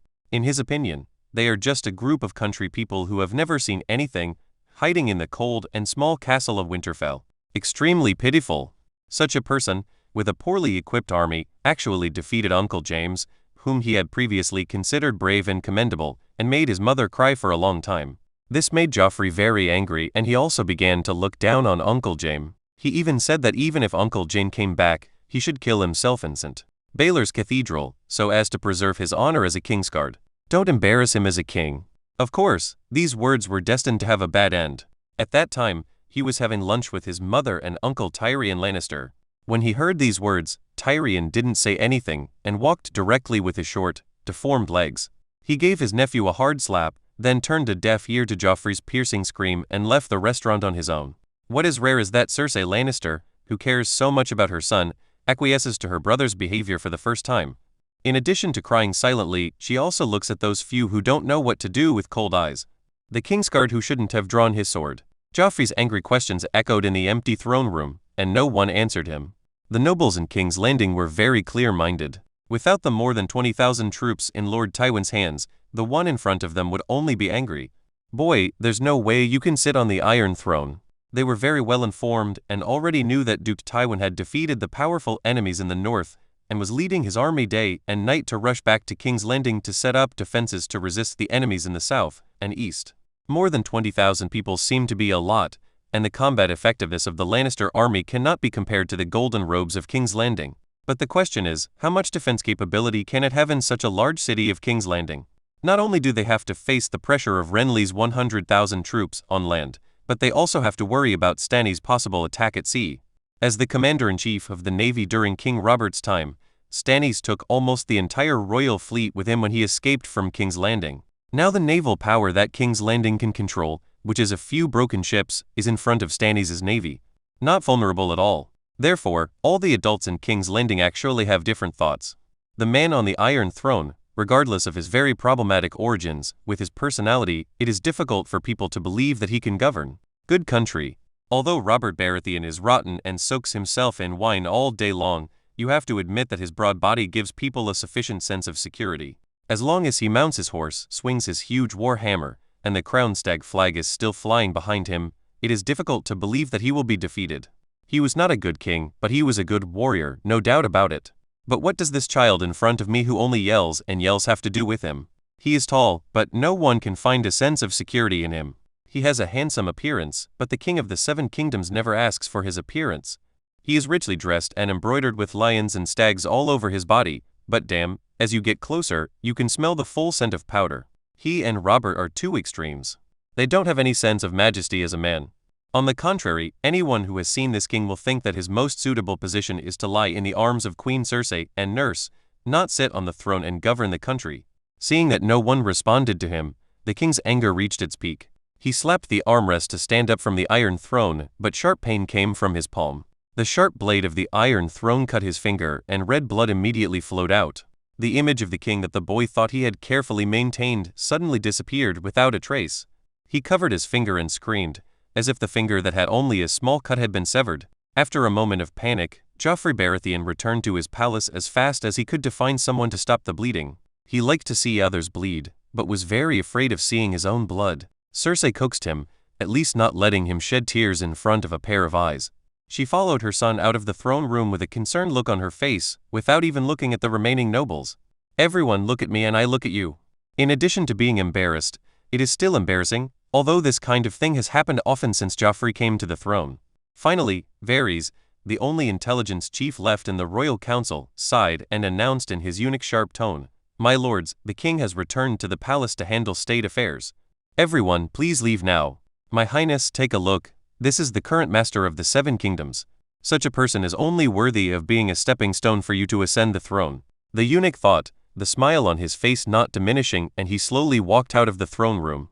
Behind him, a bloody throne watched him silently until he disappeared into the distance. Chapter 140 The chemistry between Stark and Manderly. Robb, you made a hasty decision to entrust the twins to Clay Mandler. Leaning on the carriage, he stared at the huge castle on the Green Fork River that still bore traces of war. He did not see any Twin Towers flag on it, because the Frey family was under the fierce attack of the Northern Army, has become history. Now, the mermaid flags representing the Manderly family are hanging in every corner of the twins. However, they still know who the Master of the North is. On the gates of the East and West castles, Stark's the Running Wolf flag is flying. After Ed Stark found out that his son actually gave the twins to Clay's Manderly family, he suddenly became worried. Originally, Ed Stark's life before going south did not see a few decent conspiracies at all. As a lord of one side, he was able to handle it. But after being crushed by the King's Landing power field, and later on, when he thought he was sure of everything, but was easily overturned in the end, his understanding of conspiracy slipped to the other extreme. As the Duke of the North for so many years, he knew the size of the Manderly family and the financial resources behind White Harbor, the largest port in the north. Originally, this large area in the southeastern part of the north was where the Bolton family and the Manderly family competed. Because of the history of the Bolton family, they were generally in a strong position in the competition. In order to achieve a balance, the Stark family has adopted a policy of supporting the Manderly family over the past hundreds of years to prevent the Manderly family from being overly weakened by Bolton and causing the Red King to reappear in history world. But what kind of place is the twins? You can't give it to anyone. Why should you give it to the Manderly family, which has a huge influence in the Biting Bay area? Ed Stark now feels that there is a conspiracy in everything, which is the result of his own overcorrection. Robb, if you give this order, do you know how much it will expand the power of the Manderly family? Eddard Stark was breathing heavily with a flushed face. The air was getting colder and colder, but he felt more and more friendly and peaceful. In his heart, he just wanted to stay as far away from the south as possible. Father, I know this will increase the strength of the Manderly family, but this is what Clay deserves. He personally defeated the twins. The Frey family has no qualified heir. We need a stable rear. Under the circumstances, I had to give the twins to Clay. Robb didn't think this matter was that serious. In his opinion, the Manderly family had always been the strongest supporters of the Stark family.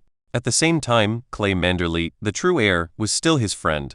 There is nothing to worry about. Hearing what his eldest son said, Eddard Stark fell silent, not because he had nothing to say, but because the matter was at this point and he had no reason to take this land away from Clay. I hope this Clay Manderly can be your lifelong good friend. If this is the case, it will be your greatest luck, but the descendants of the Stark family do not have this blessing. Clay Mandler's age was only 17 or 18 years old. With the old cunning man Wyman Mandler behind him, he was escorted and given 20 years to fully integrate the two lands. Ed Stark is convinced that the Manderly family will become a huge family that can pull out nearly 7,000 troops at any time. This family has a golden dragon, a fleet, and a young man who can lead the army and sweep the battlefield. This is incredible power. The Stark family has ruled the North for thousands of years. At its peak, it could only send 10,000 troops. Now, this time going south, the number of troops sent by the Stark family is only 8,000. In addition to the title of co-owner of the North, the Stark family does not have much advantage over the Manderly family.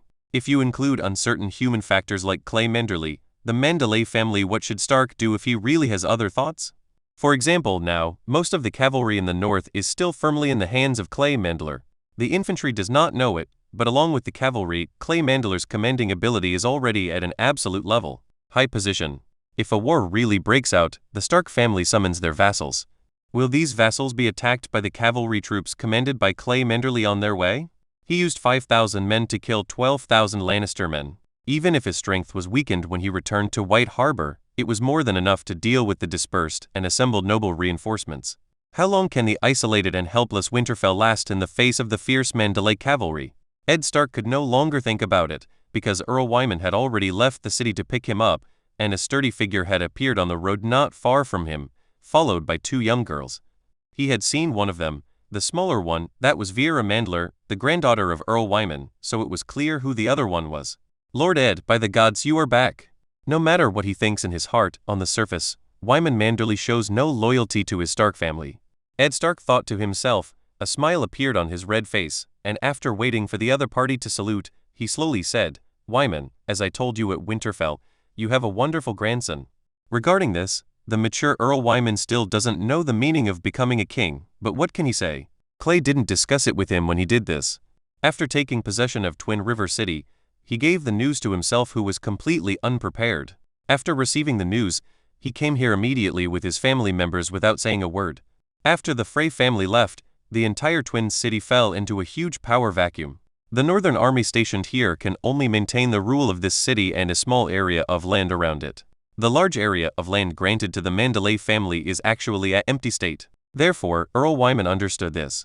He took his two granddaughters and 1,000 troops who stayed in White Harbor, and took a boat directly across the Biting Bay, which was already the inner sea of the Manderly family, and took the fastest way.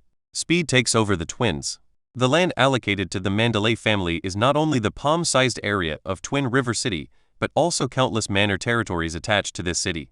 Although the Night Lord above is the smallest noble, he also has a lot of influence in the local area. Small influence.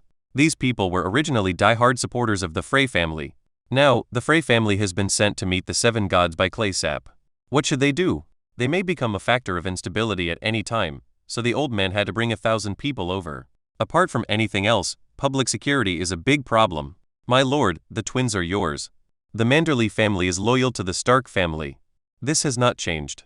Earl Wyman bowed and said that he was not sure what changes had taken place in his original lord after he had gone through so much trouble on his trip south.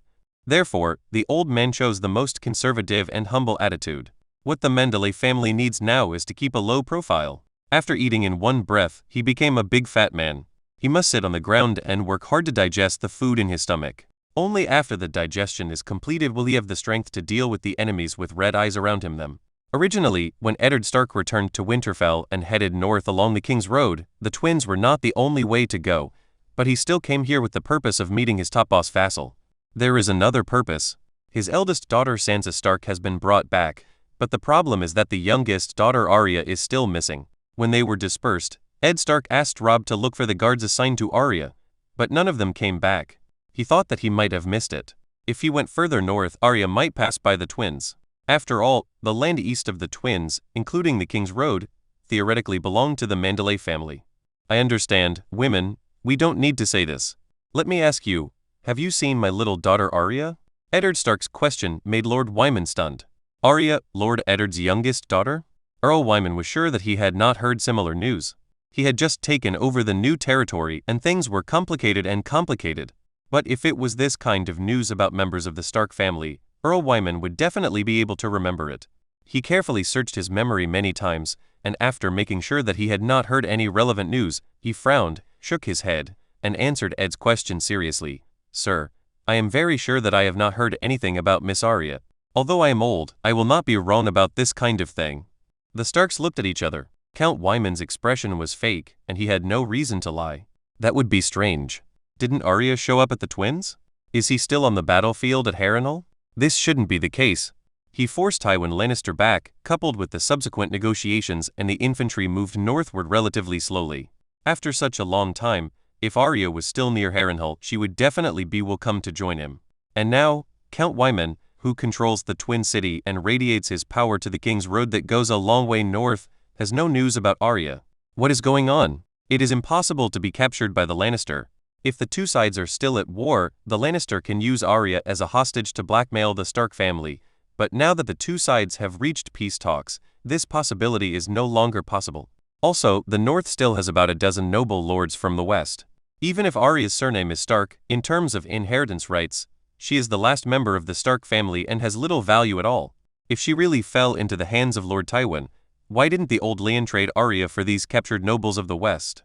Negotiations have already begun anyway. Robb Stark felt a chill behind his back. He vaguely felt that Arya might be in trouble. She was neither in the twins nor in Harrenhal, so where could she be?